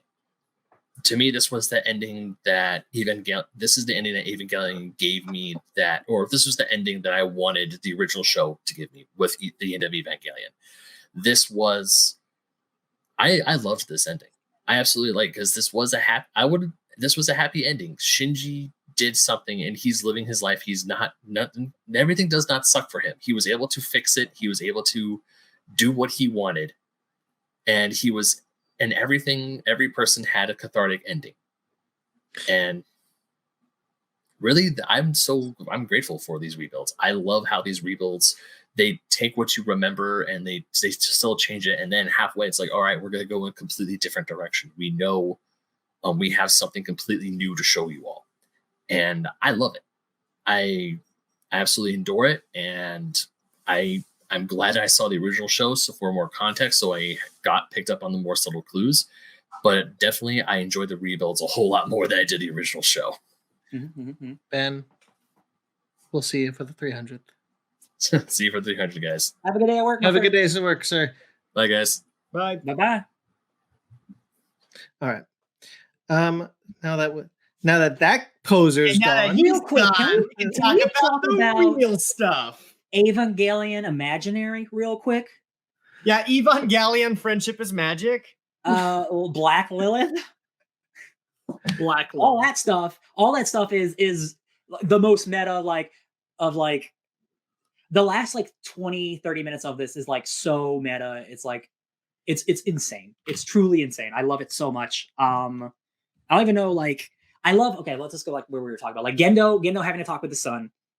Great. I love the stuff on the train, 26, 27 stuff. I love that we're getting the black and white. I love all that shit. I'm glad we are doing End of Evangelion again, but it's really happy this time. And it's almost like at the end of an 80s movie, John went to college, Susie opened everybody gets their little moment of happiness. And if End of Evangelion didn't exist, I don't know. I don't know how I'd feel, but the fact that we have the ultra sad ending and then we unlocked the super good ending, it makes me appreciate literally everything, because again, it's two different stories telling the same story. And I just, in the world of fiction and fandom and genre stuff, I love it so much because it's so deep too, and like it's trying to like say something, and like I love it. I'm so glad we got to do this. What's so interesting about all those kind of happy endings that you were talking about, Ryan, is that like we don't see what happened to Asuka. Not really. We don't see what happened after she was saved. We know that Shinji saved her in some way. And then afterwards, she's not we don't see her in the new world. Yes, she's there. She's there. Where? Everybody's there. She's on the platform next to, she's sitting on a bench facing away with Karu and Rei. Yeah. Yep. Oh, I missed that. Cool. Yep. They're all the homies are back. Well, fuck me then. But I will say, like, I think like it gives you this implication, and this is something like you can really, really pick apart of whether or not that's Asuka as we know her, or if Asuka went and was with Kensuke at the village, because that is like implied also to be the path that she took. It's also like kind of interesting because when they're on the train platform, you know, like it doesn't seem like the same world. No, it's not. It's not. I want to talk about not. that at the very end because Okay. it's the very Yeah. last thing. Okay. But I want to touch on like I'm really glad that Gendo has to leave the train in their imaginary mind in defeat, in sadness, turned away, because he is like the tool that has caused all this pain in these loops over and over and over again for Shinji. And he realizes, oh my God, all this time I was making this wish over and over again, and it was just right here. It was with Shinji, and I screwed up. And has to exit and exit in his sadness. And I think that's just really, really rewarding for Shinji to come out on top in that way. Absolutely. Yeah, that he kind of gets to touch on our characters. I really like what he does with Asuka's sequence where he pulls Asuka through their past. And he pulls her all the way to the end of Eva, very specifically, like him remembering being there on that beach with her at the end of Evangelion. And that's where he tells her, like, you know, I'm sorry, I think I had a crush on you too. I just want you to be happy. If you noticed, doesn't fit in that plug suit anymore. Yeah, She's just like end of Evangelion. Yeah, yep. She's a full grown ass woman. Yeah, everyone gets to age. This is over. I like the reveal that his mother, he's ready to sacrifice himself with the spear of Gaius, and his mother pulls him out, pushes him away. Right. Importantly, that's a repeat shot from End of Evangelion where Rei sent him away. Now it's Yui. And that is the shot where he says the line I brought up earlier, where I guess I'll just stay here learning the obvious over and over again. Now it's him finally free of that cycle. It's him seeing his mom in that, and that she was always there for him. And we do get that moment of like Unit 13 coming behind, and so he sees his father as well in that embrace as they end everything together. There's a flashback. It's a super interesting that Kaji and Kadaru are like homies, and they like helped run Wille for years. Yes, I think that tells you how Kaji was able to do everything he did, is because Karu was also trying to set things up for the correct version, like he working against Gendo to get Shinji to this point. Yeah, I thought it was just really interesting again to like have these flashbacks of a character who like isn't really in these movies very much, Kaji, and just ending up making him more of a hero. I think it's like a cool idea. Misato makes Gaius the third spear out of the Wunder. Hell yeah, Ritsuko, she's like, I'll figure it out, sure. Yeah, which is really great, and you get Misato's sacrifice for her boys. I think that's an incredible sacrifice. Oh my god, she takes her glasses off, she takes her hair or like her hat off, and she turns back into old school Masato, and she's like, I'm back, baby, let's die. And I'm like, yeah. Gendo even says to Shinji, this is a note I wrote down that I just looked at. I really like that Gendo acknowledges that to Shinji. He's like, oh, you can accept the loss of others. This is new for you. Mm-hmm. You've learned to do something I can't. Mm-hmm. Which I think is really good. Asuka says, I want a place where I can belong, which is the thing she's been wanting this whole time, which is what she felt like she couldn't do for the village because she had to protect it, kind of thing. We also get an interesting flashback talking about interesting flashbacks where who knows how canon this is or not, or how much this is in her mind, but she sees Shinji as a boy with his parents. It could be something that creates this complex for what she perceives is the happy family she has, where she's always saying, like, you know, you're riding the coattails of your father. You only have this because of you're not a real pilot. All this fed by her image of what his family life is like, not the reality of it. It's funny you mentioned that, because I was thinking that part of what drives that sort of that like jealousy and mean-spiritedness towards Shinji is like, bitch, you have two moms, okay? You've got Masato, you got Rei, you got all these people in your life that want to be your fucking mom. My mom killed herself, Right. okay? You know, like, yeah. Little jelly. Little jelly Little peanut butter and jelly. Right. Shinji has a nice heart-to-heart with Rei. Talks about why the show's called what it's called 30 years later. Real Neon cool. Genesis. Love it. Rebirth of the world. I love that because I've never mentioned why it's called this ever. And then it's like, oh, it's the birth of a new world through the Ava. It's like, oh, god damn you. You're so good. We get a clip show of everything. Hell yeah. Very quickly. On like a projector in the background. I love it. Love it so much. I'm glad that they that Shinji has this moment of like, I'm gonna rebuild the world, but without Avas. No more Avas. Yeah. And that triggers the world to be. And I love the end when Mari comes out of the water. He's like, hey, I made it to the new world. Cool. Yeah, I really like the breakdown of the storyboards again, like acknowledging 25 and 26 and what they were doing there, and that spirit feels like it lives on here as well. Yeah. Ryan, you mentioned very early up top that you had a problem with Asuka at the end, and I wanted to. Oh no, it's just the clone. It's the clone stuff. Oh, the clone stuff. That's what it is. No, I love Asuka. I don't think that necessarily added a lot to her or the story. Like, no, I agree. If you remove that 1 minute that she does that, like the movie's the exact same for me. So like. Yeah, I'd agree. So Mar and Shinji knows Mari's going to come for him. Earlier with Futsuki, Mari had a moment where we learned her real name, Mary Iscariot, which is Judas. Which is Judas, and it's Judas to the fan base because Mari is Judas for a betrayer to the fans who wanted Shinji to end up with Rei or wanted Shinji to end up with Asuka. She comes in and or Karu. And she comes in and just destroys that. So let's talk about the very end, I guess. So Shinji's on the beach, and I think that's going to be the ending. Like Shinji on the beach. That's not the final shot, right? Is it?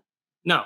Okay, cool. I'm just making sure. So like Shinji's on the beach, and then it does like the thing where it's like it goes to animation, black and white storyboards, and then an Ava, which aren't supposed to exist anymore, comes out of the ocean, back to the movie. Movie's there. Ava disappears. Mari's just here now. I'm back.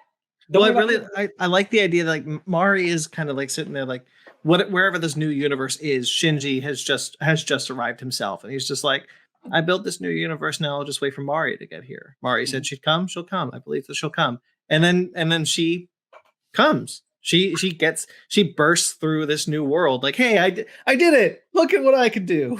Right. Yeah. And then we get the train station, modern Tokyo, grown up Shinji, grown up Mari, everyone else on the platform. Not everyone else. Sorry, just the other children.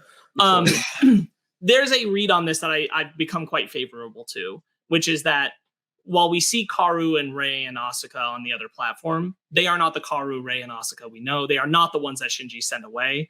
The world of the village still exists. That world is there. Asuka went there.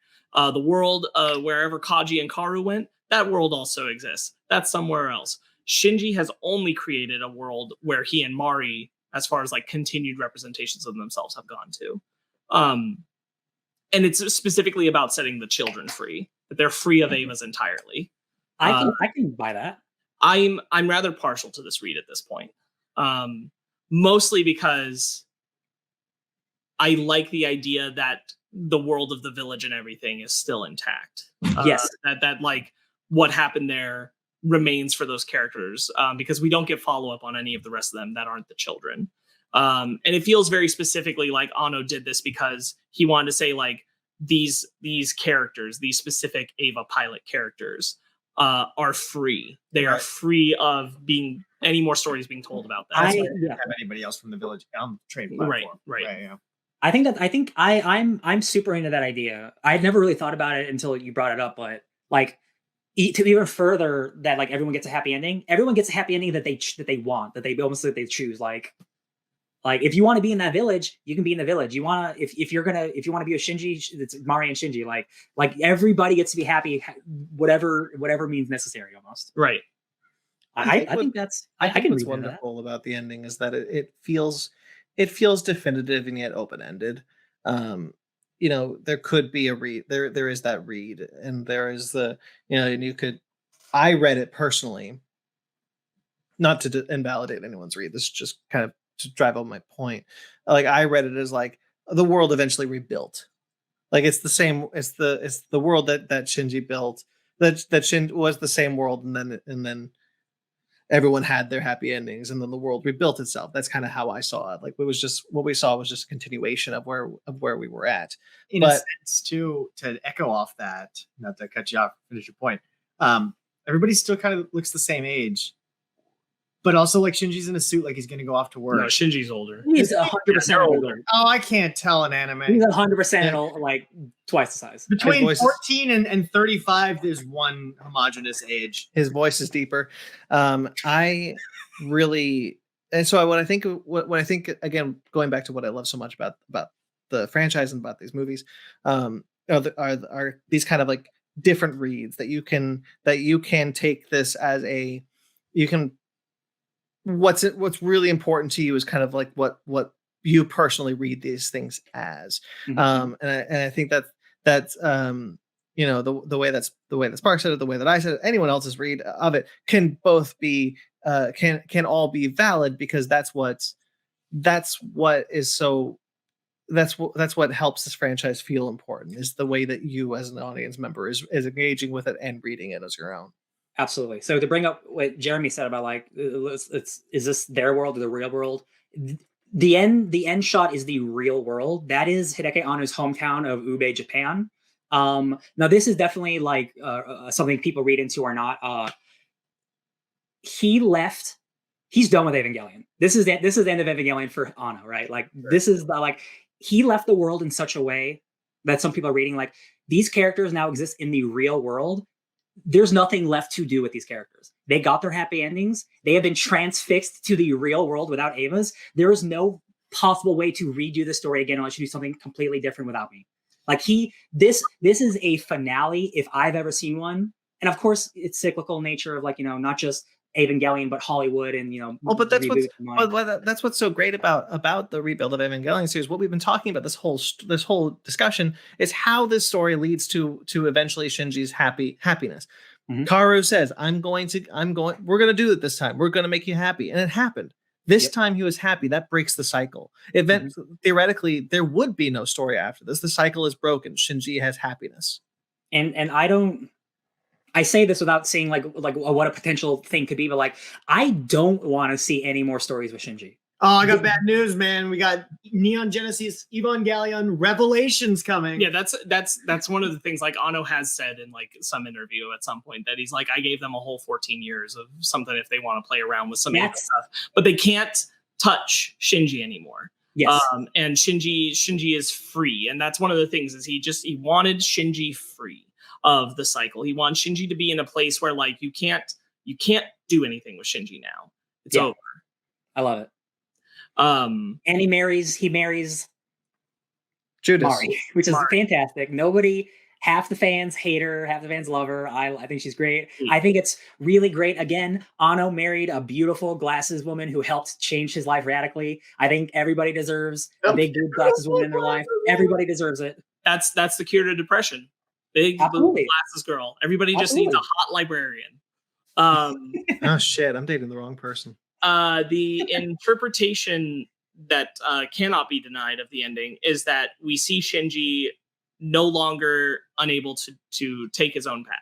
Shinji, even though Mari like says, "Come on, let's go," and takes his hand, Shinji's like, "Yeah, let's go." And then like he's just as much like he's not being dragged along. Shinji is choosing his path. Yeah, and he's in that 30 seconds that they're talking. He's flirting with her. He's being aggressive, cute. Like he is a full person finally again as an adult, and going in with this business suit in a suitcase, whatever job he's gonna have. It's so weird to hear that voice actor be happy, Shinji. It's you said it, Jeremy. It's cathartic because however long you've had Ava in your life, like that dude's been miserable for almost 30 years. And it's really nice. It's been really nice. Or whatever. It's going to be really interesting to see the G Kids dub hit theaters this December. Dude, I will 100% see this in theaters. 100%. Yeah, I want to see the new dub in theaters. I just want to see this film in theaters. Absolutely. Mhm. Yeah. I have a quick let's note. I have a see. quick note that I want to go back to. Sure. Rewind it for a bit. I have here just quickly. I really like how they use the AT fields in action. I think the AT field action in this film, especially with how Mari and Asuka uses it, combine their AT field. I think a lot of that is really cool, and I'm really happy that they found kind of unique ways to use the AT fields. And I love it even more when Gendo is just talking to Shinji person to person or whatever, and Gendo's AT field comes up and he's like, I got rid of my AT field. This doesn't make sense. Am I afraid of my own son? It's so, I love it. God, I love it. It's so ridiculous. Okay, well, I got nothing else, I guess. I gotta talk about the Hikaru Utada does the theme song for the final movie, One Last Kiss.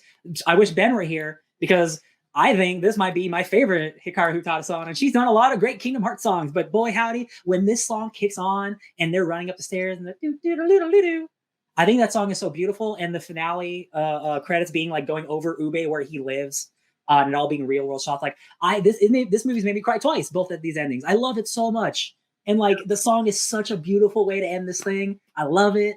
I'm just so thrilled for Shinji because that dude's been through so much. Oh my god.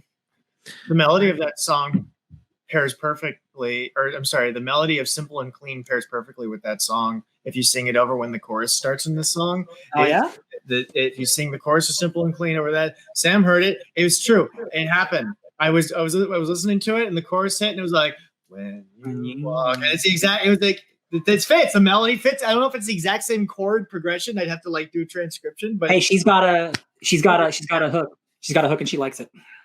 I mean, you know, well, that's all, folks. Thank you very much for your time and your rice. Okay. Hey. So Jeremy, you took the whole journey. How are you feeling? Man, okay, so listen. Be real. I have been going through a very deep depression for the last couple months. Mm-hmm. Like real badly like. And a lot of it's had to do with emotional dysregulation and how it makes navigating relationships extremely difficult and having difficulties in like properly communicating my feelings. Boy, did this one really like twist the knife, you know, it was talking directly to me a lot of times. And so going through the entire journey, the original series in End of Eva, which is hard to watch. Yeah. Very hard because there's no advice except for maybe, you know, like episode 26.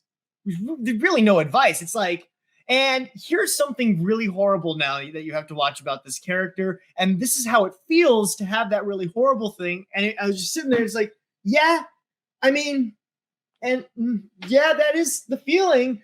And so, you know, getting to watch the rebuilds and have it be, you know, a recapitulation of all those feelings in a way that allows the characters to grow and you see the catharsis, it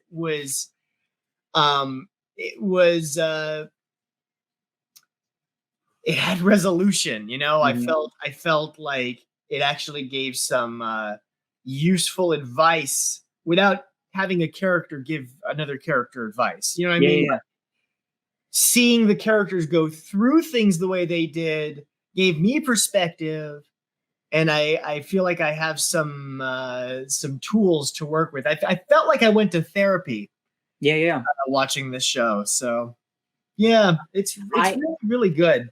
I'm glad you enjoyed it. I have a tattoo of it, so I think I kind of like it a little bit. Yeah, I'll be honest. When we started it, you know, because we didn't get that far, I was just kind of sitting like, okay, giant robot anime. I mean, I know it gets deep, but like, I don't see how we could go from this to that. And then it happens. And then one episode happens, and you're like, oh, okay, I see. Okay. Who prepared anyone for that? I said it earlier, but like there are very few pieces of art. I mean, besides like like independent stuff, like NGE is not independent, right? It is a big budget anime. Not many things like this have such personal stake and personal like ingredients that make it like so much a part of the creator. Like I there's a lot of animes that I think are really great and they try to do a lot of things, but like none of them are trying to reach for anything like this.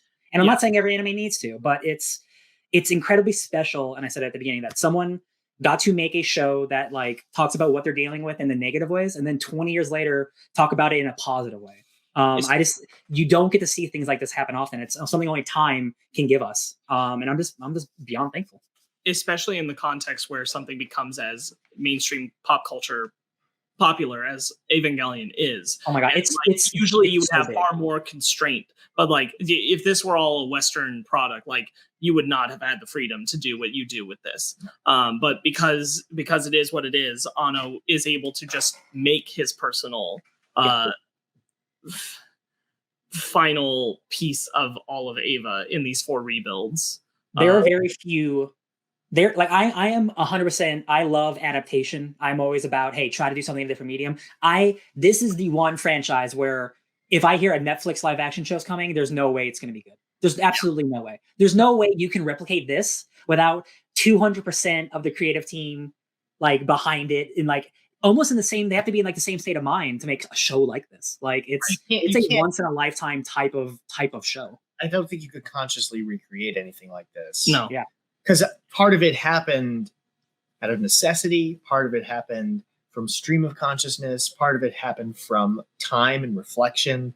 So a lot of that is design, a lot of it isn't. It's that's really the beauty of art, right? That this kind of thing can exist because unlike less emotional ventures than art, which require much more deliberation and decisiveness.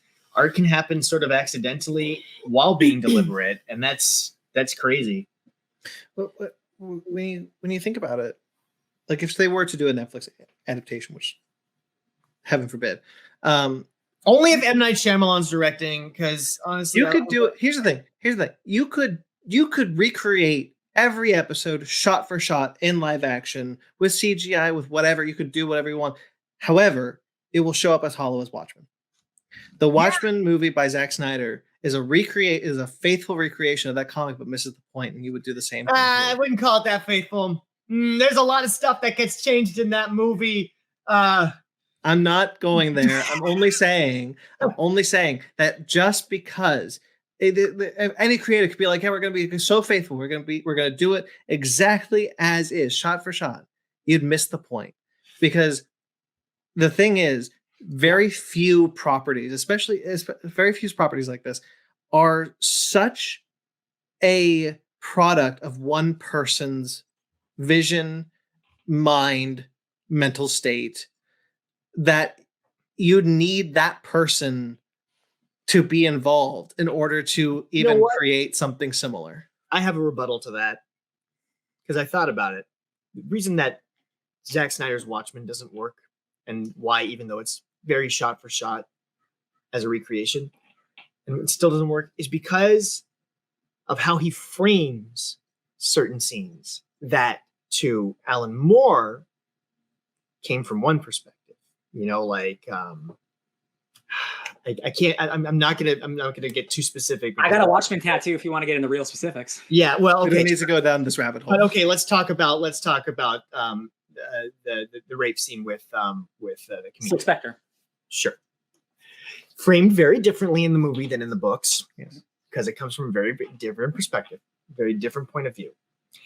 And so what I think you could do, if you did it, I would never want this, but I think that it would be interesting if it happened accidentally.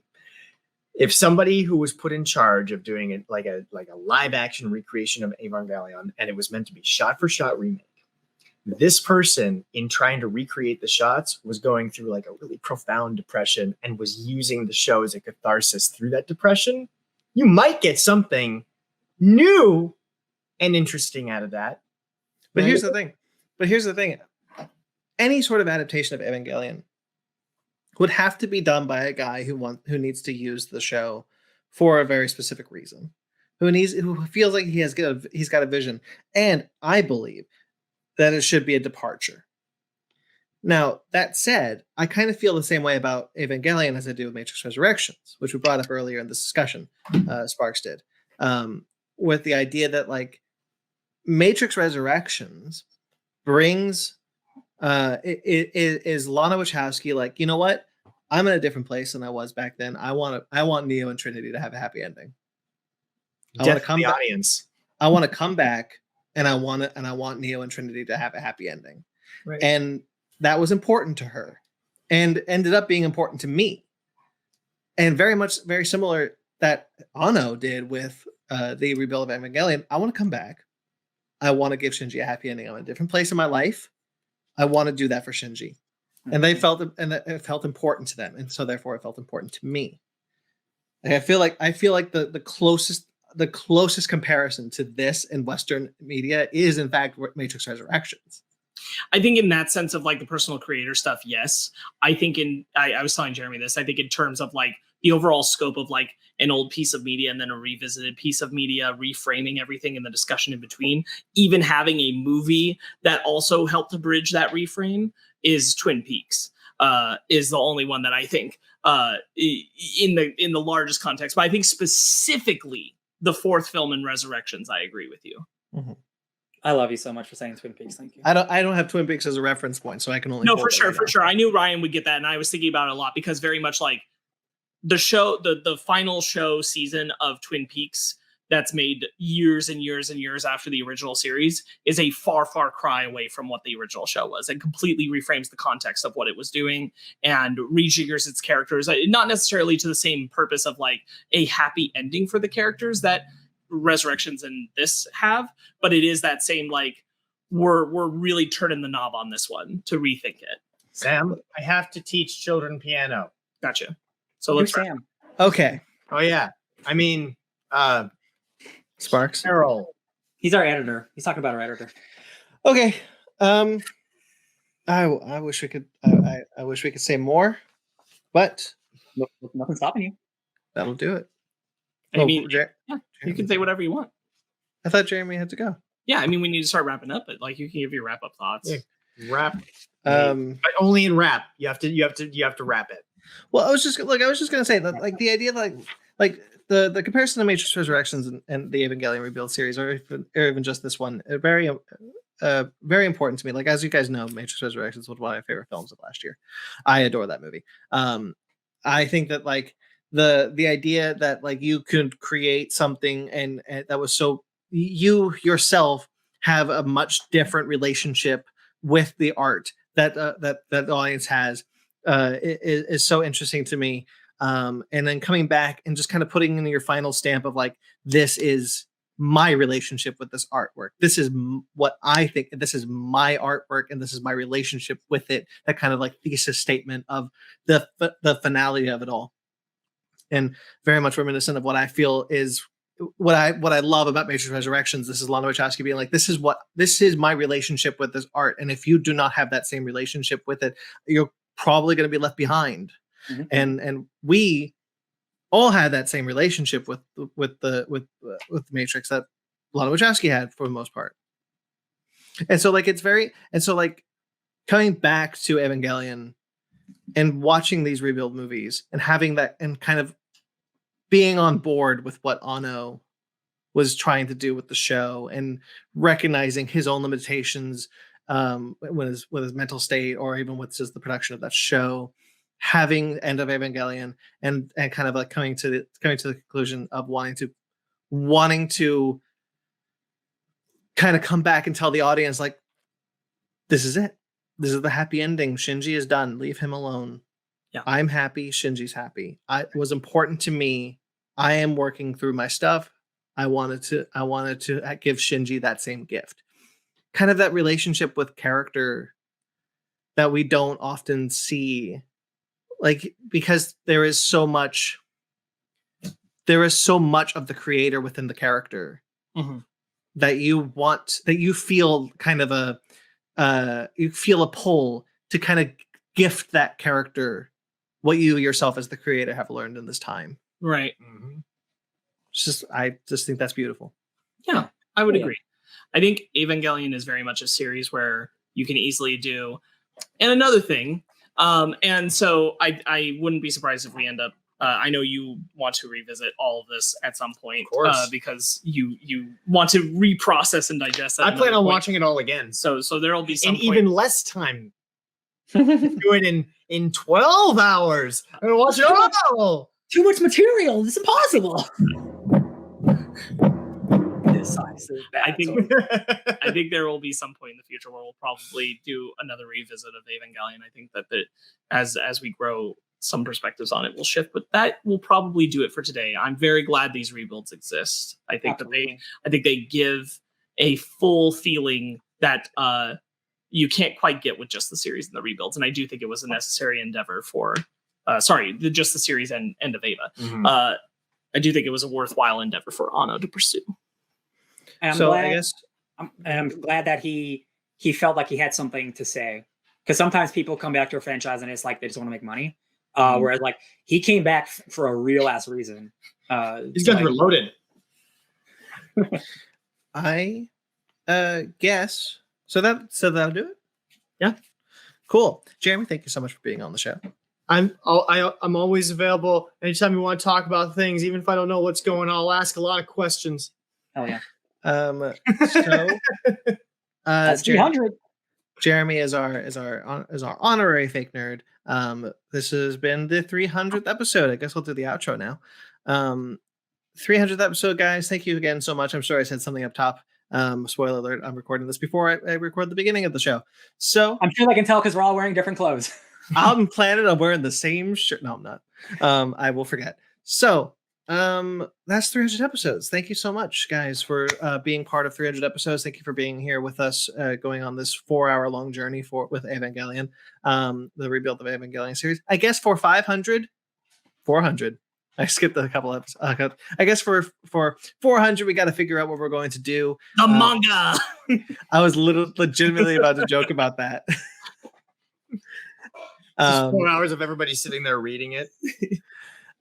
So we had back-to-back bumper centennial episodes, 200, 300. Who knows what 400 will bring? Guys, this has been a very hard year for myself, for my crew, for my friends, for the show. This has been a difficult year for all of us.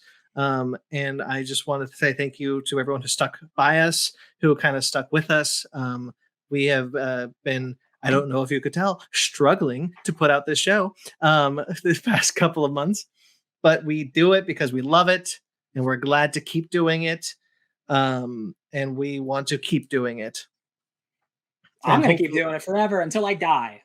And hopefully we can hopefully someday we could get some of the other shows, some of our spin-off shows back off the ground. That'd be great. We do love those shows and lament that a lot of them had to go by the wayside, but hopefully they will come back. And, maybe something new on the horizon. Jeremy, Sparks, and I have been kind of quietly working on a little thing that I can say that we don't know when or if it's going to happen, but we have been working on the thing. So, and Jeremy is headbanging to some metal music right now. No, it's just agreeing vehemently. All right. So guys, I guess that'll be 300 episodes. Again, thank you again. So very much. So why don't I? By the way, I probably am going to. If you have heard the beginning of this episode and I repeated a bunch of the stuff that I've already said, I'm sorry, because I will not remember. I guess we'll do the rest of the outro now. God damn it! I had this up and I lost it. Cool. Guys, thank you so much for listening. Thank you so much for watching the show. Thank you so much for watching the rewind. If you were here during the live news recording, thank you for doing that. And if you weren't, and you're checking us out when this episode goes up, thank you so much, guys. There are plenty of shows coming up next week. Oh, the Weird Al movie? No, I don't know. Yeah, we'll figure it out next week. will be something. 301 will be a something. Will be a something. Ryan, it's your book club next week. Do you want to announce it later, or do you want to know it now? Definitely not doing it now. All right, we'll announce it later. And coming up, we got like Black Adam and Halloween Ends and the Spooktaculars for Basement Arcades. A lot of cool stuff. Guys, there's plenty of shows on this channel. If you want to like this video and you want to subscribe to this channel, check out all sorts of shows, such as Fake Nerds Watch, our second most consistent series. Fake Nerds Watch, where we've just done... We have a Lord of the Rings episode where we talk about 1 through 4. We have a House of the Dragon episode where you guys talked about 2 through 5. There's She-Hulk coming. New episode of She-Hulk probably soon. Andor is up. Star Wars Andor is there. And more to come.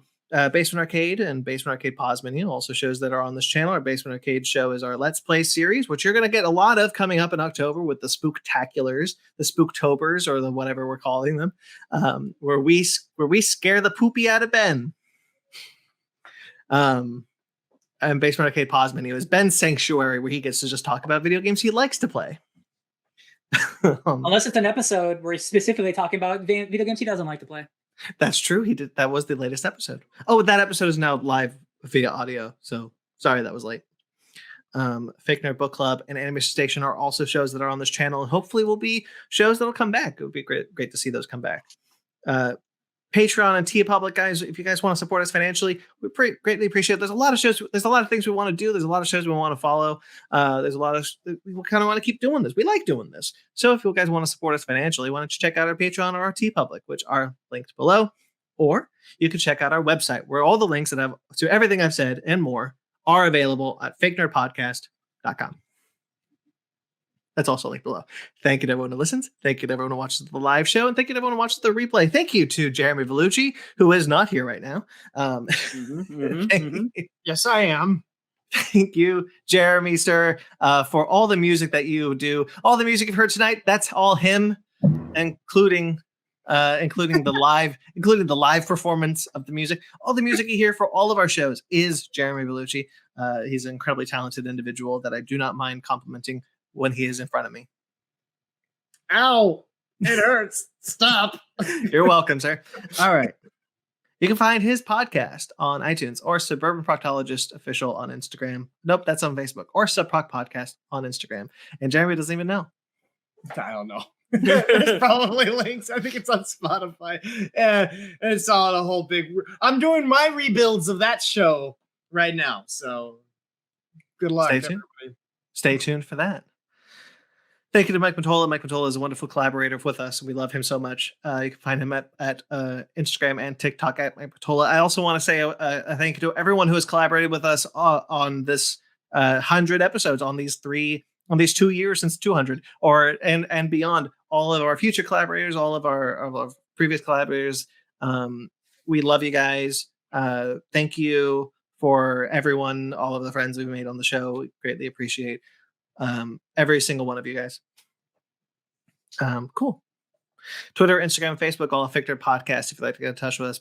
fakenerdguys@gmail.com. I'm a BT McClure on Instagram and Twitter. I also write for atomicgeekdom.com, Screen Rant, and kaijuramamedia.com. Ryan? You can find me trying to close those goddamn gates of golf at DJ Tony Snark 616. Sparks. You can find me just trying to find a place where I can belong at Sparks Witty on Instagram and Twitter, SPARKZ Witty. Jeremy, I already said where you can find you, but why don't you do it? Yeah. Okay. So if I look on my phone here, and you can find Ben Magnet at Ben Magnet 27 on Instagram and Twitter, where he also writes for Go Nintendo, Fusion Gaming Magazine, and Old School Gaming Magazine. You can find me, Jeremy Villucci, on Instagram, I'm sure, but Instagram confuses and infuriates me, and I'm not sure how. Is it Jeremy Villucci keyboard still? It's not, and it's a temporary name, but I don't know if that's what you search for. Oh, so Lord. I'll just listen. If the magic is in your heart, and you really want to find me, think of me real hard, Jeremy. and I'll be there. Jeremy, you have a band? Why don't you plug that? Oh, I do have a band. We're releasing an album soon. Congratulations. Okay, so band's called Wreck of Time. The album is called From Sand Part 2. What day does this go live? Sunday. Monday. Monday. Okay. Monday. Well, starting tomorrow, from the point of recording this, which today is Thursday, tomorrow is Friday, the 30th of September, we're releasing a single with a video.